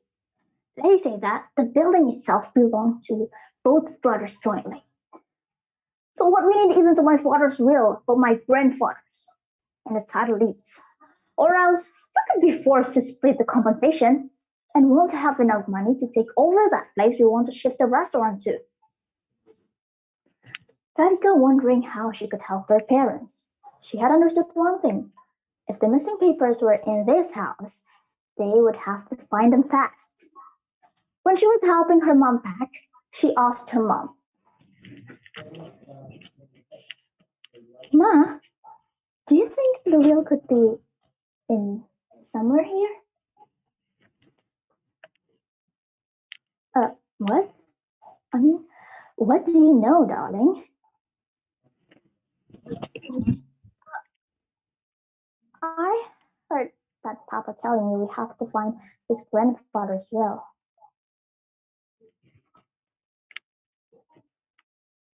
"Oh, well, yes, we have to. We have looked among all the official papers, and neither the will nor the title deeds are there. Even the bank locker had nothing." "Oh, really? Do you think it could be in some secret place? Maybe there is a hidden space behind one of the cupboards or in the wall." Radhika decided that she would search the house from top to bottom in the short time they were left with. But when nothing was found and 3 weeks had passed, she began to fret. Somewhere around that time, Radhika began to get disturbed at night by the feeling that there was someone mysterious in the room, someone moving around and talking. The next night, she heard a crash. Crack! She found out that was one of the pictures that hung on the wall beside her bed had fallen and the glass had smashed. She hung it again in the morning, but somehow, whenever she looked up, the picture was crooked. She told herself maybe without the weight of the glass it had become unstable, but suddenly she felt something cool on her arm. Her clothes like someone had touched it in passing. Right ahead, Dada's picture glowed, almost like a pendulum. The other pictures remained still, and there was no breeze to explain the movement. After a few seconds, the movement stopped, but the picture stayed crooked. She grabbed the picture and turned it over because she thought that maybe the wheel isn't there. But she found nothing. She hung it back. She turned and was getting back into bed when there was a sound behind her. The picture was at an angle, swinging as though someone was playing a game with it.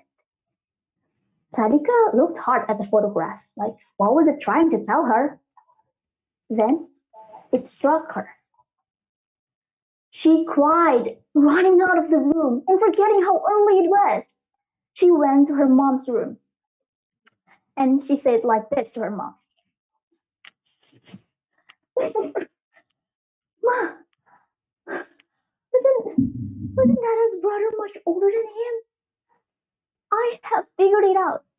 All this time I thought that the photo was of the two brothers, but just now I realized that both of them in their graduation robes. So one is Dada and who's the other? She opened up the frame and both of them looked at the rear of the photograph. On it was written in faded black ink, Nagesh and I, graduation 1945. Mr. Shetty entered just then from his morning walk. Fortunately, he remembered who Uncle Nagesh was. He told them that Uncle Nagesh was Dada's best friend who went on to the law after graduation and used to advise Dada about the business and all the legal stuff. Hearing that, of course, Radhika felt so happy.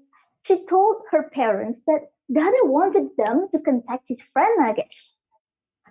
But Mr. Shetty said something. What? No, impossible. Uncle Nagesh died 2 months before Dada. He met with an accident. Yeah, you're not mistaken. Uncle Nagesh actually died 2 months before Dada. Radhika felt that Papa didn't believe her. But that afternoon, when Radhika came back from school, there was a surprise for her. Do you know? A stranger was at the dining table. Well, guess who was that? Let me tell you. That was Uncle Nagesh's son, Prakash Rao. Papa introduced him to Radhika and told her that Prakash had all the documents they needed because Prakash followed his father's footsteps. Knowing that, Radhika couldn't stop herself. She was extremely happy. But then Prakash asked her, but what made you come to me? I mean,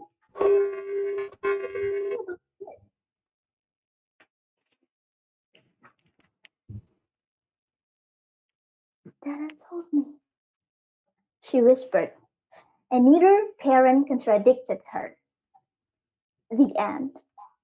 So that's all the story about the crooked picture. If I have some mistakes, please give apologize to me. Thanks for your nice attention. I'm signing out. Bye.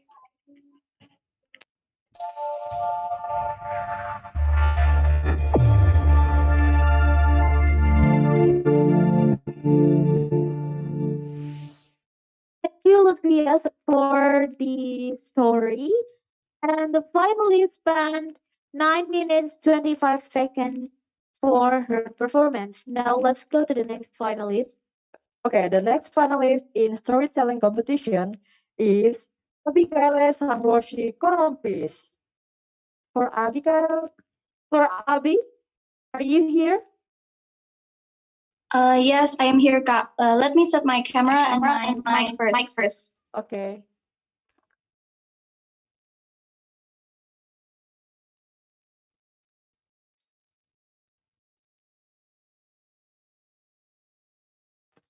Okay, are you ready now? Wait a second, Kak.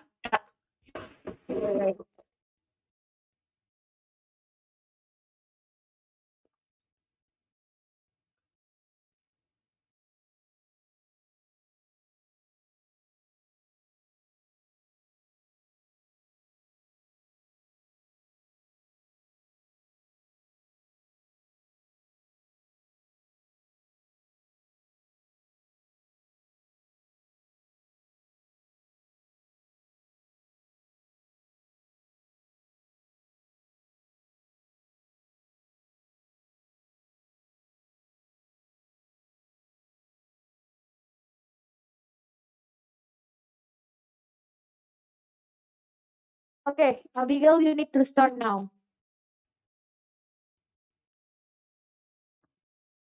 Abigail? Okay.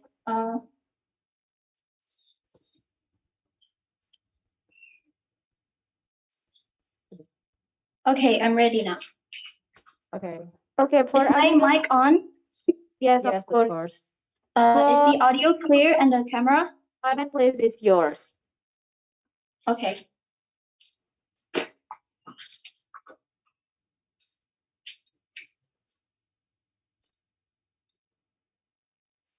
Ladies and gentlemen, my name is Abigail from SMAK 4 BPK Penabur, and today I will be presenting you a story called Will You Come Again, Santa by Ramendra Kumar.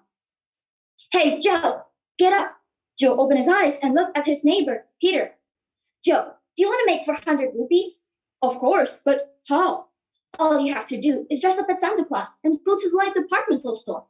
There you have to spend 2 days smiling, laughing, and wishing everyone Merry Christmas.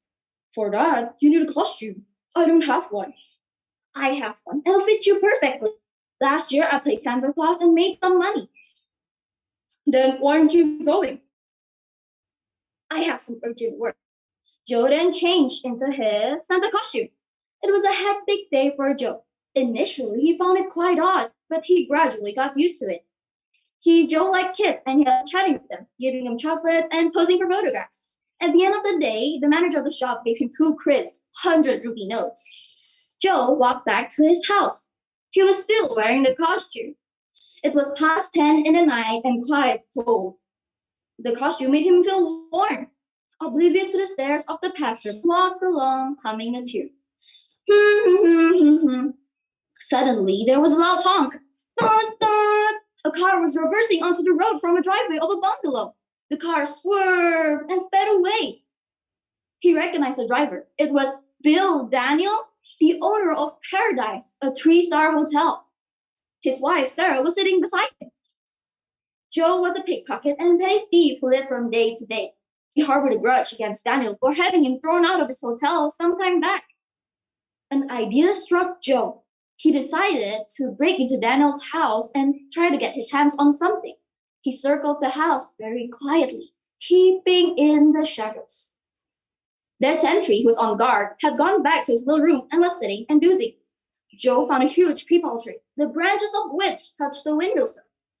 In spite of his bulk, Joe was light and quick. In minutes, he was already on top of the windowsill. The window had no bars, but was locked. Joe removed the screwdriver from his pocket and prized open the lock. He went in and looked around. It looked like a dining hall. In one corner was a Christmas tree beautifully decorated, its multicolored lights spreading radiance. You're early, Joe heard a soft voice and almost jumped out of his skin. He turned around. A 6-year-old girl clad in pink nightgown was standing behind, staring at him. She had big round eyes, pink cheeks, and a tiny mouth which was open. My mama told me you will come after 12. Santa only comes after midnight, isn't it? Hearing her words, truth dawned on Joe. Because of his costume, the little girl had mistaken him for Santa Claus. So he decided to play along and escape as quickly as possible. What's your name? Tina. Where's everybody? Papa and Mama have gone to the club. They'll come back very late. And Simon told me he has to take his girlfriend to a party and left. Who's Simon? Oh, is our cook who makes delicious cakes and pastry. He told me he'll come back before Mama. Joe did not know what to do. He stood, staring at her. Come on, where's my gift? Your gifts? You silly, are you not supposed to bring me gifts? Are you not here for that? Oh, yes, of course. What did you ask for? You're indeed forgetful, Santa. Don't you remember I had asked you to give me something which you would like to have if you were a little child? Oh, of course. I remember now. Still fumbling, Joe put his hands in his pocket, desperately racking his brain for something. Suddenly, his hand closed on something cold and hard, and realized it was his mouth organ, his favorite companion. Joe was a terrific mouth organ player. He took out the instrument and handed it to Tina. What's this? It's a mouth organ, a musical instrument. How do you play it? Oh, I'll show you. He took the mouth organ from her and started playing Jingle Bells. Suddenly, the sound of carol filled the house. When he had finished, Joe looked at Tina. She clapped her hand and squealed. Santa, that was beautiful. Play me some more. Tina took his hand and made him sit on a sofa. Joe played some more of the tunes he knew. After some time, he looked down. Tina's eyes were closed, and there was a gentle smile on her pretty cherubic's face. He waited for a couple of minutes and then gently shifted her so he could make his good escape. But suddenly, Tina opened her eyes. You're leaving me and going, Santa? I know that was what you're planning to do. Please don't leave me. I feel very lonely. My parents are busy at work. They don't have time for me. I either watch TV or play with my toys. After a long time, I finally found a friend. Don't leave me and go. Tina's large eyes filled with tears. Suddenly, Joe felt a strange sensation. It was as if someone has placed a very heavy weight on his chest. He choked back on his tears. He placed Tina's head on his shoulder and started playing some more of the tunes he knew. After 10 minutes or so, Joe looked down and found Tina fast asleep. He decided to wait for a couple of minutes and then quietly leave. But soon, Joe started losing. Who are you? Joe heard a voice coming from distance, shattering the peace of the house. Startled, Joe opened his eyes and found Daniel standing in front of him. Sarah stood next to him. Joe gently shifted Tina and got up. Daniel guarded him. Wait a minute. Are you not the pickpocket I thrown out a few months ago? Joe looked down, unable to meet his eyes. Tina woke up hearing a commotion and said, What are you saying, Papa? That's Santa Claus, my best friend. Santa Claus, indeed. This rascal must be a thief who comes to burgle our house. Wait, I know how to deal with such scoundrels. A month or two in the lockup and he'll forget about playing mean tricks on little girls. Papa, he did not play any mean tricks on me. All he played was the mouth organ, and he played it beautifully. Sistress, he's Santa Claus. Shut up, Tina, and go to your room, Sarah shouted. Tina slowly walked to her room with tears in her eyes. Hiding behind the curtains, she watched her parents confronting Santa Claus. Wait, Mr. Daniel. You hand me over to the police by all means. I broke into your house, and that is indeed a crime. But my crime is far less serious than yours. What are you blabbering, you fool? I broke into your house, and that seeing a child sad and lonely. And I did not steal anything, though I had the time and the opportunity. Before I could think of stealing, Tina's lonely childlike innocence won me over. Oh, shut up! Don't look for excuses. Sir, you and Madam are educated, rich, and cultured people, yet you are depriving her of child love, affection, and time. Isn't that a crime? What nonsense! You have given Tina everything a child can ask for. The costliest dresses, the best toys, and whatever money can buy. How dare you? How dare you? How dare you tell us about our responsibilities, you thief? Yes, I am a thief. I steal what is not mine. But at least, I don't crush innocent hearts. You have given Tina everything money can buy. Obviously, you deprived her of one thing which money cannot buy, which is free yet invaluable, your time. The way she clung to me this night brought tears to my eye. I used to think I'm very unfortunate. I am poor, uncultured, petty criminal, in fact. But today, I realize that you're far more unfortunate than I am. In fact, I pity you, Mr. Daniel. What do you mean? Mr. Daniel, you have the greatest ultimate treasure in your house, the love of a sweet, innocent child. And you neglect her and go searching for pleasure outside in clubs and hotels like scavengers, searching for scraps in dustbin. This makes your condition pitiable.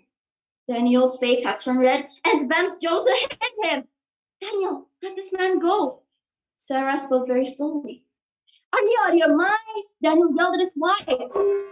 Daniel, he could have taken advantage of Tina being alone in the house, but he did not. Moreover, what he said was right. Our sins is worse than his.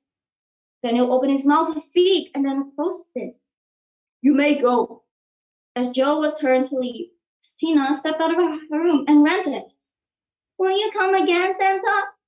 Joe placed the mouth organ in her hand, bent down and kissed her forehead. And without a word, he walked out of the house. And that is the story, ladies and gentlemen. Please remember, don't be like Daniel and Sarah. Spend more time with your family if you can. And thank you for listening. Goodbye.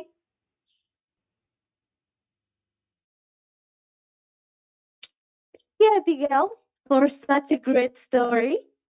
And the finalist spent 9 minutes 43 seconds for her performance. And now let's move on to the next finalist. Okay, so the next finalist after Abigail is Habibi Fauzan Henry and Sarah. For Habibi, is Habibi here? Yes, I am, but would you like to wait for a little bit? I'm setting up my camera. Okay, we will give you time 1 minute to set up everything. Okay, thank you.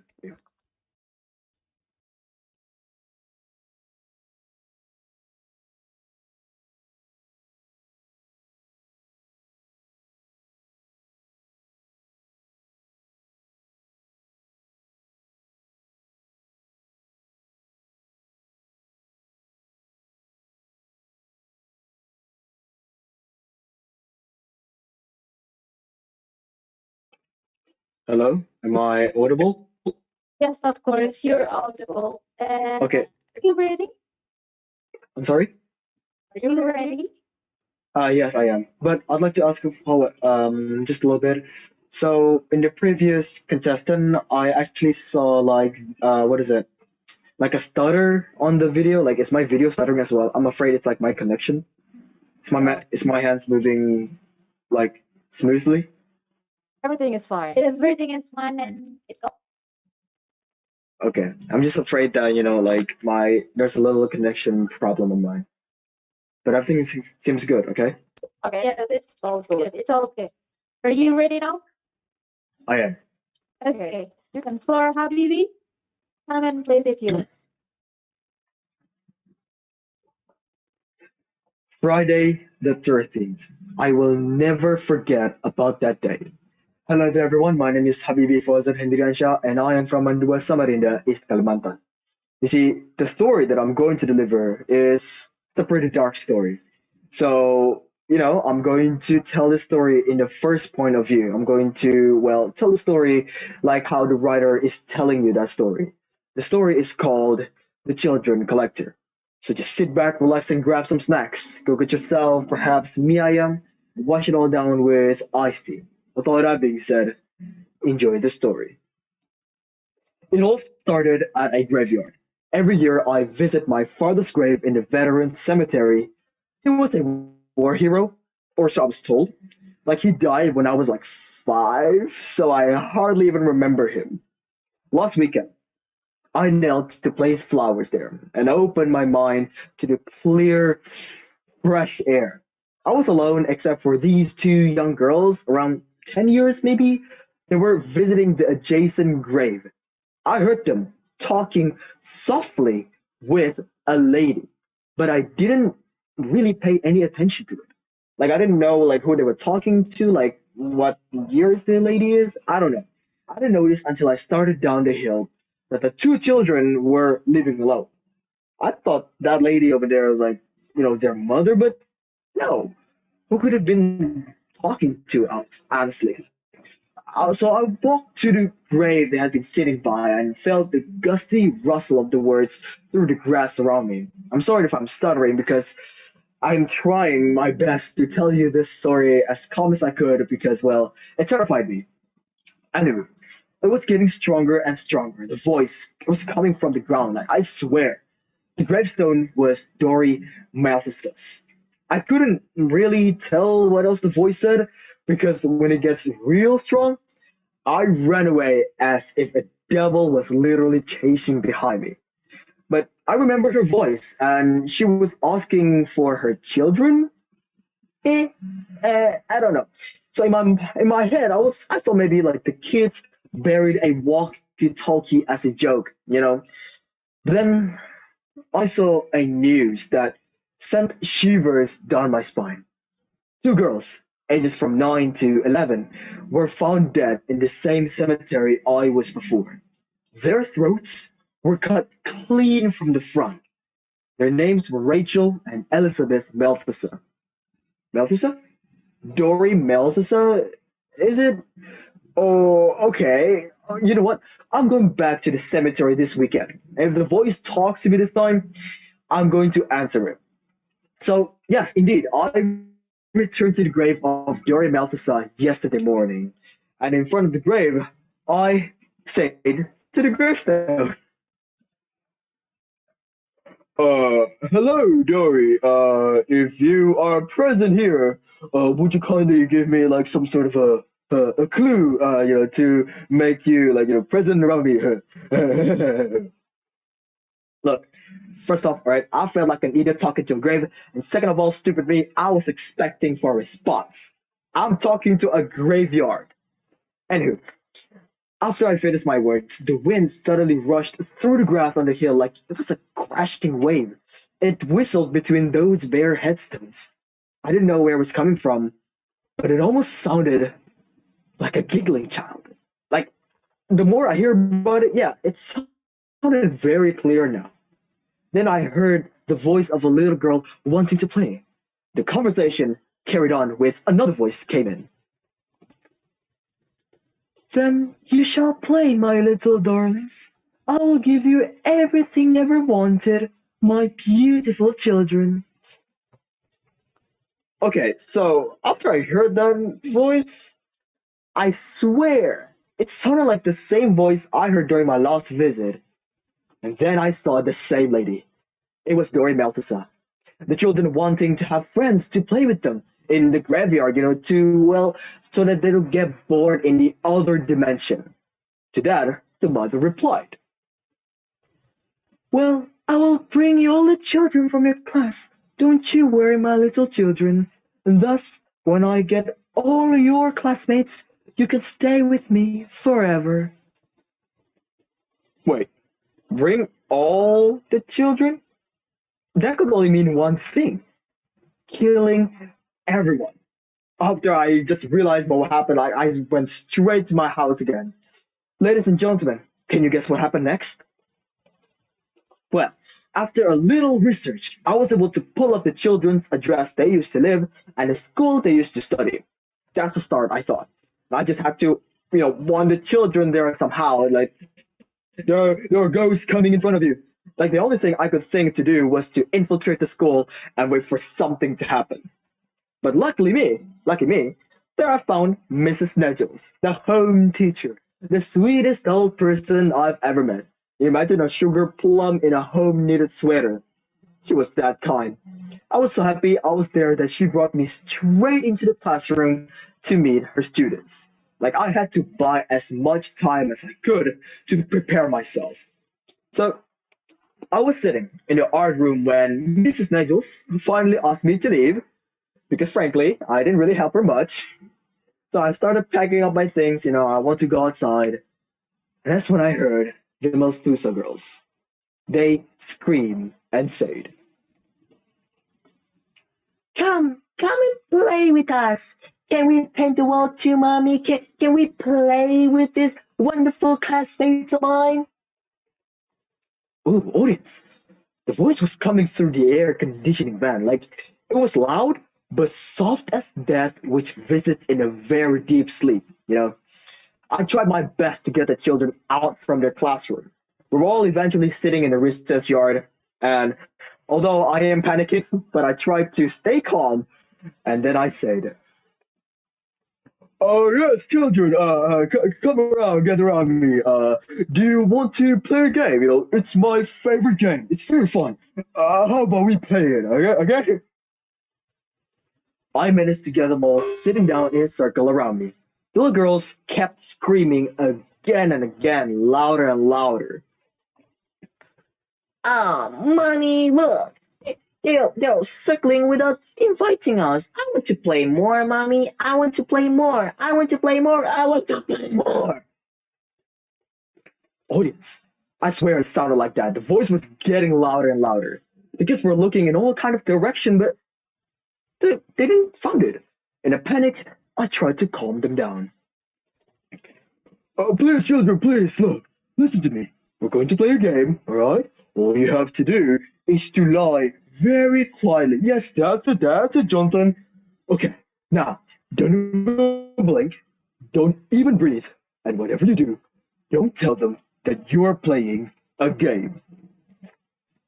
The children were all lying down. Their eyes were closed like this. If they were to die right now, they would see it coming. The Tuso girls were screaming over and over again. But good thing is, all the children were playing my stupid game.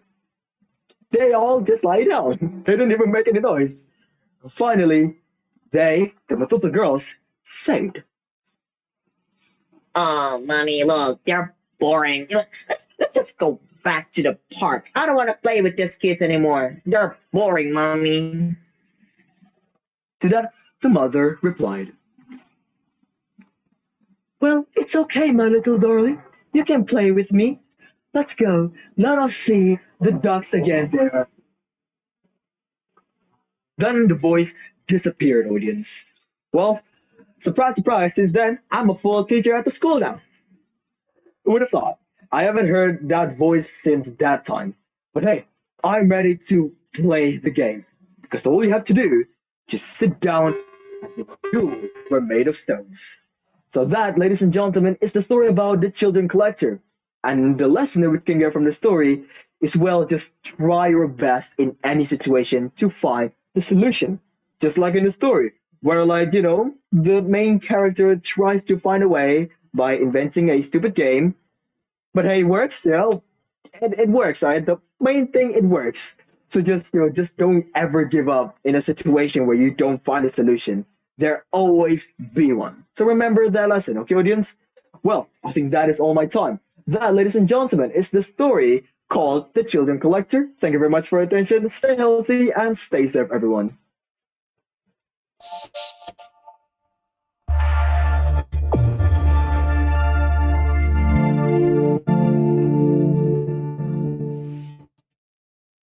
Right? Thank you, Habibi, for such a great story. To finally spend 9 minutes 44 seconds for his performance. Now let's move on to the next finalist. Okay, after Habibi, next we would like to listen storytelling from Dahayu Salsabila. Dahayu, are you here? Yes, sir. Okay, are you ready? Can you hear my voice clearly? Yeah, but before performing your work, please remove your background first. Okay.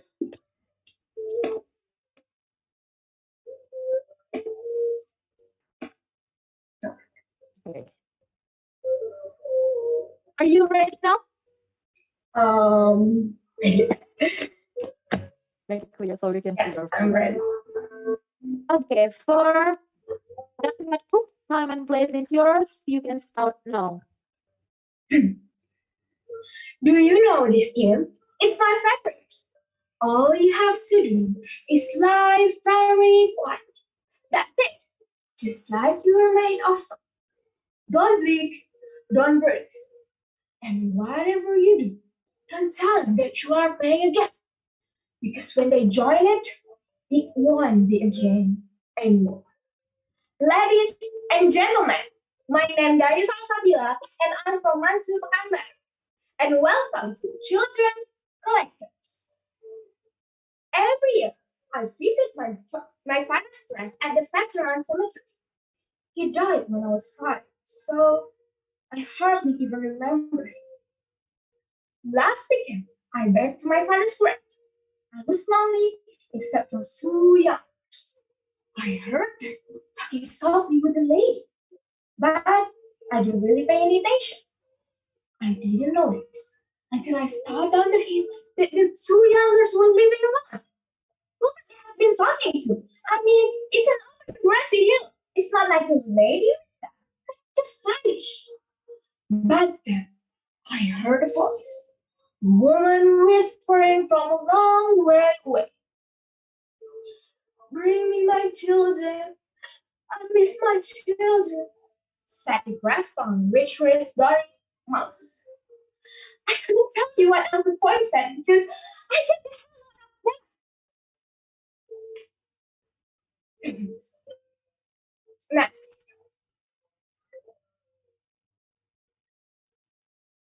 I turned on the evening news. 2 girls, ages 9 and 11, were found dead. Their throats were cut from the front. Raja and Elizabeth Malthus. I begged to the grave of Dory Malthus. Hello, Dory. I feel like an idiot talking to the grave because there was no response. You need to let your regrets go, Dory. I'm sorry you miss your children, but if you really love them, you want them at peace. Now, there's nothing left to keep you here. So it's time for you and your children to rest. But we don't want to rest. We want to play. The voice of a little. I stood frozen. Then you shall obey, my little darlings. I will give you everything you ever wanted, my beautiful children. There's no one to play with. Go to sleep. We have someone to play with. Can we go to school? Of course, my baby. Oh, I can't. No, and it's my fault to you. I'm sorry, but I'll make you right this time. I'll bring you all the children from the class, and we can stay here forever and never leave. Bring the children? That could only mean one thing. I had to do something. I had to warn them, or their parents, or I don't know. I had to tell someone. The other children don't want to play. Wish I said something better now. But the worry only more works, I bet. After a little research, I was, I was, I was, after a little research, I was already have an address they used to live. All the way to the school districts which the girls had gone to. The only thing I could think to do is infiltrate the school and wait for something to happen.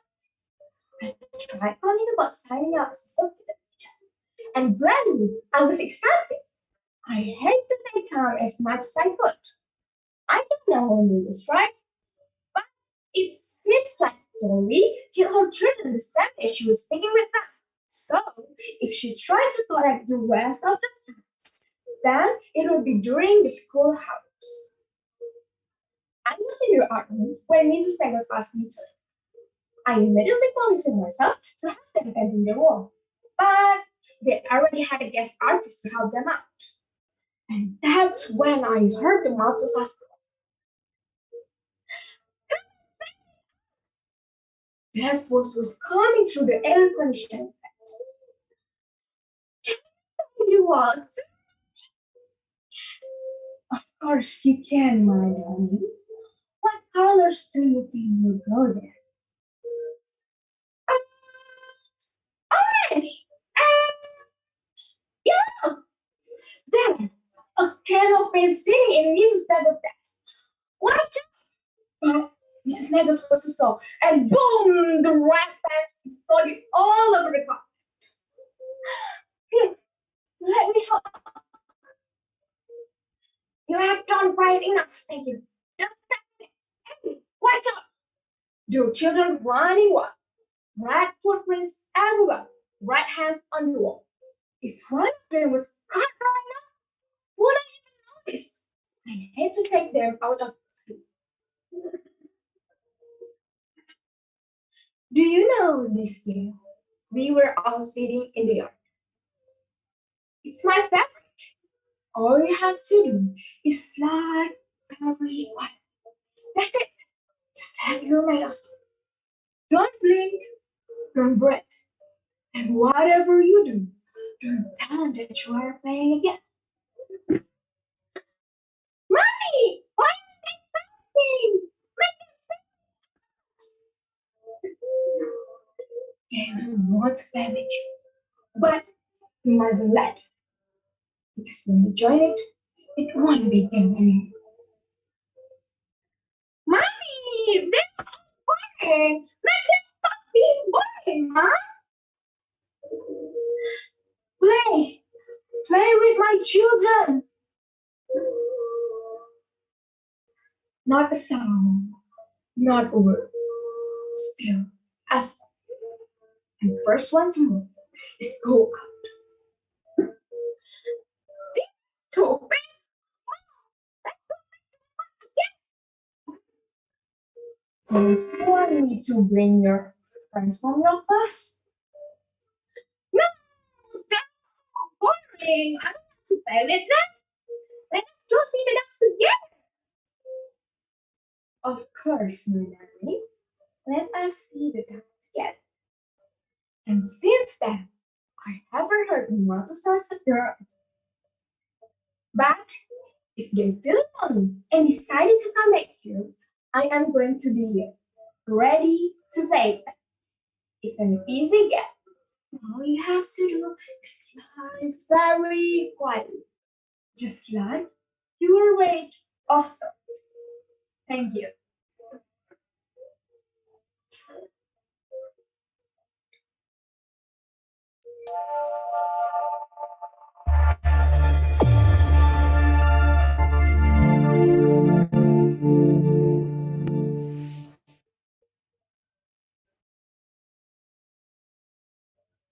Okay, thank you, Dahayu, for such a great story.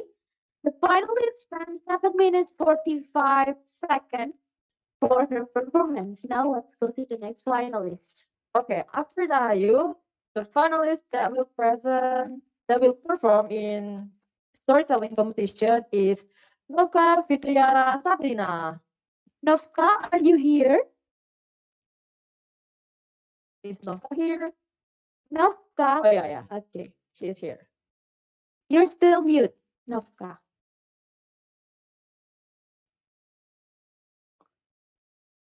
Am I? Yes, you're audible now. Okay, are you ready?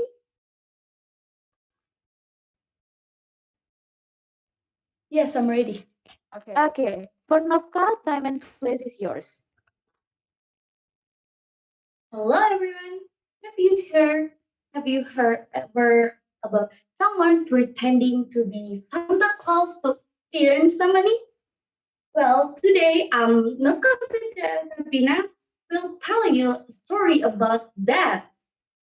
It is called "Will You Come Again, Santa" by Romendra Kumar. So here we go. Hey, here, you. Do you want to beg for 100 rupees? Of course, but how? All you have to do is dress up as Santa Claus and go to the light department store. There you have to spend 2 days smiling, laughing, and wishing everyone Merry Christmas. For that, you need a costume. I don't have one. I have one, and it will fit you perfectly. Last year, I played Santa Claus and made some money. Then where are you going? I have some earning. It was hectic day for Joe. At the end of the day, the manager of the shop gave him 2 cribs, 100 rupees now. Joe walked back to his house, oblivious to the stares of the passers-by. He walked along, humming a tune. La, la, la, la. Suddenly, there was a loud hum, and he jumped aside. Here recognized the driver. It was Bill Daniel, the owner of Paradise, a three-star hotel. Joe was a pickpocket and a petty thief who lived from a day to day. He harbored a grudge against Daniel for having him thrown out of his hotel for some time back. An idea struck Joe. He decided to break into Daniel's house and try to get his hand on something. You found a huge people tree. The branches of the which touched the windowsill. You removed the screwdriver from his pocket and pressed to open the lock. He went in and looked around. You are early. He heard a soft voice and almost jumped out of his skin. He turned around. A 6 years old girl clad in a pink nightgown was standing behind, staring at him.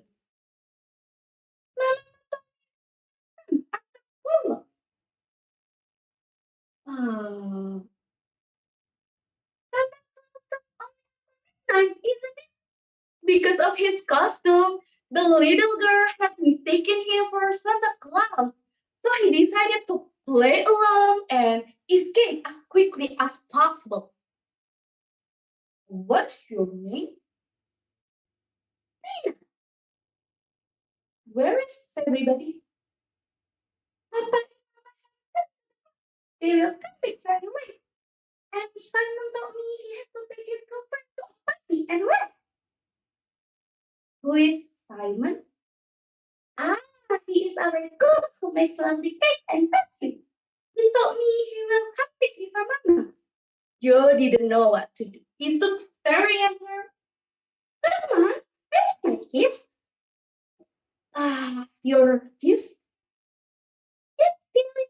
I'm supposed to get gifts for you. I'm not. Ah, yes. What did you ask for? You are indeed forgetful, Santa. Remember, I asked you to give me something that you will like to have if you are a child. Ah, yes, of course. Now I remember. Still fumbling, he put his hand in his pocket and suddenly his hand closed on something cold and hard. And he realized it was his favorite organ, his favorite companion. He was terrific at playing with organ. He took out the mouth organ from his pocket and handed it to the girl. What is this? It is a mouth organ, a musical instrument. How do you play it? Come on, I will show you. You took the mouth organ from her and started playing Giggle Bell. Na, na, na, na, na, na, na, na, na, na. When he had finished, Joe looked at her. She clapped and squealed. Please some more. Tina took his hand and made him sit on the sofa and settle in his lap. He played some of tunes he knew. Tina's eyes were closed. He wanted to save her so that he could make good escape. As Joe was about to get up, Tina opened her eyes. You are leaving me again, Santa. I know that was what you were planning to do, but please don't leave me, Santa. I feel family, but my parents are working. They have no time to spend with me. After a long time, I have to find a friend. Please don't leave me and go. Tina said with her large brown eyes filled with tears. Suddenly, Joe felt a strange sensation. He started playing his favorite tunes on the mouth organ all over again. He decided he would give her some more time and then quietly leave. Soon Joe started dozing.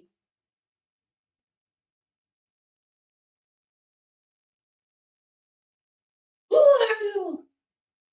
He heard a voice coming from the stage. Startled. Joe opened his eyes and found Daniel standing in front of him in a full mood. So Joe gently sits Tina on the sofa and then got up. Daniel glared at him. Why? Are you not the people I had thrown out of you months ago? Tina woke up, hearing the commotion. What are you saying, Papa? He's Santa Claus, my best friend.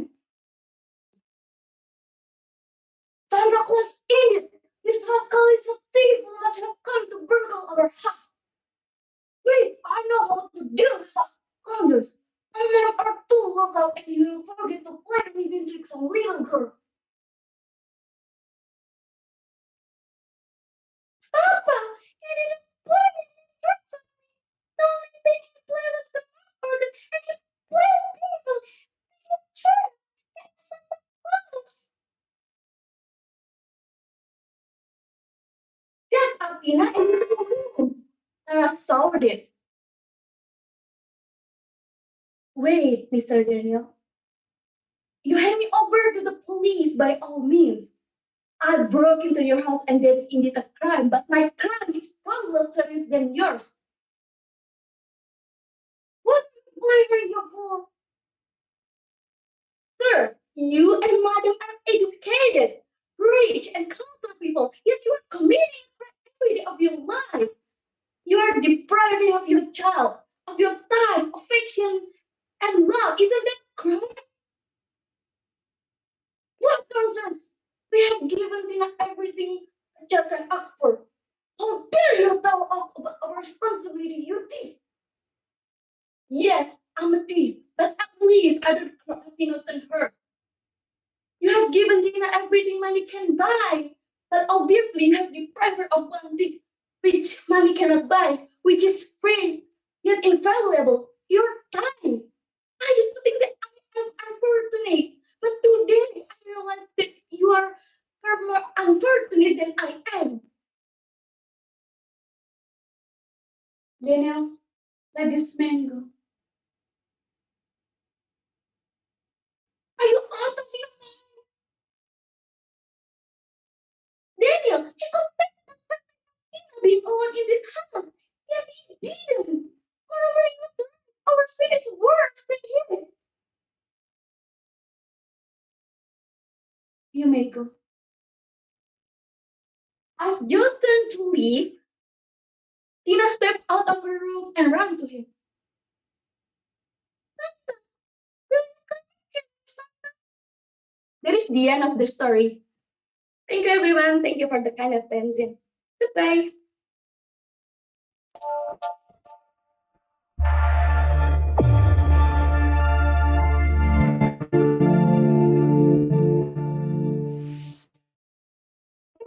For such a great story. And the finalists spent 8 minutes 59 seconds for her performance.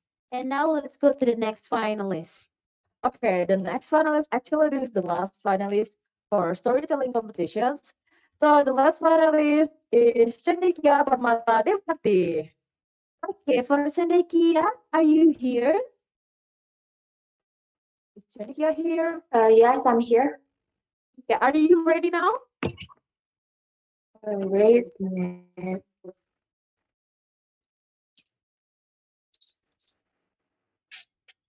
Good afternoon. I'm Chandika Permatadewanti and I'm from Mansur Pekanbaru. I would like to tell you a story titled The Cricket Picture. Son of the sleep awakened Roddy. She sat up and looked around, but there was no one in the room. She reached up and put on the light. It's 30 minutes past 4, but she could hear the sound of the traffic in the distance. Usually, they never disturb her. Why was she rising early recently? Why was disturbing her? Or it just stopped because she moved into the new house. Then she's staring ahead of her friend's family photograph on the wall. Then again the photograph of Dada and his brother in the graduation robes was crooked. Radhika and her family had lived in a double-storied house at the close door of the main shopping area. It was such a central location that their grandfather had restarted a restaurant and had done very well as they run as a family business. But now the road were being widened and the building was to be demolished. The government had been offered them a good compensation for this prime land, but Radhika had now no other hope. Then, one evening, Radhika overheard her father saying to her mother, "Darling, what do you think? Suddenly my cousin didn't know about this competition and have widened to me to asking for this share in it. They seem to think that this is an ancestral property that which belongs to the two brothers jointly. And actually, my grandfather gave the elder son another piece of land in the heart of the town. But his grandchildren sold that and went broke. And my father was given this building, and he left it to my sister and me. I just can't understand why this cousin are making a claim now.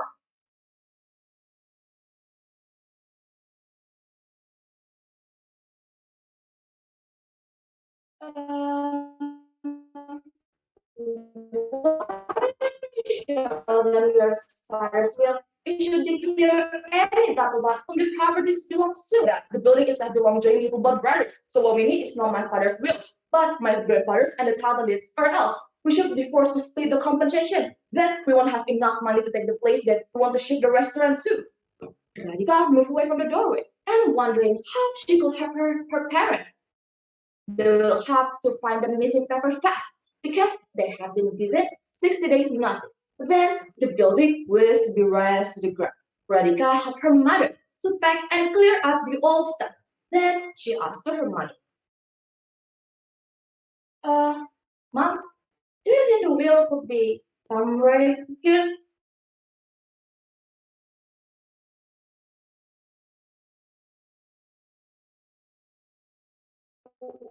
What do you know about that? I heard Papa telling you that we have to find this grandfather's will. Yeah, we have to. We look among all of the official papers, and neither the will nor the title is out there. Even the locker bank had nothing. Do you think it could be in some secret place? Maybe there's a hidden space behind one of the top floors, or maybe in the wall.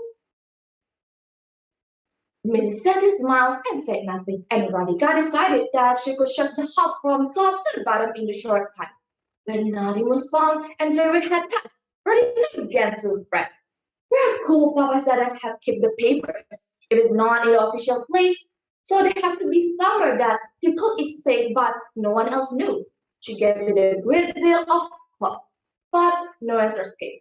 By the time Radhika began to get disturbed at night by the feeling that there was someone in the room, someone moving around and talking. Then she asked her mother, uh, Mom, did you come to my room last night? No, I was in busy. Why? There is stranger. I have a sound of somebody talking from your room. I want to check. But when it wasn't repeated, I didn't bother. I thought it may have come from outside. Then, the next night, Radhika heard a crash and she jumped up. She put on the light and she saw the picture that hung on the wall opposite her bed had fallen and the glass had smashed. She collected the glass pieces and hung the picture again. But somehow, whenever she looked up, the picture was crooked. The light was still on, and when suddenly she felt something cool on her arm. Nothing moved, but like someone had touched her clothes and passed it. Then, straight ahead, Dada's picture began to swing like a pendulum on the wall. But the other pictures remained still. Then,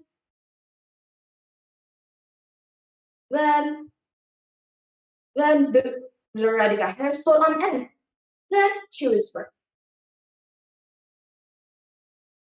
Who is it? What do you want?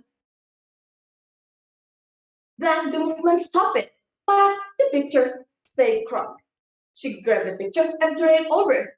She thought maybe the wheel is in here. She began to dismantle the frame. By 5:30, nothing was found behind the picture. Only the old headboard and some paper as padding. As best she could, she reassembled it and hung it back on the wall. She was getting back into bed when there was a sound behind her. She spun around. The picture was at an angle, but swinging as so like someone was playing game with it. Then Radhika looked hard at the photograph and wondering what was it trying to tell her. Then it struck her. She cried and running out of the room and forgetting how early it was. Then she asked her mother, uh, Mom, wasn't that his brother much older than him?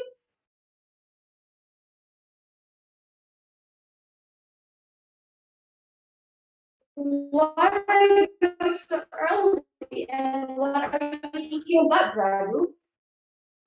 I figured it out. Only both of them in their graduation robes. So one is Dada, but who's the others? Again, she opened up the frame, and both of them looked at the rear of photograph. On it was written in private back in Nagas and I, graduation 1945.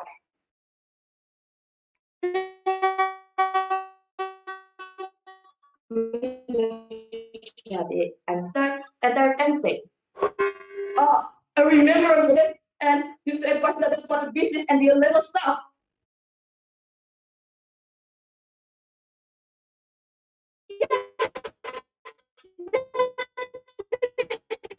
It was that had been trying to tell me. He wanted us to contact his friend Nagi who's going to Montreal for God was an accident. What? It can't be. Someone had been trying to tell me about this picture. That's why it's always crooked. Mr. Shetty listened, but didn't say anything, like he didn't believe a word was to say.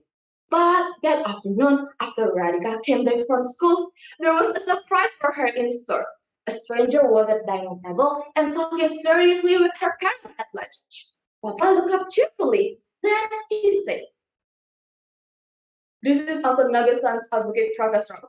He followed his father's footsteps, and today he has all of the documents what I need." Radhika couldn't stop herself. She's so very happy. She jumped up from her chair and ran to hug her parents. But then Prakasrao asked her, "But how did you know and want me to come to me?" Okay. Because Dad has told me. The end. Thank you.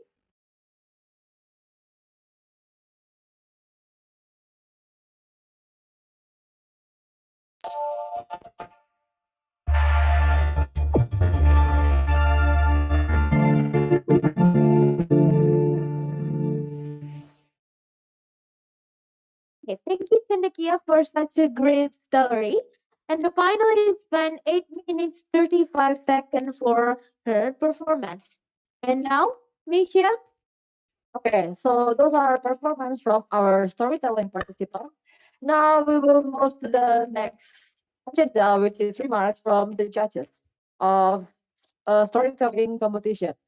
Now we would like to invite all of our judges in storytelling competition, Memlu, Sir Yules, and Sir Johannes.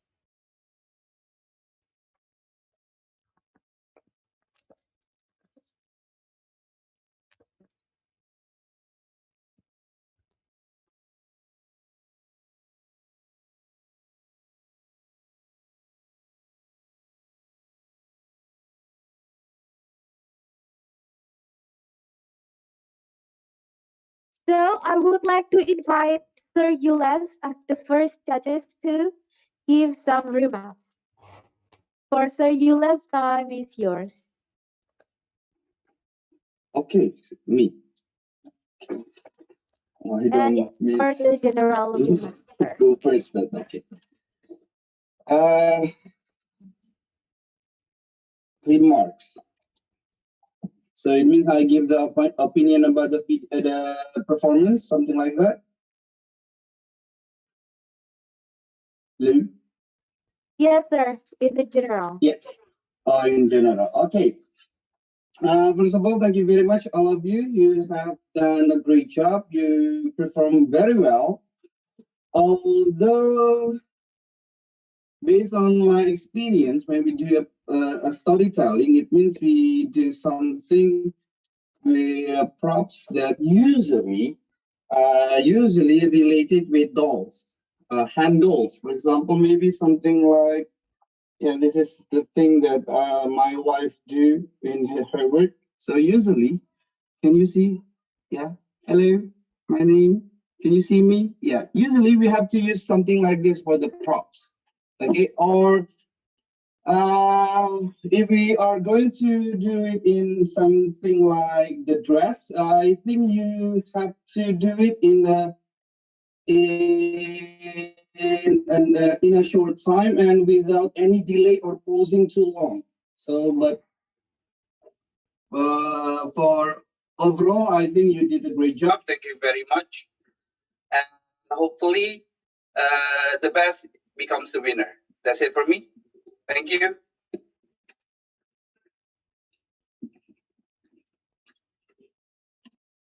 Back to the host. Thank you, Sir Yula. Next, we will listen to remarks from Sir Johansson. Johannes, sorry. Yeah. Okay.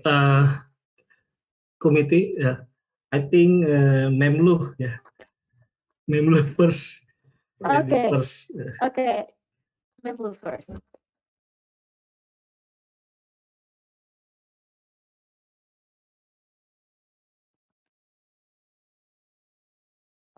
Well, thank you for the time offered.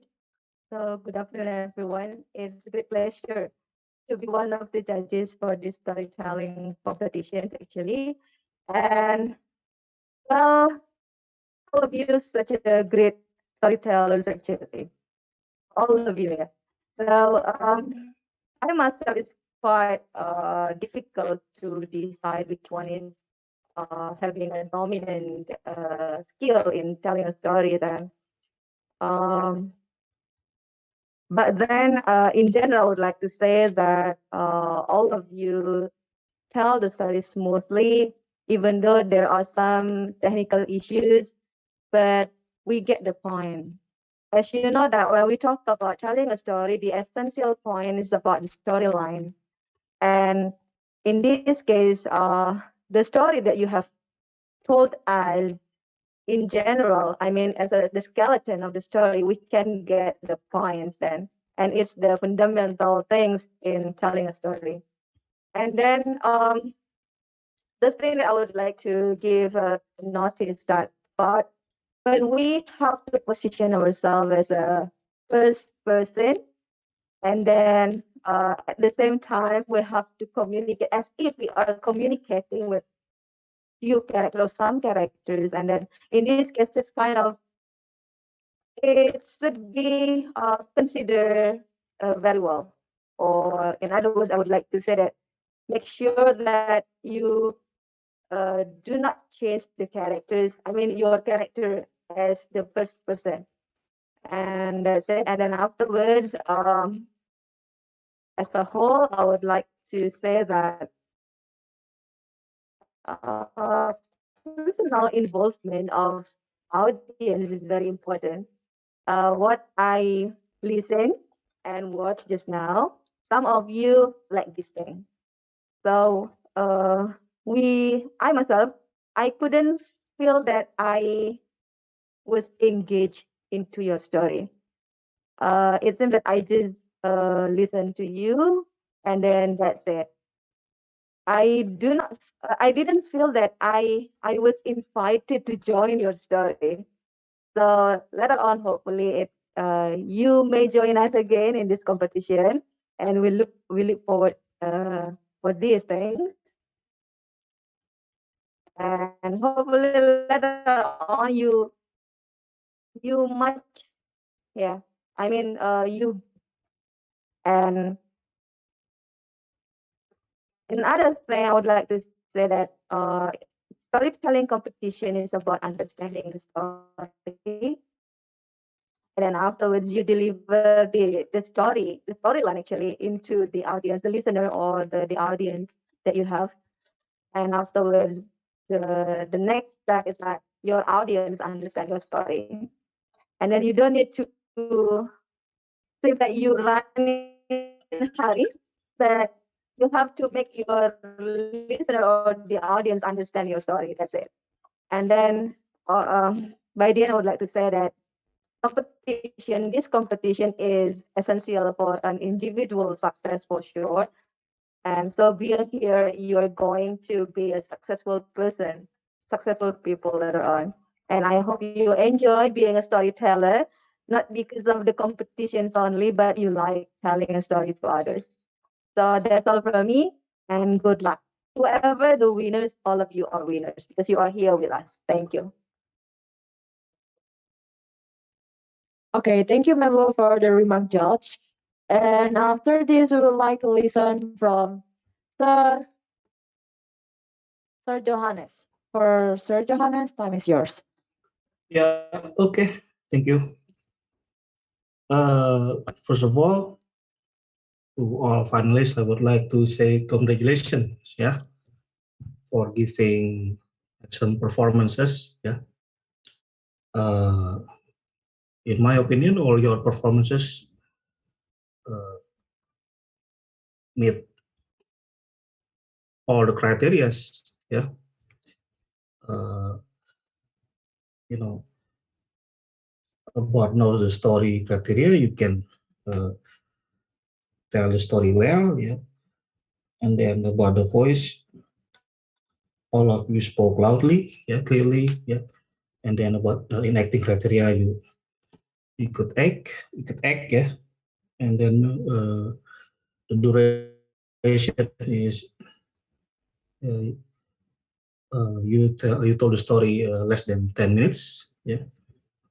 And then the audience contact, yeah, you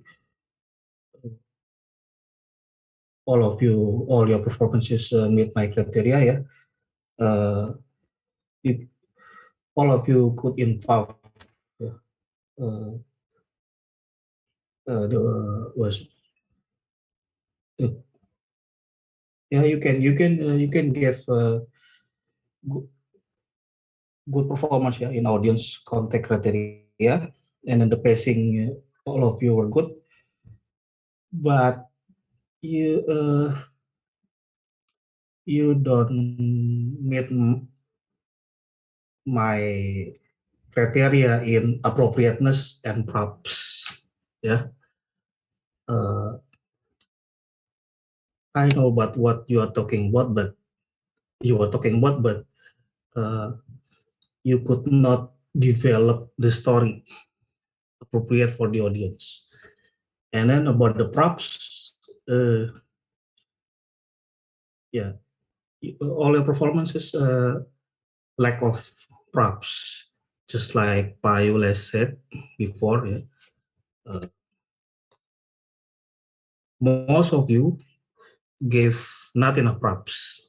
Yeah, but overall, your performances are excellent. Yeah, and yeah, I think that's all about my opinion. Yeah.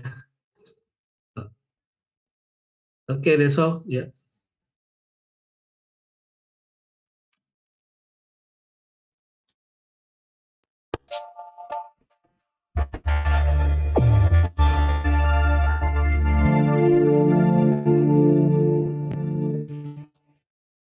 Okay, so that's the remarks from our judges in storytelling competition.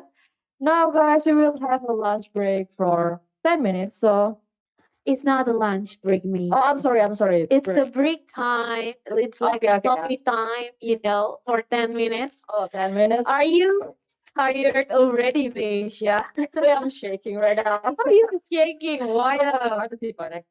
Okay. Okay, so in here, for those who wants to go to the restroom, we are welcome you to go to the restroom or take a while for 10 minutes. Okay, that's all. Thank you.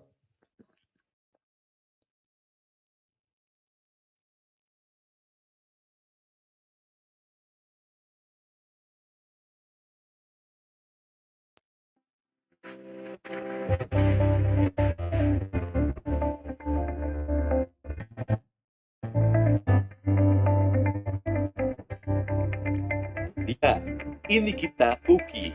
Berdiri sejak lebih dari 50 tahun lalu untuk merupakan generasi penerus bangsa, generasi yang mempunyai visi dan mampu bersaing di era perkembangan teknologi yang semakin besar.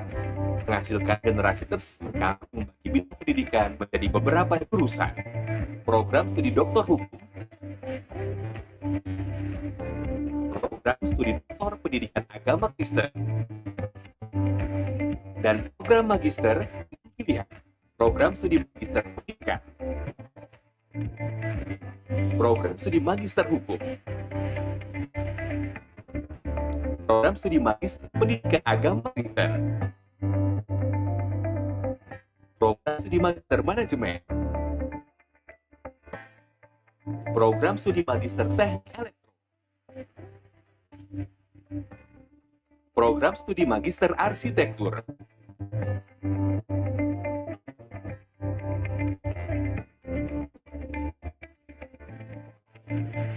Sedangkan untuk program sarjana, kami memberi pilihan-pilihan untuk generasi yang ingin tenaga pengajar, seperti Fakultas Keguruan dan Ilmu Pendidikan, program studi bimbingan konseling,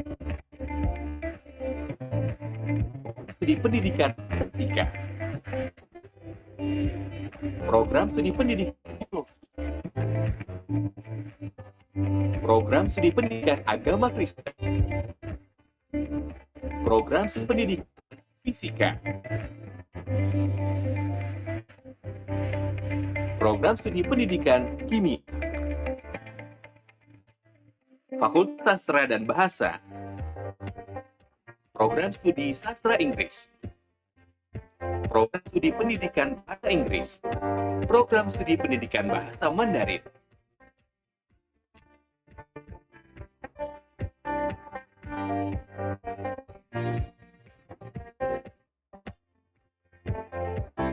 Fakultas Ekonomi dan Bisnis, program studi Manajemen, program studi Akuntansi. Dengan Fakultas Hukum, mengangkat generasi yang akan menuntun Indonesia dalam keadilan dengan jurusan program studi Hukum. Kesehatan masyarakat Indonesia adalah hal yang utama. Kami dengan jurusan Fakultas Kedokteran telah mengembangkan ilmu kedokteran melalui program studi pendidikan kedokteran. Fakultas Teknik, program teknik,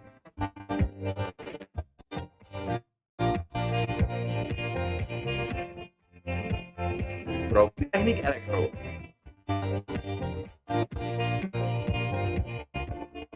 program studi teknik sipil,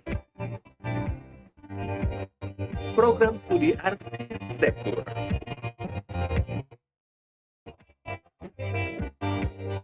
Fakultas Ilmu Sosial dan Ilmu Politik, program studi Hukum Internasional, program studi Ilmu Komunikasi,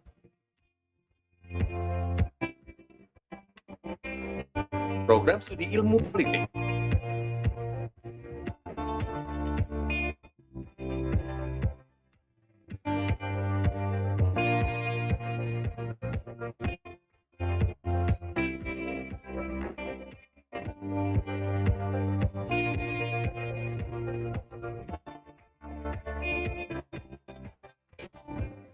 kami mempersiapkan tenaga yang ahli dan siap terjun untuk masyarakat Indonesia. Dengan program diploma Fakultas Vokasi, program studi fisioterapi, program studi perbankan keuangan, program studi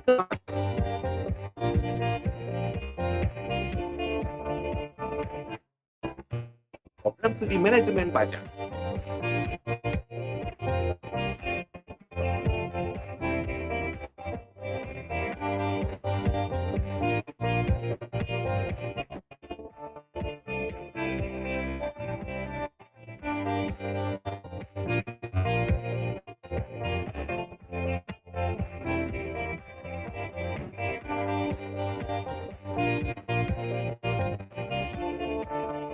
Kami menyadari bahwa metode pembelajaran berbasis teknologi menjadi suatu hal yang harus dikembangkan, khususnya di Universitas Kristen Indonesia. Dengan dukungan teknologi tinggi, UKI mempersiapkan diri menjadi universitas berskala internasional yang bermutu, mandiri, dan inovatif di bidang perguruan tinggi. UKI menerapkan paradigma pendidikan merdeka belajar, kampus merdeka, sesuai dengan karakter masyarakat Indonesia.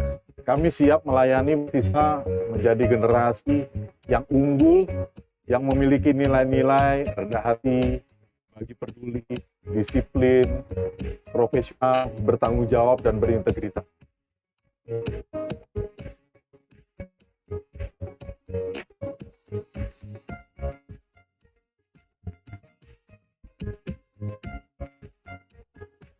Kami selalu ada untuk kemajuan generasi bangsa Indonesia.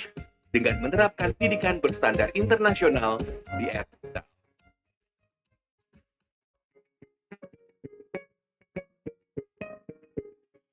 Karena datang untuk melayani.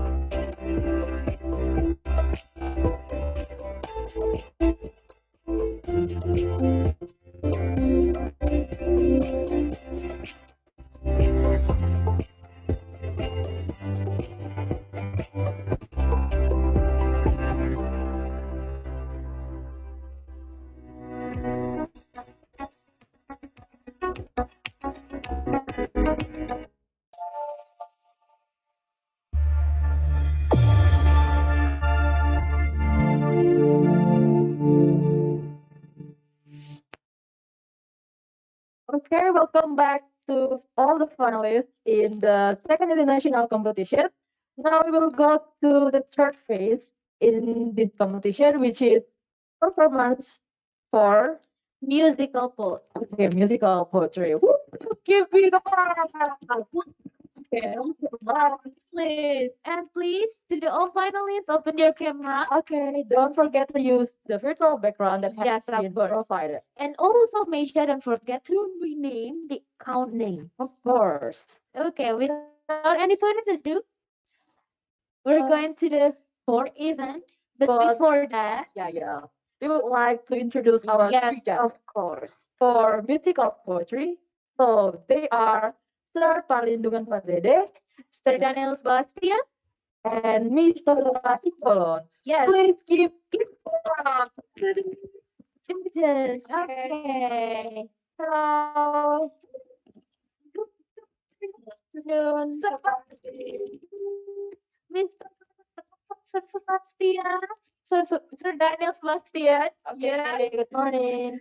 How are you? Please.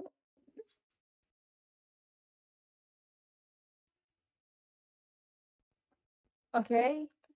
Okay. How are you, Mr. Falin? Hello, good afternoon all. Nice to meet you. Okay, nice to meet you, sir. Nice to meet you too, sir. How are you, sir? Just fine. Thank you. Okay, thank you so much. Okay. I think we need to go to the core event, right? Okay, of course.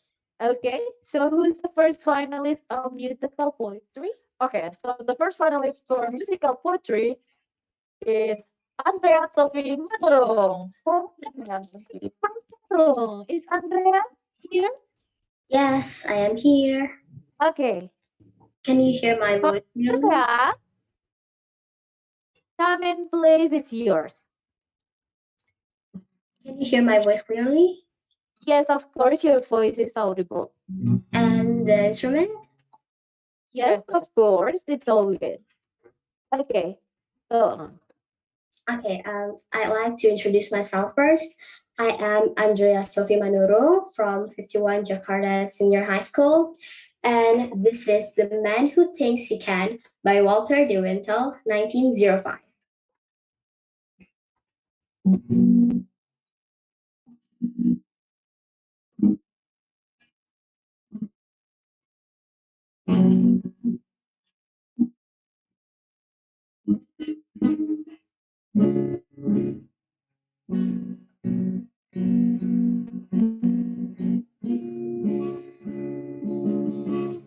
If you think you are bit, you are.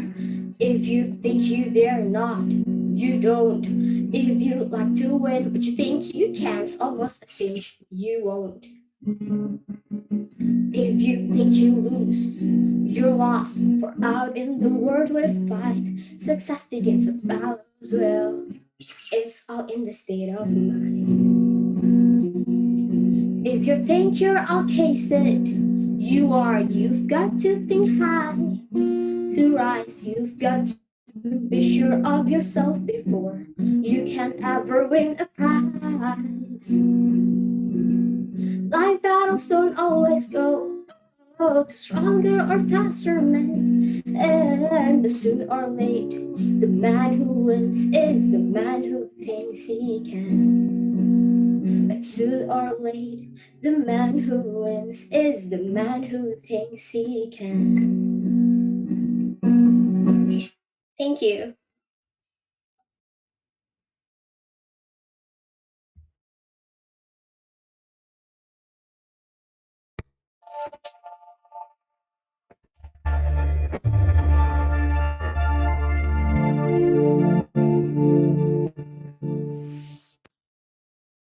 Wow, thank you, Andrea, for such a great song, right? Yes, of course. So the finalists spent 1 minute 41 seconds for the performance. Give a big applause. And now we're going to the next finalist. And the next finalist is Putra Daneswara Krishna Marjaya.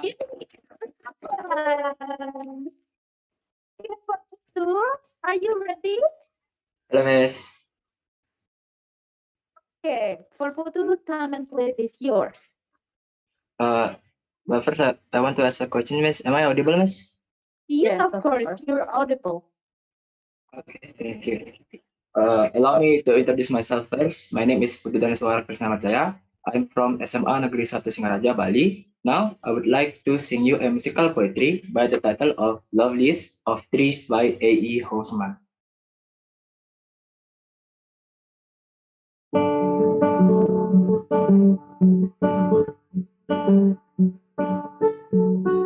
Loveliest of trees, the cherry air is hung with bloom along the cool and and smell the woodland ride, wearing white for Easter ride.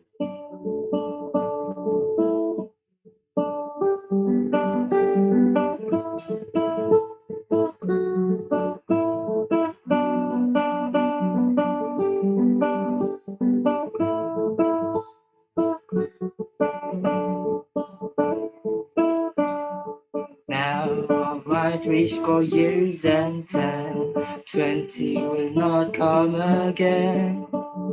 And take from 70 springs a score, he only leaves me 50 more.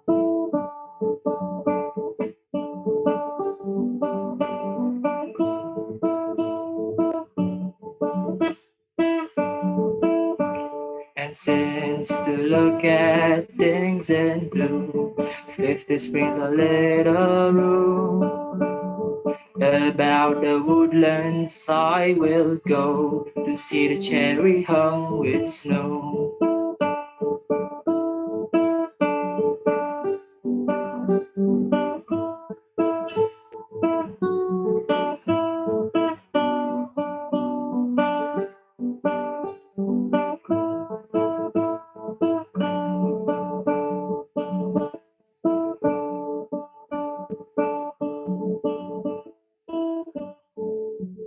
Loveliest of trees,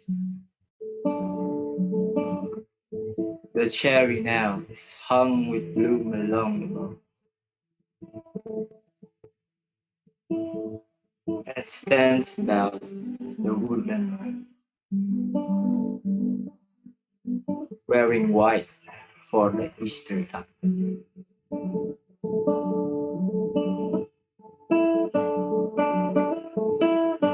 And since to look at things in blue, 50 springs a little room. About the woodlands I will go to see the cherry hung with snow.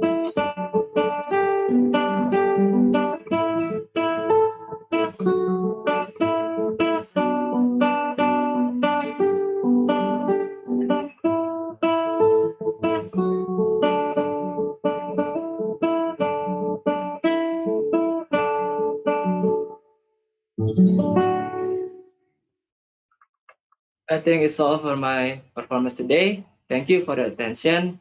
Uh, See you in the next time. Thank you.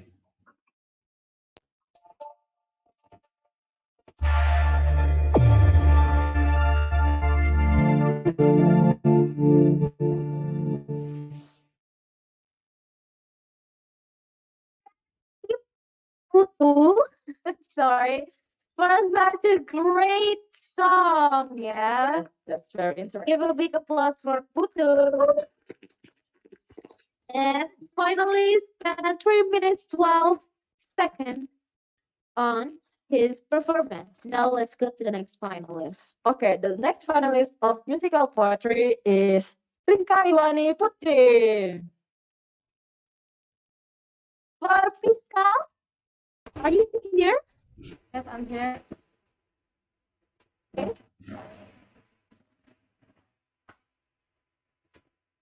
Can you hear my? Make it louder, please. Thank you for clarifying me. My name is Rizka. I'm from SMA Satu Negara. Now, my musical poetry with the title "The Man Who Keeps the Can" by Walter Zinn.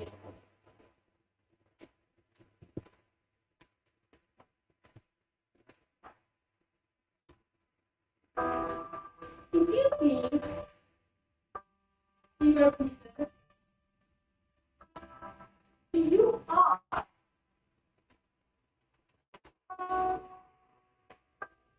If you think you cannot, you don't.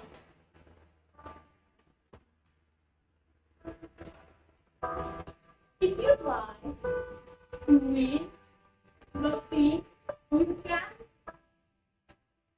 it's almost a thing you lost. look. You're alone.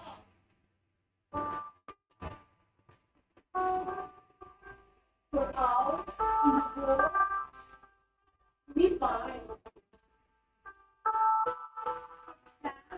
Begin with a closed view.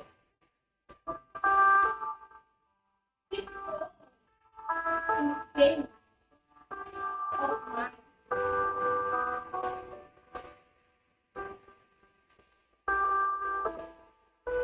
If you think you're attractive, you are.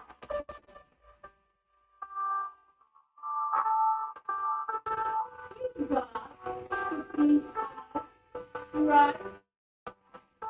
You got to be sure of your thoughts before you try. For example, don't whisper.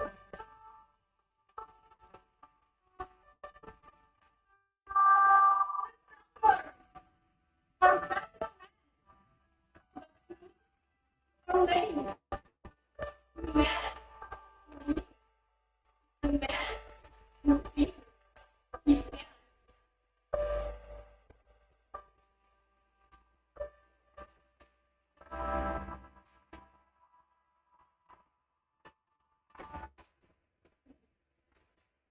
Okay, that's all for me. Thank you.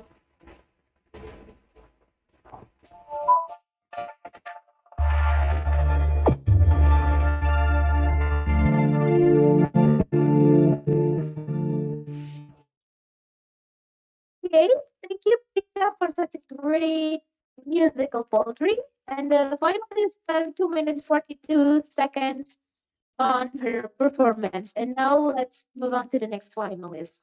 Okay, the next finalist after Priska is Ami Sifau Forbi. For Ami, is Ami here? Please give a big applause for Annie. Okay, can you hear my voice? Yes, of course. Are you ready? Yes, I'm ready. Is it clear? Yes, your voice is clear. For Ami, Okay.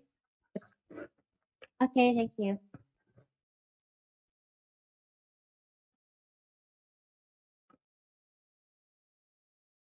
When I am dead, my dearest, Christina Versati.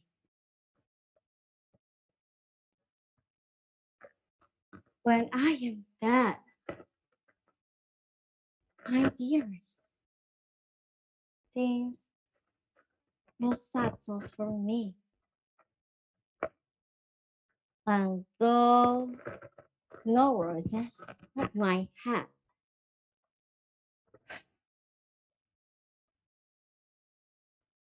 nor shady cypress tree,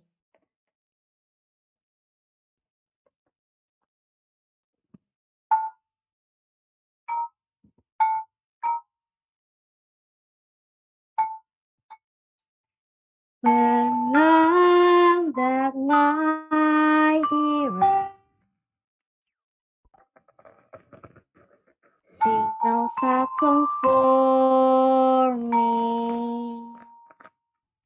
When the roses at my head, nor shady cypress tree, be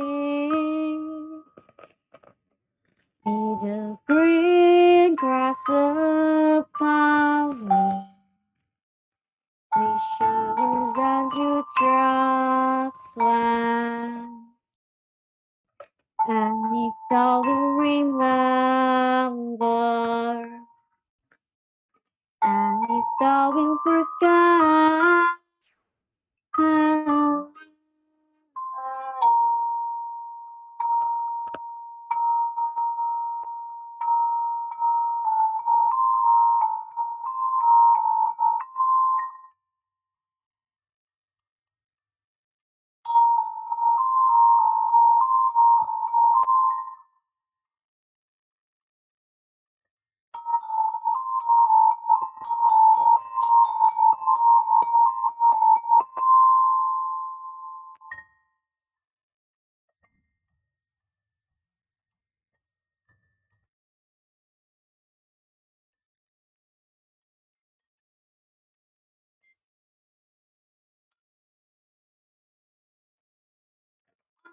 shall not see the shadow. I shall. I shall not hear the nightingale sing on as if in vain.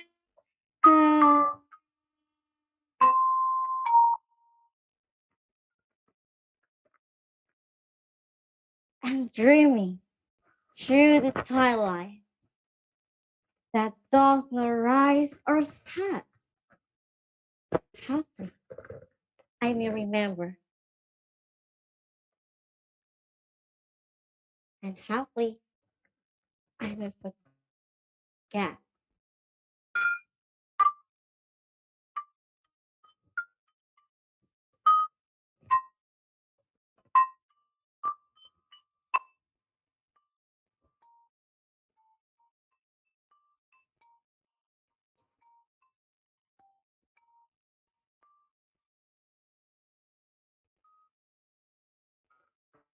Thank you.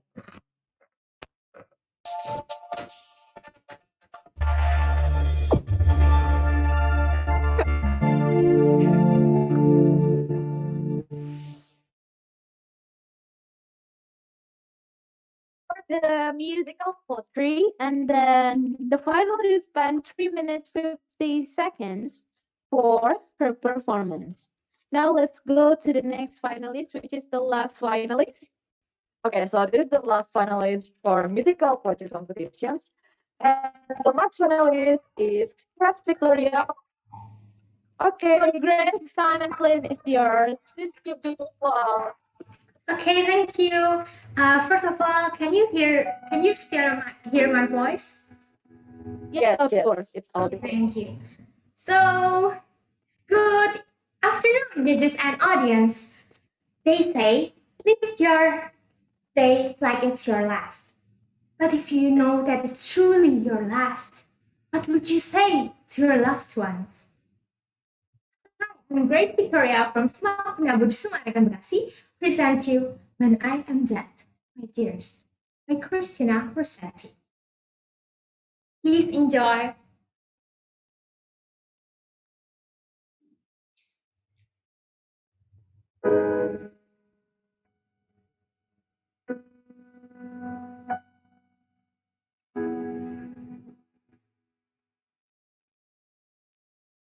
When I'm dead, my dears,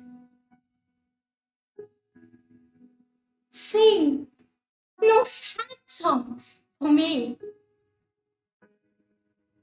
Plant don't know roses at my head, nor shady cypress tree.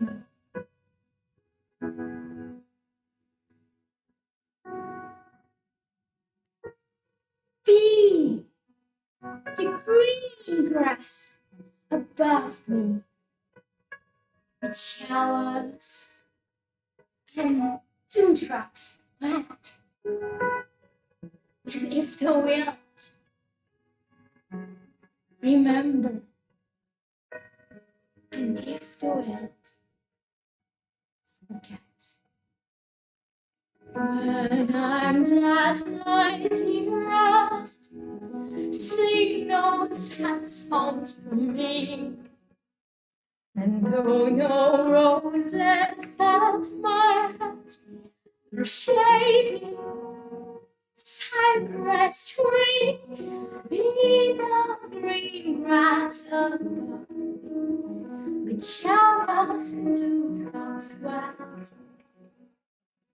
If thou wilt remember, and if thou wilt forget.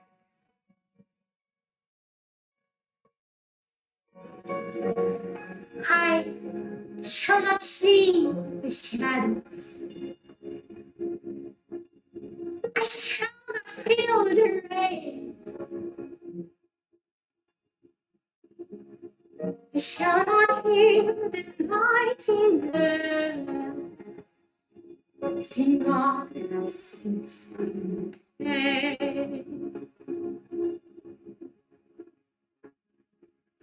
And dreaming through the twilight, the dawn would rise more sad. We are may remember and happily may forget.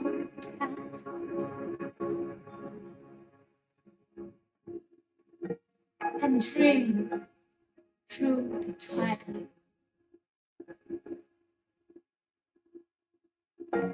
The dawn not rise nor sad. Happily I may remember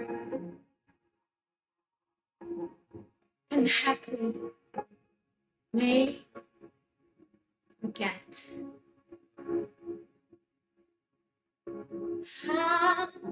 Happily may forget.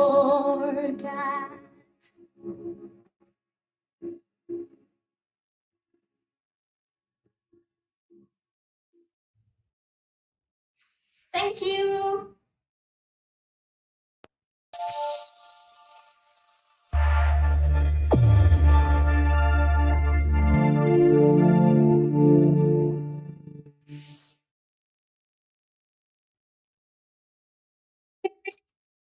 For category music of poetry.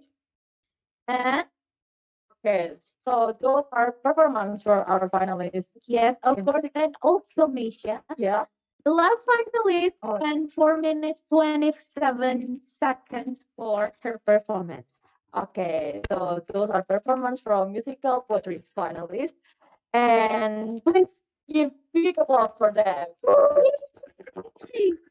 And we will listen to the general remarks from the judges. Of course, there are Sir Parlin, Sir Daniel, and Miss Todora. And we will start from Sir Parlin to give the remarks. All right.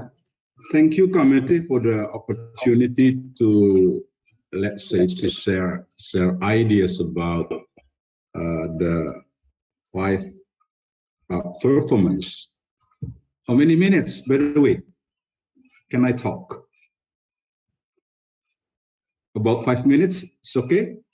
2 minutes, sir. 2 minutes. Wow. Oh, but I have problem here. Can somebody else start this because the azan is too big here? Possibly some Pak Daniel or Miss Todora first. Yes, sir. Maybe Sir Daniel can go first. Sir Daniel. All right. Yeah. Is my voice audible? Sir. All right. Thank you. I also would like to thank to committee for the opportunity given to us judges, and I'd like to praise all the performances from all finalists. You are great in showing your performances, and yeah, as told by Memlu, that whoever win this competition, then I think all are the winners as well. Yeah. So you have finished doing your best performances. I hope you can improve for the next competition. And thank you for joining this competition. And I hope you can also be better and better, of course, in this musical poetry. Yeah. in your performances. And I also wish you could join us in this university, perhaps, yeah, to also be the part of our of ours. I mean, so yeah, that's all from me. Thank you, and congratulations for all finalists. Okay, thank you, Sir Daniel, for the remark. And now we will listen to the remark from Ms. Polidora. For Mr. Dora, time is yours. All right, I'd like to offer it to Mr. Paulin first. Mr. Paulin, do you want to go first? I can go after. Okay. Yeah. First of all, I should say congratulations to all the participants, to the finalists for their good performance. I really loved your performance. I enjoyed it very much. For me, musical poetry means to musicalize poems. Every poems, especially English poems, is actually very, very musical. So now you combine it with some others instrumental music in order to enrich the music. As I told you that English poem, even everyday expressions in English is musical, something like this. If we converse, if you talk in our daily life, saying, "Where is Tom? He's in the living room. What's he doing? He's watching TV." That's very musical, yeah. Even if you were to like to exaggerate it, it can be something like this. "Where is John? He's in the living room. What's he doing? He's watching TV," something like that. Not to mention poetry. The most popular lines possibly something like, "Twinkle, twinkle, little star, how I wonder what you are." They are very, very nice to listen to because they are very musical. But now, once again, in this competition, you should try to combine instrumental music in order to enrich the music of the poetry itself. And I should say that, yeah, what you had done was very great. Andrea, can I talk to Andrea? Yes, sir. Yeah, Andrea, I love the music that you select to accompany.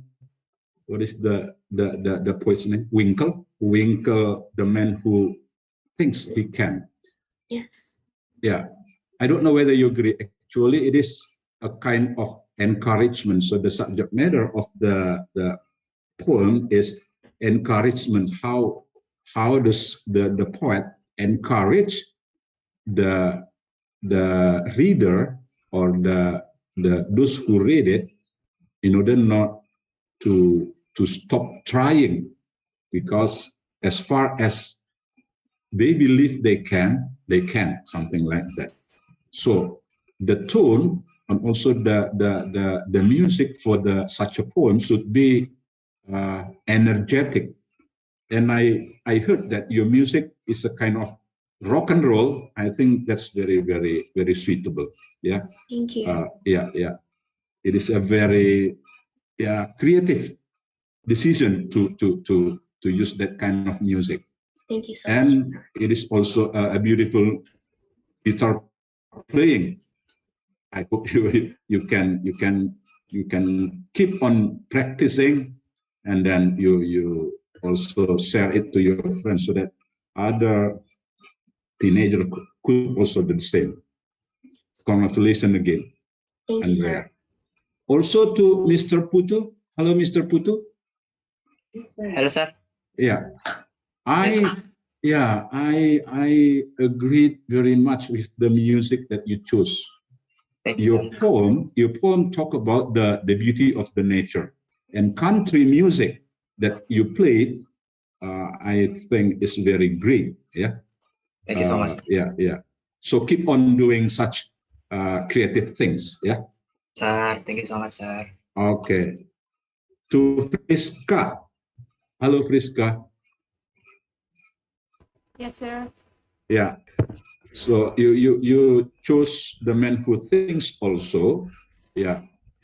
Although I should say that your music is too slow, but possibly like to emphasize on something. I think it deserves credit also. That's good. Good job. Yeah. And Amy, when I'm dead, I don't know whether we have different perceptions. When I'm dead, by who is the poet? Sorry, I forget it. Even though this is one of my favorite. Personal Rossetti. Oh, Rossetti. Yeah, Rossetti's. Miss Rossetti's. Yeah. Although the title, although it is about death, if you try to analyze the subject matter, it is actually not very sadful, because now the dying people is trying to console the people she or he is going to live. It is a kind of consolation. So it is not very sorrowful actually. The one who is in sorrow is the people left by the dying people. Yeah, but yeah, once again, appreciating literary works needs time. What you have done is a good start. Yeah, possibly next time it is a good idea if you try to make your music and the poem contents in harmony. But what he had done in this final, I think it is a quite good job. And finally, to Grace, yeah, as I told you, for me, when I'm dead, is a poetry that is not very sorrowful. Not to mention, actually, the poet is trying to console, the people she or he is going to live. So it is not very sorrowful, actually. But what you presented, your performance is not very not so sorrowful, but you try to make it very expressive. You even try to dramatize something in order to enrich your expressions. I think it's a very good job. Yeah. Keep on doing. Thank you so much. Thank you. Yeah. So congratulations to you all. I really hope that your participation in this competition will also add your appreciation of poetry, arts, and then it also develop your speaking ability, yeah, and also your creativity. Good luck to you all. May we see each other again. Thank you. Thank you, Sir Parlin, for the remarks. And now we're going to listen to the remarks from Ms. Todora. For Ms. Todora, time is yours. All right, thank you. Hi, everyone. Good afternoon. I know we don't have much time for this, but let me say thank you to all of the committees. Thank you for facilitating us here. And as an alumna, I'm so proud of you. Quite frankly, I like to be the last speaker because most of the things that I wanted to say before have said by the previous amazing judges, Mr. Pralin and Mr. Daniel. And it seems like to me, all of the contestants today have done fantastic work. So I'm just going to give a little bit of highlights on the vocal clarity. So, you know what? I'm so happy to see that all of you kids used some things that made your performance more interesting, like playing the guitar or use your own music, and even wearing makeup. And which is great that you can make your performance more interesting, and you can hook the attention of the audience, and that's great because you need the spotlight from them, right? But here's the thing, I want you to remember that do not focus too much on those things, because you have to remember that you need to make your voice stays clear, right? So in the future, I hope you can consider about these things when you are performing a musical poetry. Do not focus too much on your music or your properties and all the things that you need to do. But please keep your voice clear, because no matter how good your music is, if your poem cannot be understood, then we don't achieve the goal, right? But I'm still proud of you kids, and remember that you guys are talented. You're still young. You still have time to improve yourself better. And please put all the words, all the remarks from Mr. Parlin, Mr. Daniel in practice, so you can be better next time. So keep on practicing and keep doing your best. And God bless you kids. Thank you very much. Back to the house.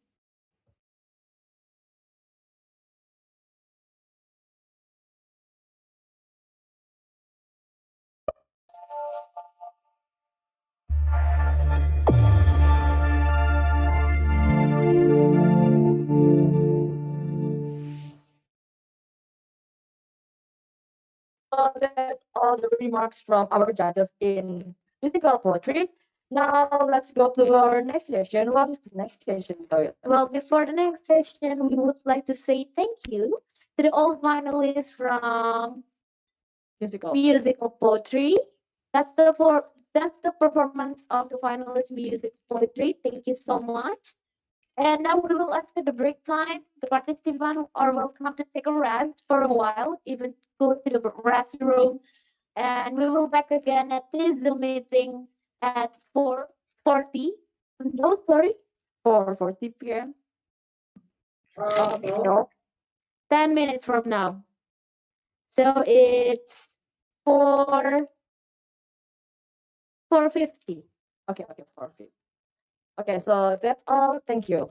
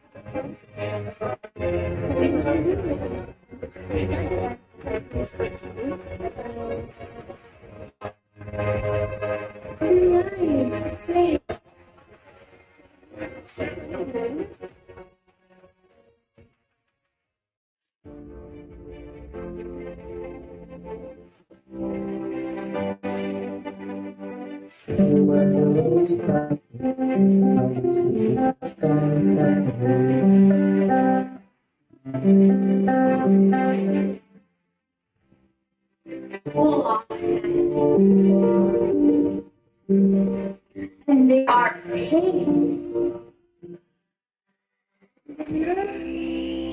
The line saying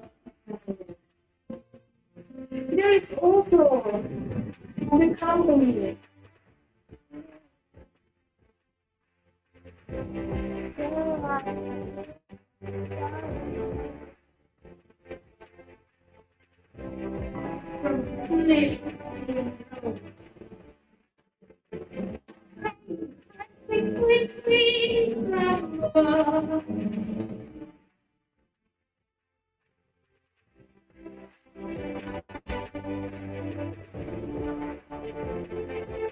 And father, well, he simply shakes his head and that's all. And I always make sure.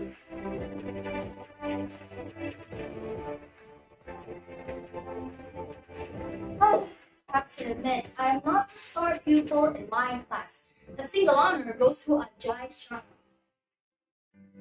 So to speak. He simply shakes his head again and again till I fear that it might just drop off. However, self-containment is definitely.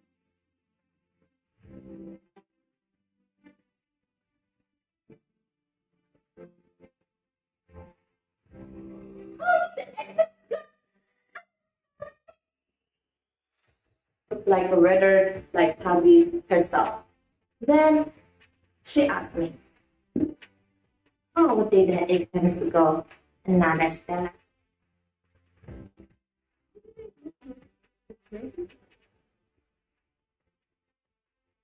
How did the exam go?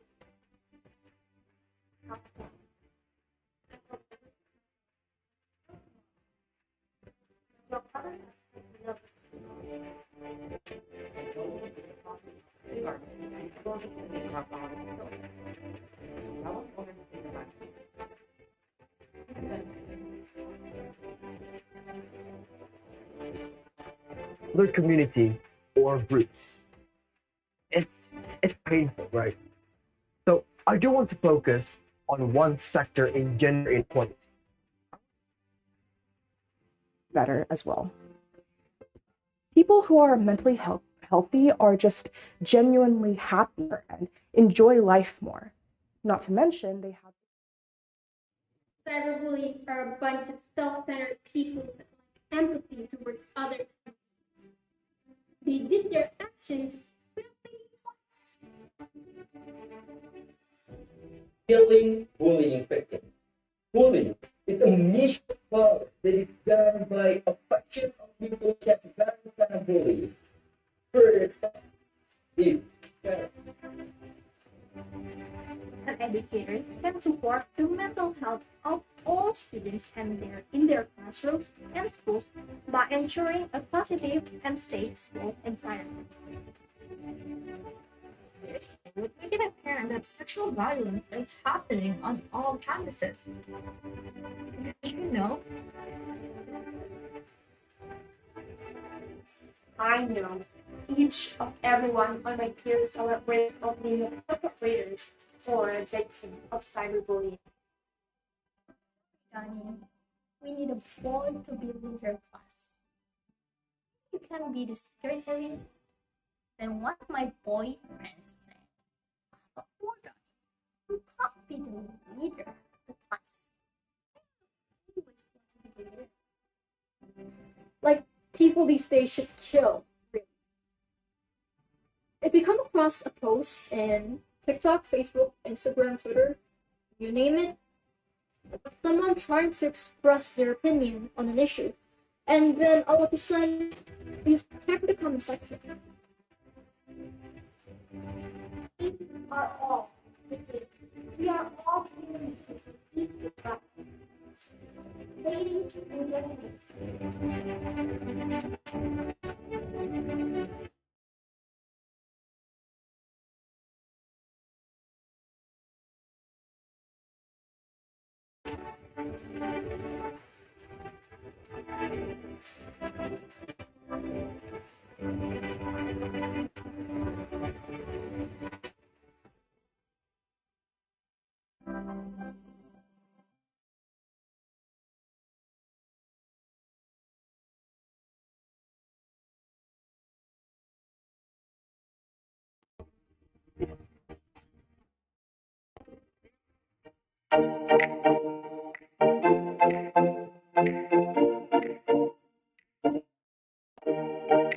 Sambut hari baru dengan semangat. Jangan takut maju, wahai sahabat. Pandang hitam putih, kita maju bersama. Uki hebat, uki hebat, uki hebat, uki hebat, uki hebat, uki hebat, uki hebat, uki hebat.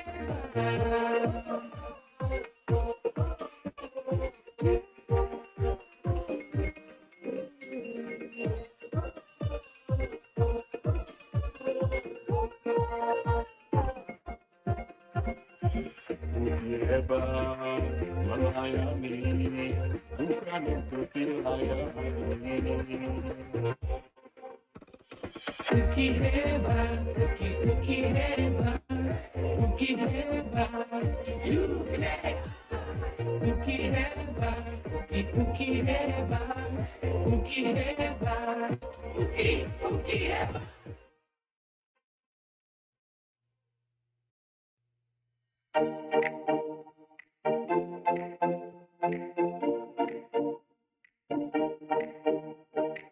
Sambut hari baru dengan semangat. Jangan takut maju, wahai sahabat. Pandang hitam putih, kita maju bersama. Uki hebat, uki hebat, uki hebat, uki hebat, uki hebat, uki hebat, uki hebat, uki hebat.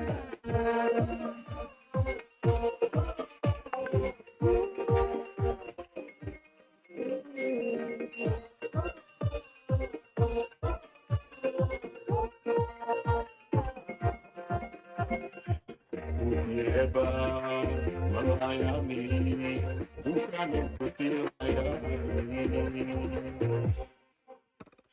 Uki hebat, uki hebat, uki hebat, uki hebat, uki hebat, uki hebat, uki hebat.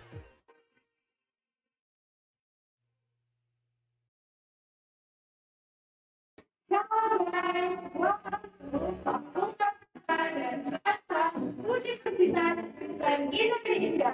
Jadi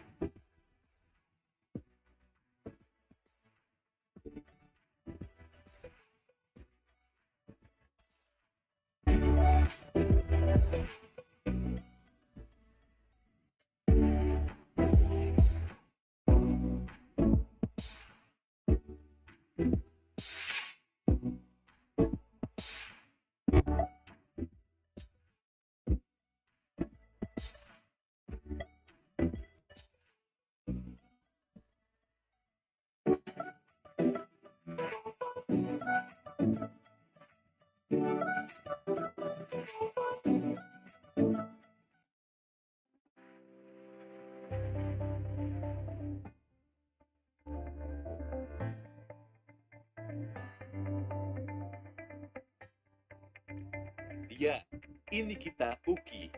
Berdiri sejak lebih dari 50 tahun lalu untuk menciptakan generasi penerus bangsa, generasi yang mempunyai visi dan mampu bersaing di era perkembangan teknologi yang semakin besar. Menghasilkan generasi tersebut, kami membagi bidang pendidikan menjadi beberapa jurusan. Program studi doktor hukum, program studi doktor pendidikan agama Kristen, dan program magister dengan pilihan program studi magister pendidikan, program studi magister hukum, program studi magister pendidikan agama Kristen, program studi magister manajemen, program studi magister teknik elektro, program studi magister arsitektur,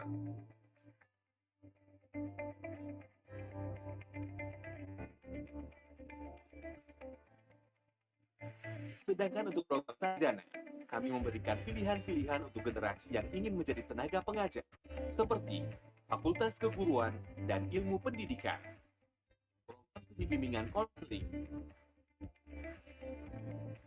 program studi pendidikan matematika, program studi pendidikan biologi, program studi pendidikan agama Kristen, program studi pendidikan fisika, program studi pendidikan kimia, Fakultas Sastra dan Bahasa, program studi sastra Inggris, program studi pendidikan bahasa Inggris, program studi pendidikan bahasa Mandarin,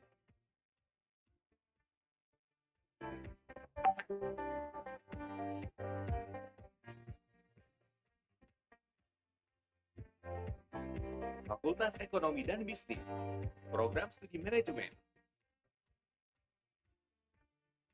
Program Studi Akuntansi.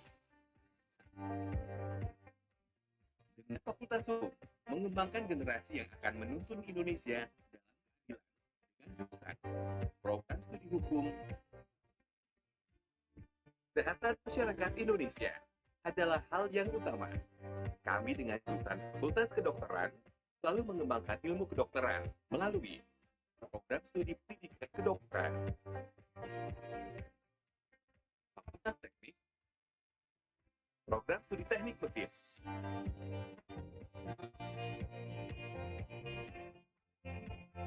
Program studi teknik elektro.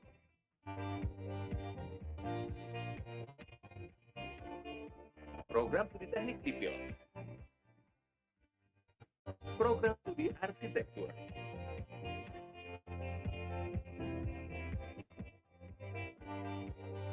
Fakultas Ilmu Sosial dan Ilmu Politik, Program Studi Hubungan Internasional. Program Studi Ilmu Komunikasi.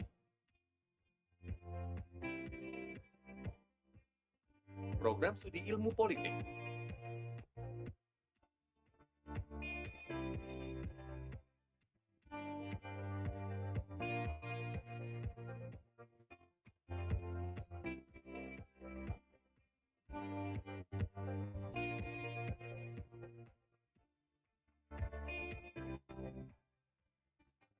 Kami mempersiapkan tenaga yang ahli dan siap terjun untuk masyarakat Indonesia.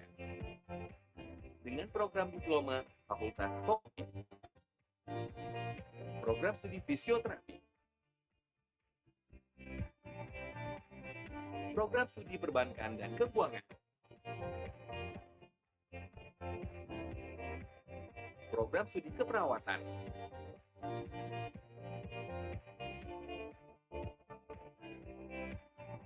program studi manajemen pajak.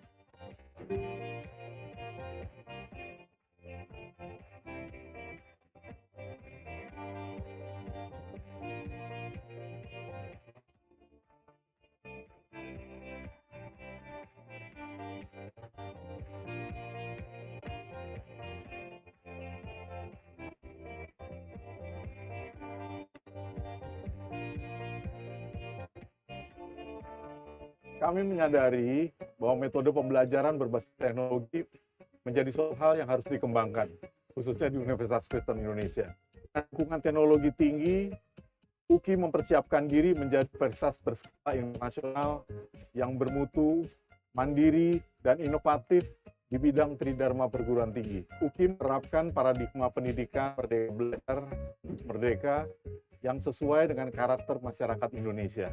Kami siap melayani mahasiswa menjadi generasi yang unggul, yang memiliki nilai-nilai rendah hati, bagi peduli, disiplin, profesional, bertanggung jawab, dan berintegritas.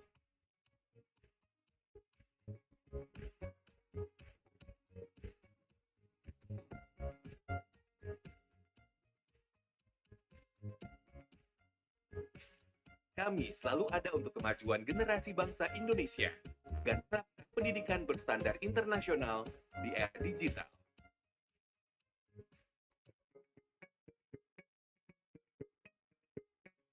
Karena kami datang untuk melayani.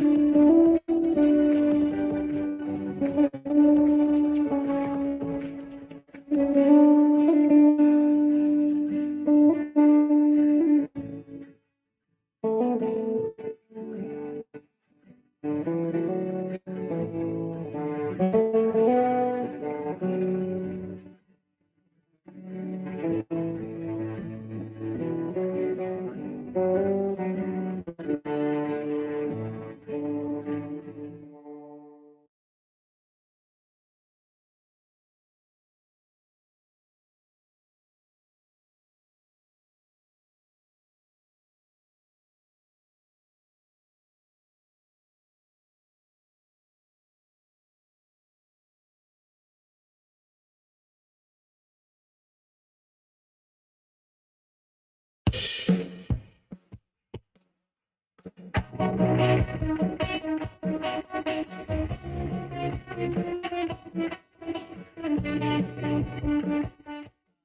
semuanya, perkenalin nama aku Paulus Pramudia Fajar Anggoro. Aku dari Fakultas Sastra Inggris di Universitas Kristen Indonesia. Dan aku di sini berperan sebagai peran utama yaitu Raja Cilik. Kalau nama role sih Raja Cilik ya, tapi kalau untuk nama perannya itu Pangeran Philip gitu.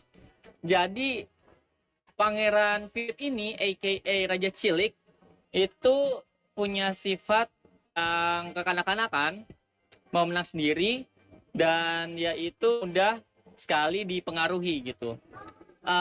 Sama seperti kehidupan saya di sehari-hari gitu loh. Jadi si Cilik ini dia itu kayak selalu bingung gitu nih. Dia selalu beranggap kalau sebagai raja itu harus kayak galak, harus kayak diktator gitulah, yang hard gitu kan.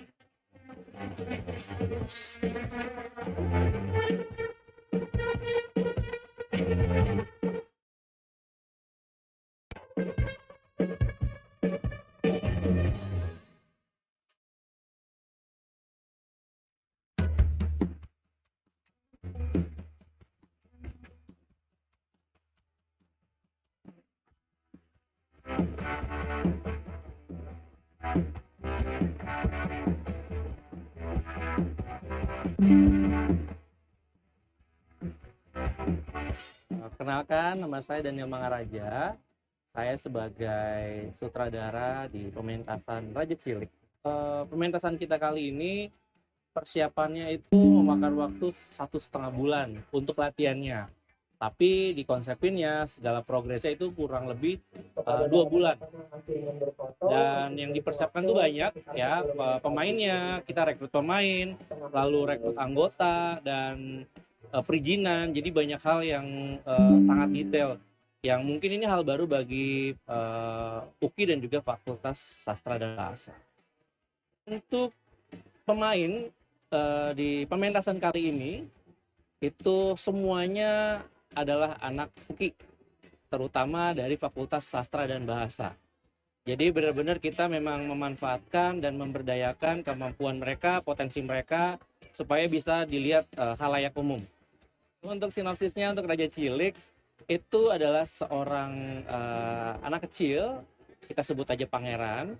Jadi pangeran ini adalah sosok anak yang ditinggal oleh kedua orang tuanya karena kedua orang tuanya meninggal, sampai akhirnya dia mau tidak mau diangkat menjadi raja yang baru. Lalu di tengah dengan kebingungannya dia, kekalutannya dia, dan keanak-anakannya dia harus memimpin sebuah kerajaan yang sebenarnya belum cukup umur untuk dia. Sampai akhirnya dia ditemani oleh para menteri dan perdana menterinya dengan segala intrik dan kritik supaya gimana caranya si raja ini, Raja Cilik ini menjadi boneka agar kekuasaan si perdana menteri ini tercapai. Pesannya dari cerita Raja Cilik itu lebih kepada bagaimana kita bisa memanfaatkan apapun yang diberikan kepada kita. Salah satunya adalah sebuah kekuasaan, jabatan, supaya kita bisa lebih aware, lebih bijak untuk memakai atau mempergunakan hal tersebut. Jadi nggak pandang umur, mau dia muda, mau dia tua, ataupun dia masih anak-anak sekalipun, ketika kita dapat sebuah jabatan ataupun kekuasaan, lebih baik dipergunakan sebijak mungkin. Dan juga untuk audiens, harapannya adalah bisa melihat sisi positif dari Raja Cilik ini. Dan banyak pesan yang bisa didapatkan, terutama masalah kalau sekarang kan lebih hotnya itu tentang kekuasaan. Jadi gimana caranya kita sebagai masyarakat sadar bahwa kekuasaan itu perlu tanggung jawab dan dilakukan secara bijak.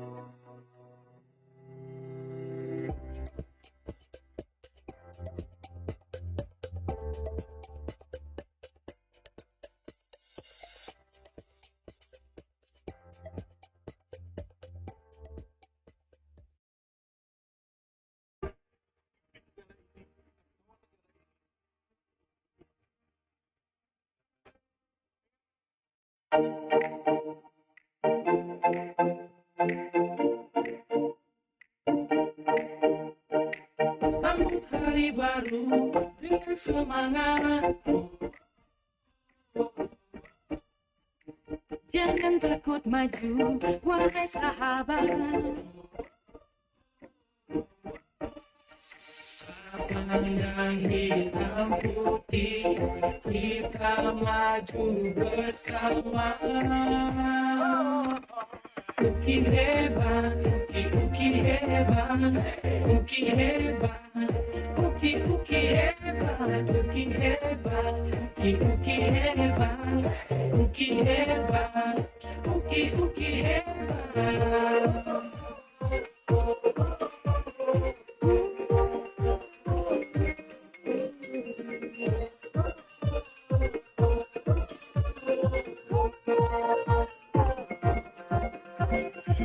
Uki hebat melayani, bukan untuk dilayani. Uki hebat, uki hebat, uki hebat, you can. Uki hebat, uki hebat, uki hebat, uki hebat.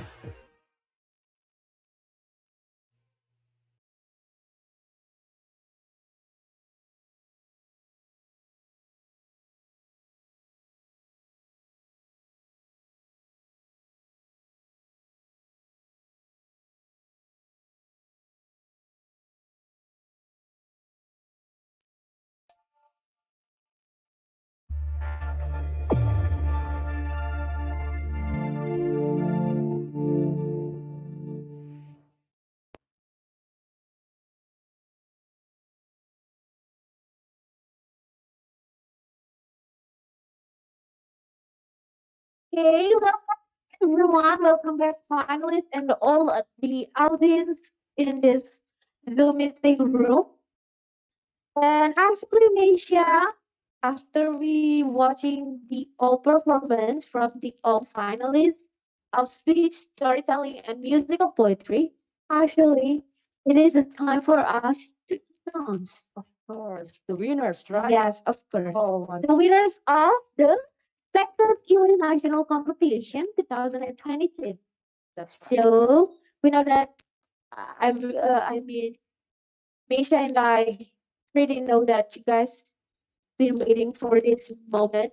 And actually, I want to inform you guys that there is a medal for the first one start from what is this? the speech. Okay, so this is the gold medal for speech. You can see this one, guys. Yes. Wow, it's gold medal. Wow, it's very pretty. And then the second one is the silver medal for speech. Yes. Wow, And it, yes, of course. And then the third one, and then one bronze medal for speech in here. yes, You actually it can is see. all the same for all the categories, right? Yes, Yeah. of course. So, but before that, we would like to invite all of the audience to open the camera. Virtual background that of the committee. Yes, of course. Please open your camera, guys, because we're going to end it up the event, the agenda. But before that, let's just turn on the camera. And don't forget to turn off your mic during this event. Okay. To all finalists, please open your camera.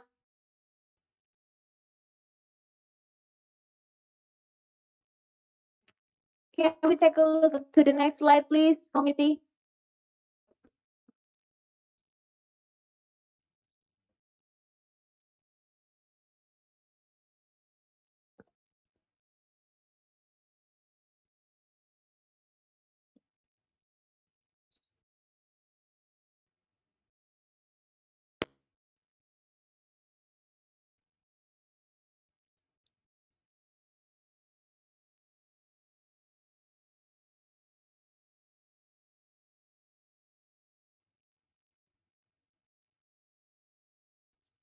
Okay, guys, I know you've been waiting for this all the time, and now let's go to the winner of storytelling.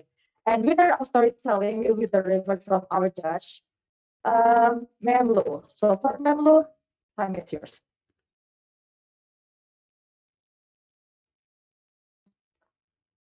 Okay, thank you. It's quite breathtaking when we talk about winners.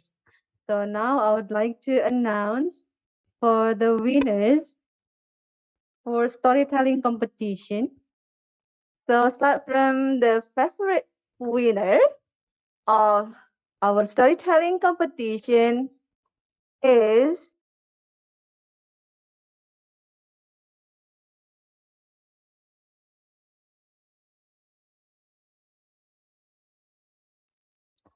okay, take a deep breath and let's wait. Here it is.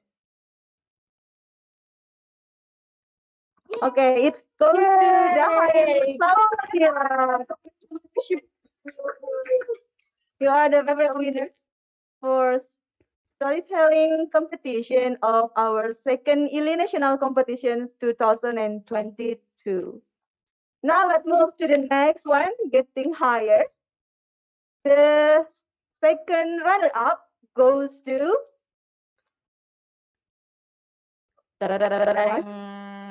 teng teng teng. Okay, let's wait.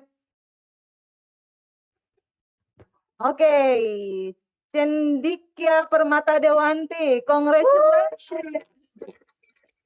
Yeah, you are in the third position. So the second runner-up of storytelling competition, our second Ili National Competition 2022. Now, getting fired, the first runner-up goes to Yuka. Okay.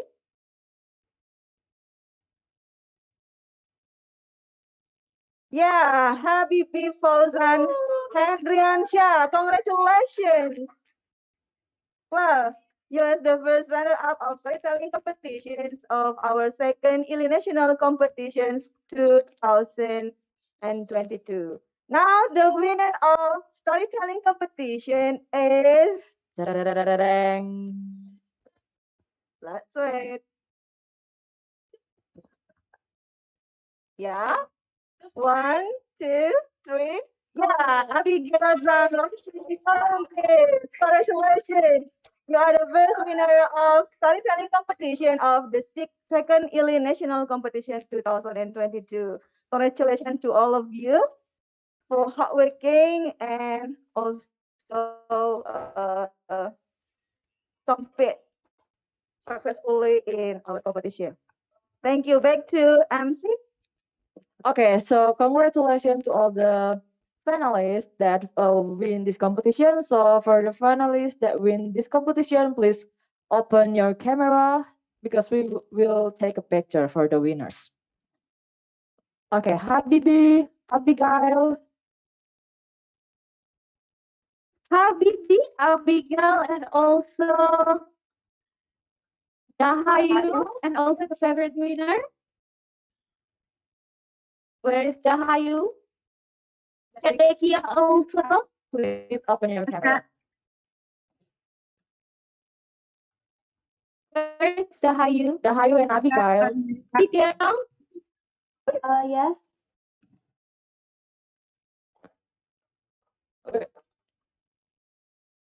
Dahayu, please open your camera. I already opened my camera. Oh,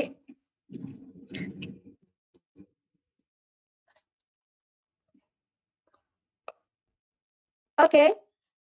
We will take a picture with the judges also. The Memlu, the Yulas, and also Sir Johannes. So for the judges, please open the camera. Okay. Okay. The first one we will take picture for The winner. Okay. For the winners, we will take a picture. Smile, please. 1, 2, 3, cheese. Okay. Boleh saya bebas ya, Kak? Okay. Satu lagi. Okay. And now with the judges, Memrus, Darius, and Sir Johannes.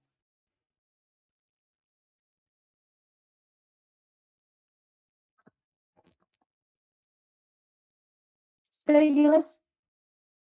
Okay, we will take a picture. 1, 2, 3. Smile, please. Okay. Okay, thank you. Memlonya nggak open masker nggak? Yeah. And musical poetry. Please write through committee, through WhatsApp group, because we will send the medal over here. Memlo, could you please open the mask?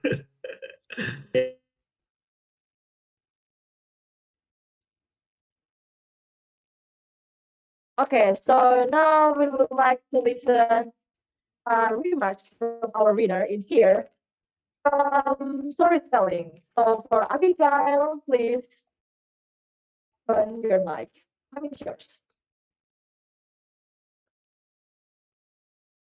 I'm sorry. What did you say? Please give a remarks like, how did you feel when you participated in this competition, or could you share a little bit about your preparation? Yes, of course. Nervous, of course. I prepared like a whole week to make the props. I make my own heads and puppets. Wow. Yeah. That's Provide yourself, Lamisha. For the winner, to the winner, yeah. Okay, congrats. And also, Misha, don't forget, I'm waiting for you to join us in Uki, yeah. And also the all winner, they all participated here, right? Okay. Okay, then next, Abigail. Next is the winner of speech. Okay. And the winner of speech will be delivered from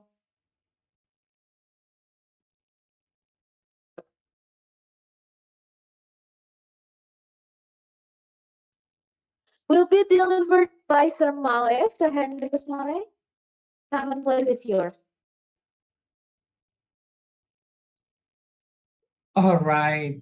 I'm sorry, there can be some noises.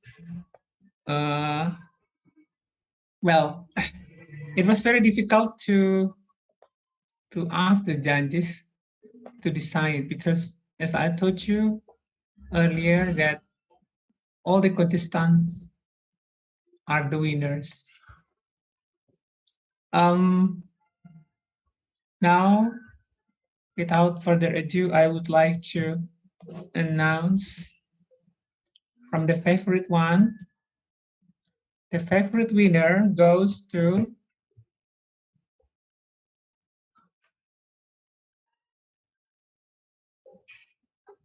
yes, Rifaan Yauki.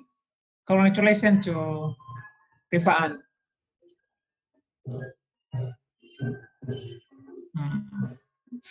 There's some music playing around. All right. The third winner, sorry, I mean the second runner up, goes to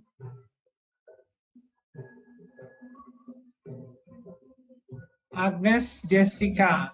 Congratulations, Agnes.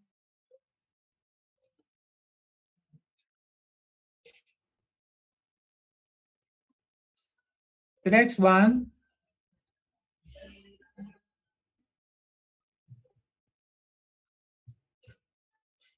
the first runner up goes to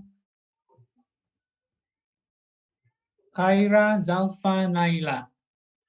Congratulations to Kaira.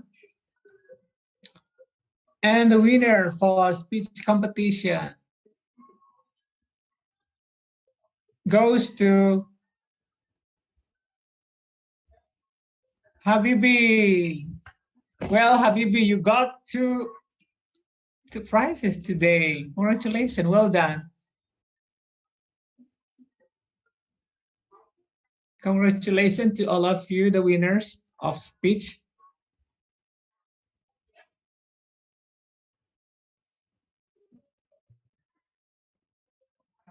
Thank you, sir. Thank you very much.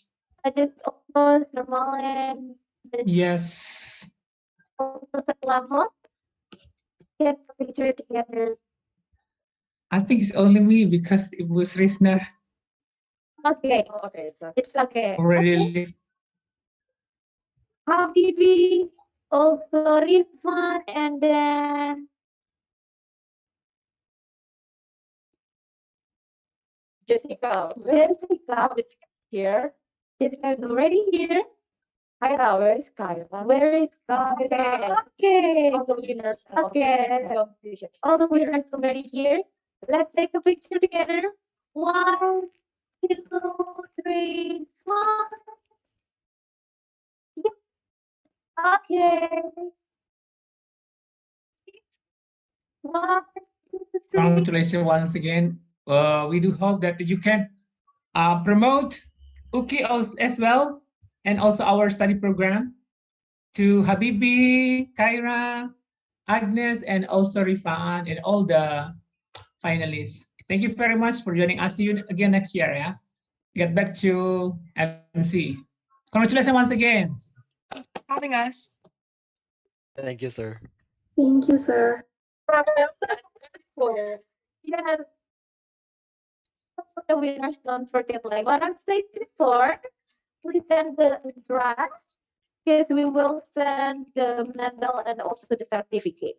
Okay, and now we would like to listen comments or how can I say that? Maybe for Habibi, the winners also Yes. please give some remarks like that. How do you feel? Like say you all the things so you can do this competition. Two categories alone. Kami share. Okay, Habibi, time is yours. Am I audible? Yes, of course. Okay.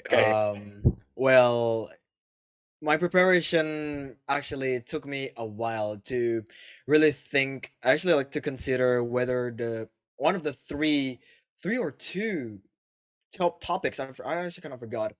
Like which one would I pick for my final part? In terms of the preliminary, well, I did have an idea already when I see the themes in the first place. So I have my, like some type of pictures, like what I want to deliver later in the preliminary round. But for the final, it was different. I didn't have any picture. What would I bring? So I had to do a little bit of research again. I had to think about, whether or not I should bring up mental health, gender equity, or I should talk about the tolerance and pluralism. It took me a while to consider that, and also making the script. It took me a while as well. It took me like 5 hours to make the script itself, and also do some research and etc etc. But yeah, overall, I would like to thank everyone here. I would like to thank all of the judges. I would like to thank all the committees for holding up this competition in the first place. And also, if you guys want to follow me, it's just an FYI. I have an Instagram called Habibi Fawzan 19, and I think that's all. Thank you.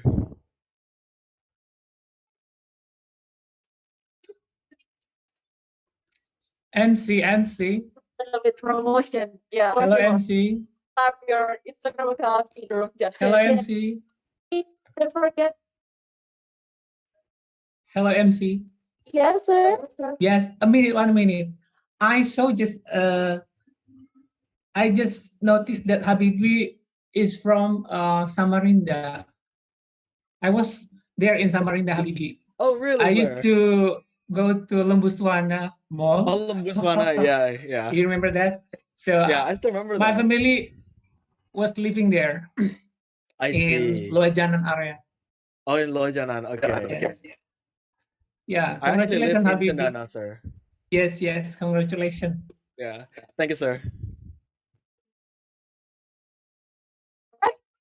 Give a big applause to Habibi. Yes, Thank you, MC. do some promotion for his Instagram. Don't forget to follow our Instagram account. You can check it out at ilsa.cookie. And all the comments and I have to topic. If you guys want to have some little promotion, you guys can text it or chat on group chat. Group chat, yes, of course. And then what okay, so the last one is announcement. Winner announcement for musical poetry. Yes, and musical poetry winner will be delivered by Miss Todora. For Miss Todora, time is yours. Oh, sorry. Sorry. Delivered by Sir Parlin. For Sir Parlin, time is yours. Well, am I audible, ladies and gentlemen? Yes, of course, sir. Okay.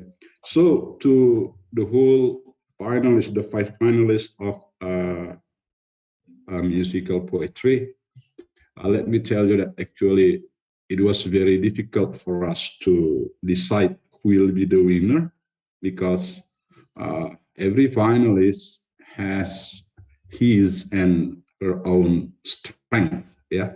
However, we should decide it, but you should underline that actually everybody is the winner. All right. So I'll start announcing the favorite winner. So ladies and gentlemen, the favorite winner goes to Mr. Putu Daniswara Krishna Marjaya. Congratulations, Mr. Putu. Okay, now the second runner-up goes to Miss Amy. Congratulations, Amy. I love your gamelan music. That's very, very interesting and yeah. I hope you can keep on doing, practicing, and make your skills in using that music better. And now, the first winner, sorry, the first runner-up goes to Andrea Sophie Manurung. Congratulations, Miss Andrea. And finally, ladies and gentlemen, the winner is Grace Victoria Poo.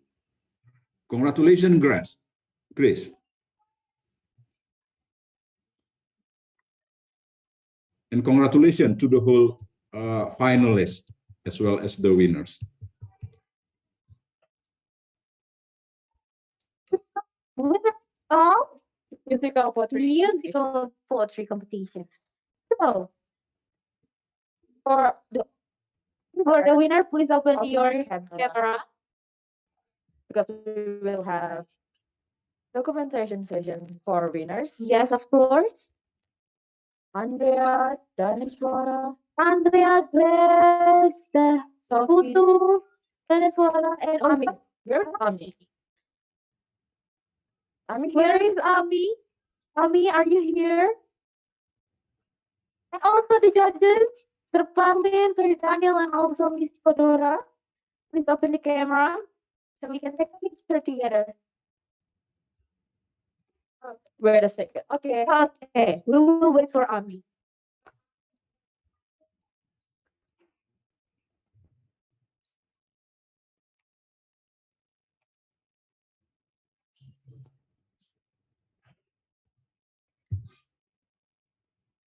Okay, what about the judge, Sir Daniel? Is Sir Daniel here? Oh, okay. Sir Daniel's not here. Okay, can we take a picture now? Or should we wait for Ami? Ami? I mean, you don't need to bring your gamelan now.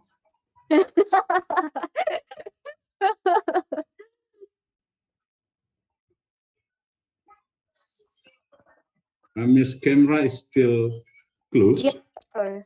I think there's a problem with her camera, so we can take a picture now. So please smile, please. 1, 2, 3, smile. Okay, one more. 1, 2, 3, smile. Okay, give a big applause to the winner. Yeah, for the winners, don't forget to put your address in our WhatsApp group so we can send you the gold medal and then bronze And then and silver one, don't forget. And also now we will ask who's the first winner, Misha. the first winner in here is wait, hold on. Who's the first winner? Come with it. Oh, Here. okay, one more turn. So the winner, all the winners of musical poetry, then the judges vote. And then the judges also. Please open your camera one Open more your time. camera. Okay.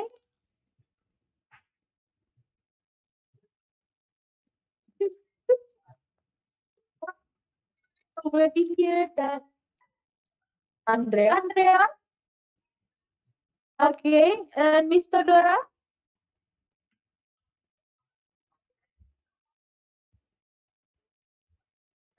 Okay. Let's take a picture again. One more time because Ami is already here. 1, 2, 3. Please. Time.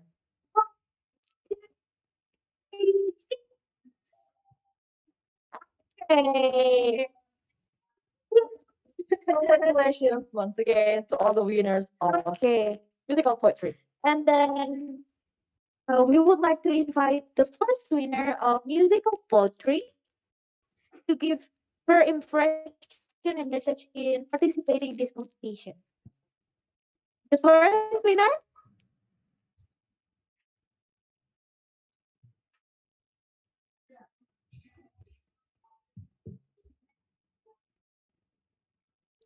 Grace. Grace. The first winner, Grace.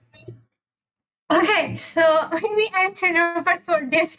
Actually, I don't know what to say, and I didn't expect to be here because my pre-elimination was so hectic.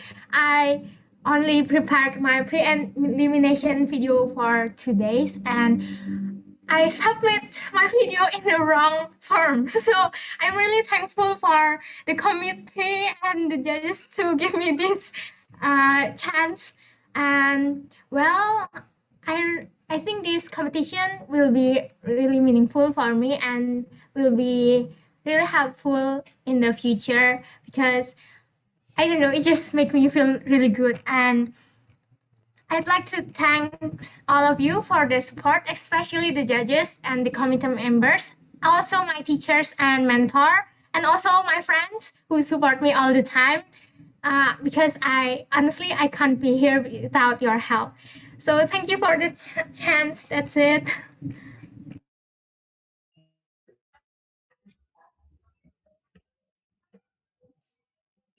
A little bit shaky right now because she's look. She's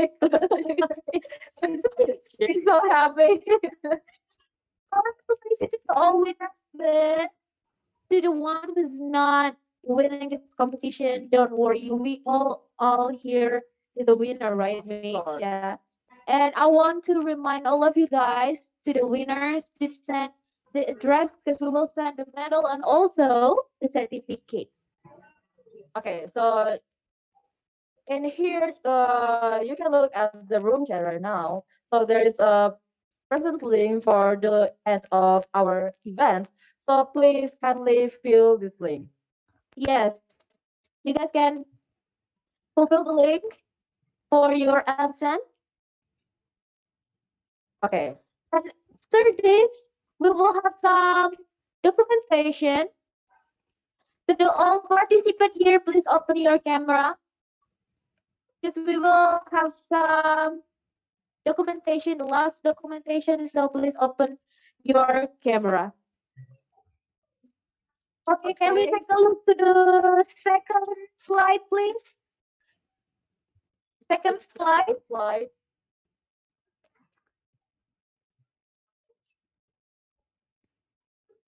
Okay. Okay, we will Take a picture take a picture. Okay? for the first slide. For the first slide.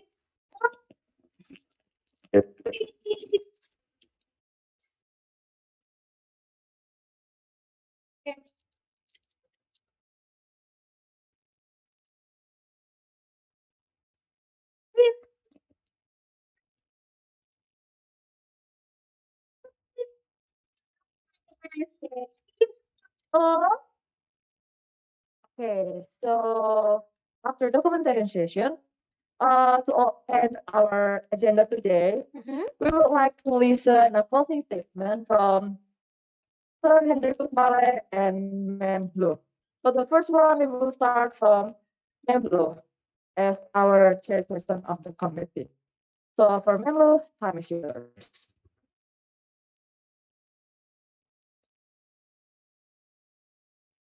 Okay, there is a request that I should open the mask. Please wait for a moment. Just allow me to open my mask for a while.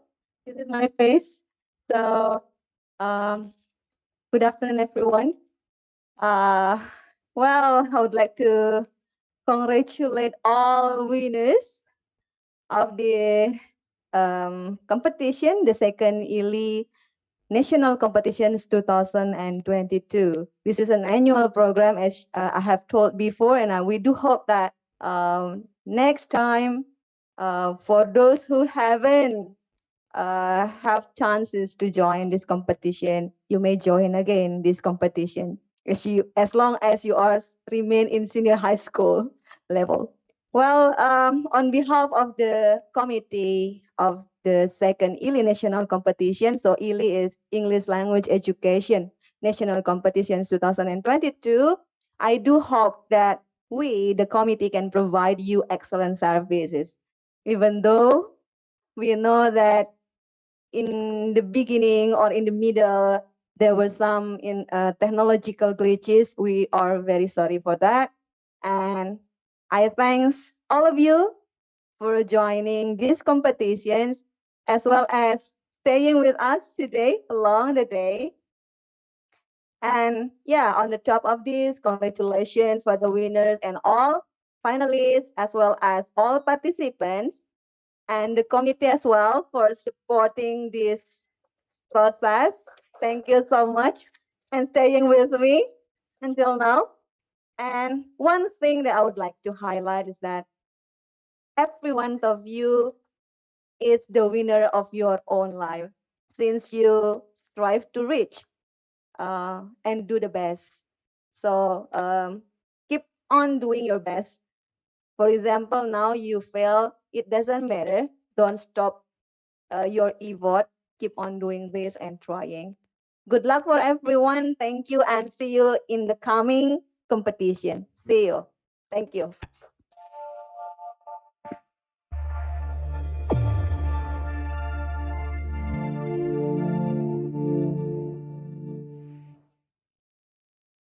Okay, thank you, Memlo, for the closing statement. And now, after Memlo, we would like to listen the closing statement from Sir Henrico Smale. So for Sir Henrico, time is yours. Right. Thank you very much to all the committees, especially to Ibu Lu as the chairperson.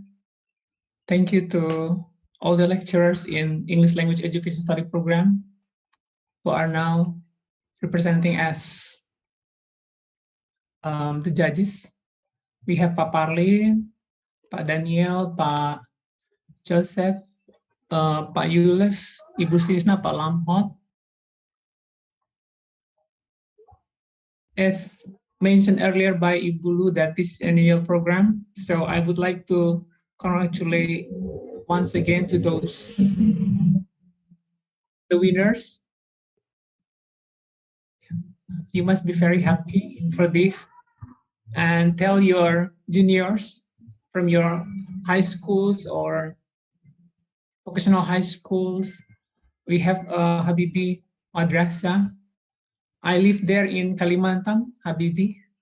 I'm so happy to see Kalimantan in Samarinda.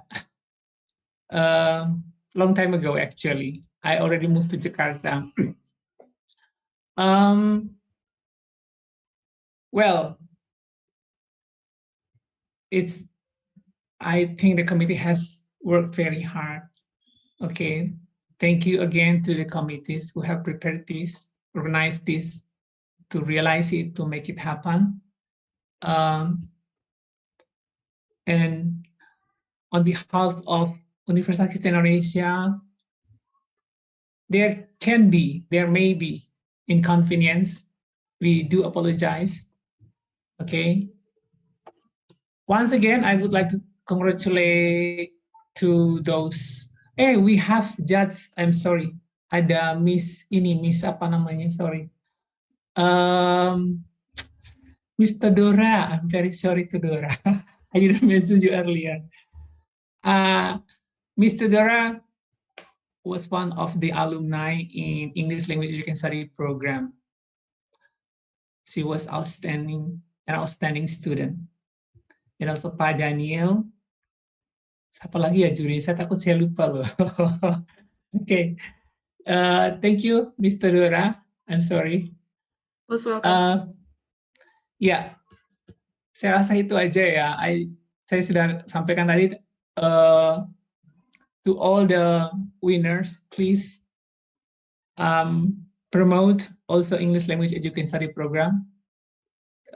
We already got our excellent or outstanding ya akreditasi unggul from BAN-PT, National Higher Education Agency, and also we just got from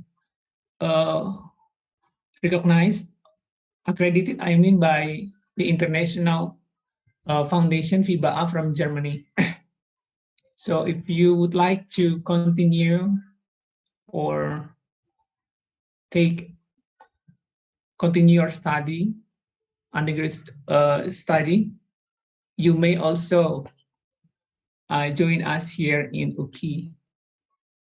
Again, thank you very much to committee and all the participants and all the judges, and to UKI.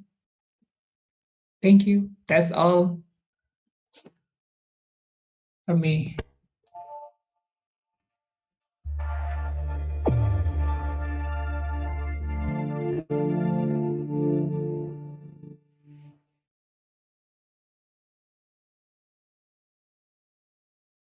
Okay, thank you so much, Sir Male, for the closing statement. Thank you for all the finalists, and congratulations to the winners.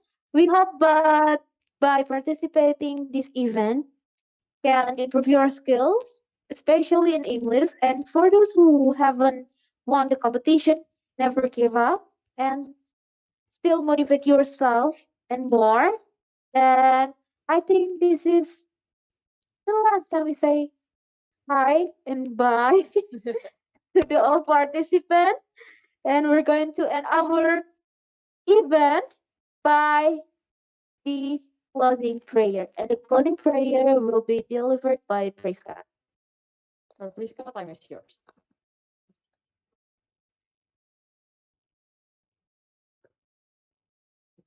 Okay, before we end our event today, it will be better if we close this event with the prayer. And I will bring the prayer according to Christian. You guys can adjust the prayer based on your respective belief. And pray begin. Our Father in heaven, thank you, God. Thank you for your blessing on us today so we can participate the second ELE National Competition 2022 to the end of the day. Hopefully, God, whatever the result, we believe we did our best for ourselves. Hopefully, the early national competition can be a place for them to develop their talents. In Jesus' name we pray. Amen.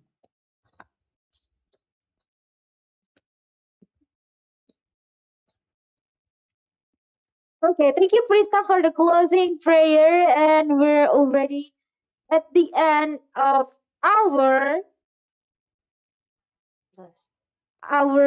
Second international competition, 2022. yes, of course. And I want to remind all of the participants to not leave the group because the committee will send the certificate and also the medal to the winners. And please send the address to the winner.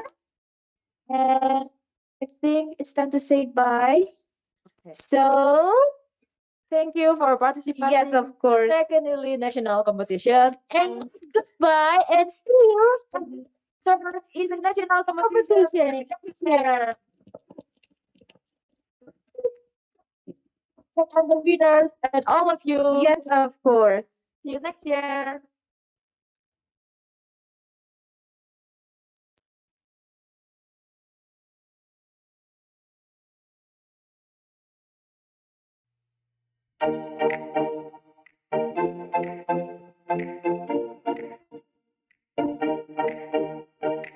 Sambut hari baru dengan semangat. Jangan takut maju, wahai sahabat.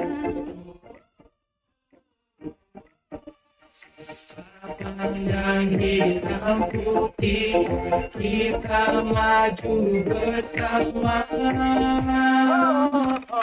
Uki hebat, uki hebat, uki hebat, uki hebat, uki hebat, uki hebat, uki hebat, uki hebat.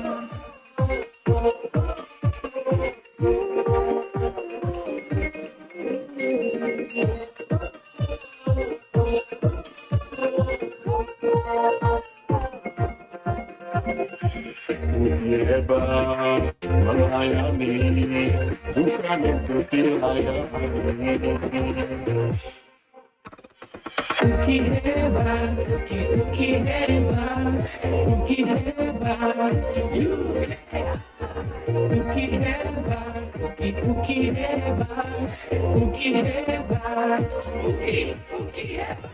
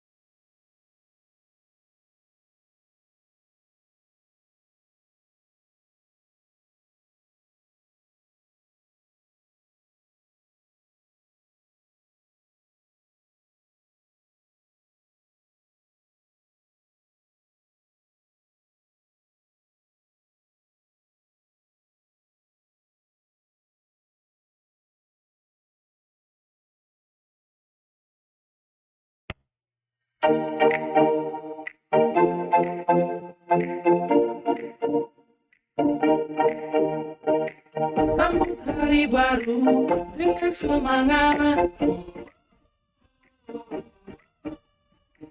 Jangan takut maju, wahai sahabat.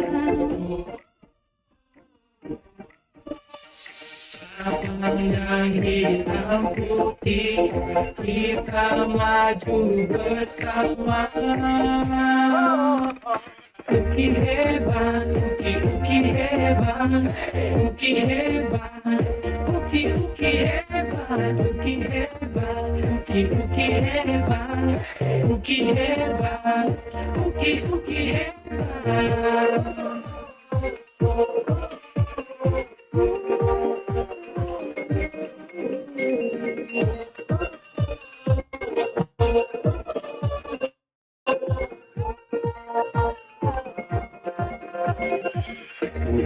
hebat melayani, bukan untuk dilayani. Uki hebat, uki hebat, uki hebat, you uki hebat, uki hebat, uki hebat, uki hebat.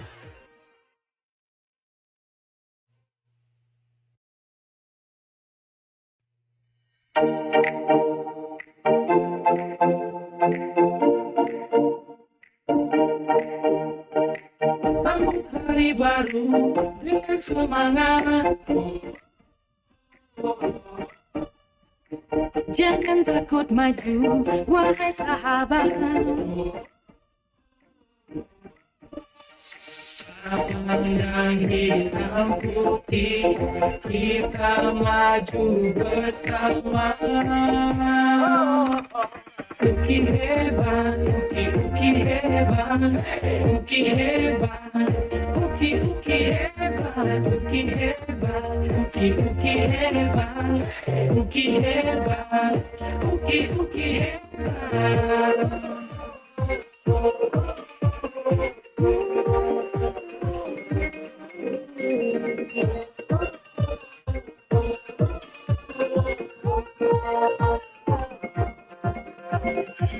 Uki hebat melayani, bukan untuk dilayani.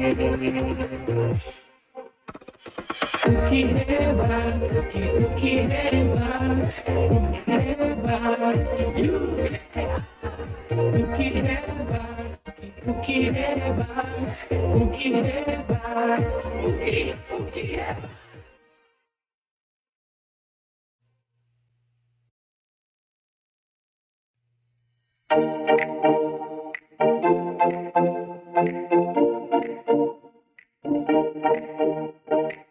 Sambut hari baru, semangat. Jangan takut maju, wahai sahabat. Pandang hitam putih, kita maju bersama. Uki hebat, uki hebat, uki hebat, uki hebat, uki hebat, uki hebat, uki hebat, uki hebat.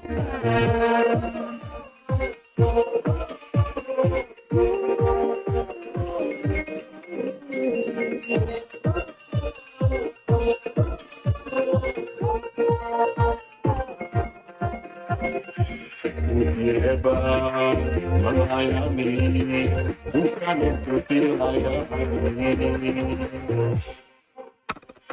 Uki hebat, uki hebat, uki hebat, you uki hebat, uki hebat, uki hebat, uki hebat.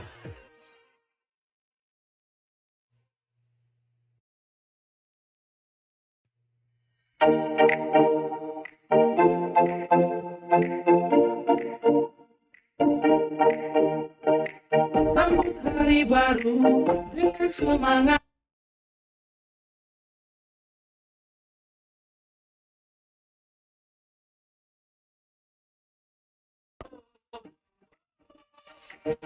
Pandang hitam putih, kita maju bersama. Uki hebat, uki hebat, uki hebat, uki hebat, uki hebat, uki hebat, uki hebat, uki hebat.